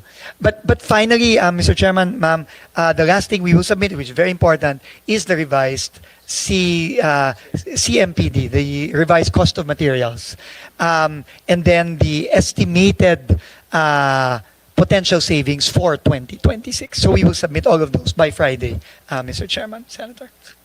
Nomenclature that's allowed in the GAA for school buildings and classroom that will still fall under your department. Okay, yes, ma'am. So Yes. which is multipurpose buildings slash school building. Yes. Oo, We will kung provide ano yung that as well. gamit, kasi hindi bawal yun. Opo. Para wag nang ililipat, tapos babalik. Tama po. Yeah, mas efficient. Tama po. Yeah.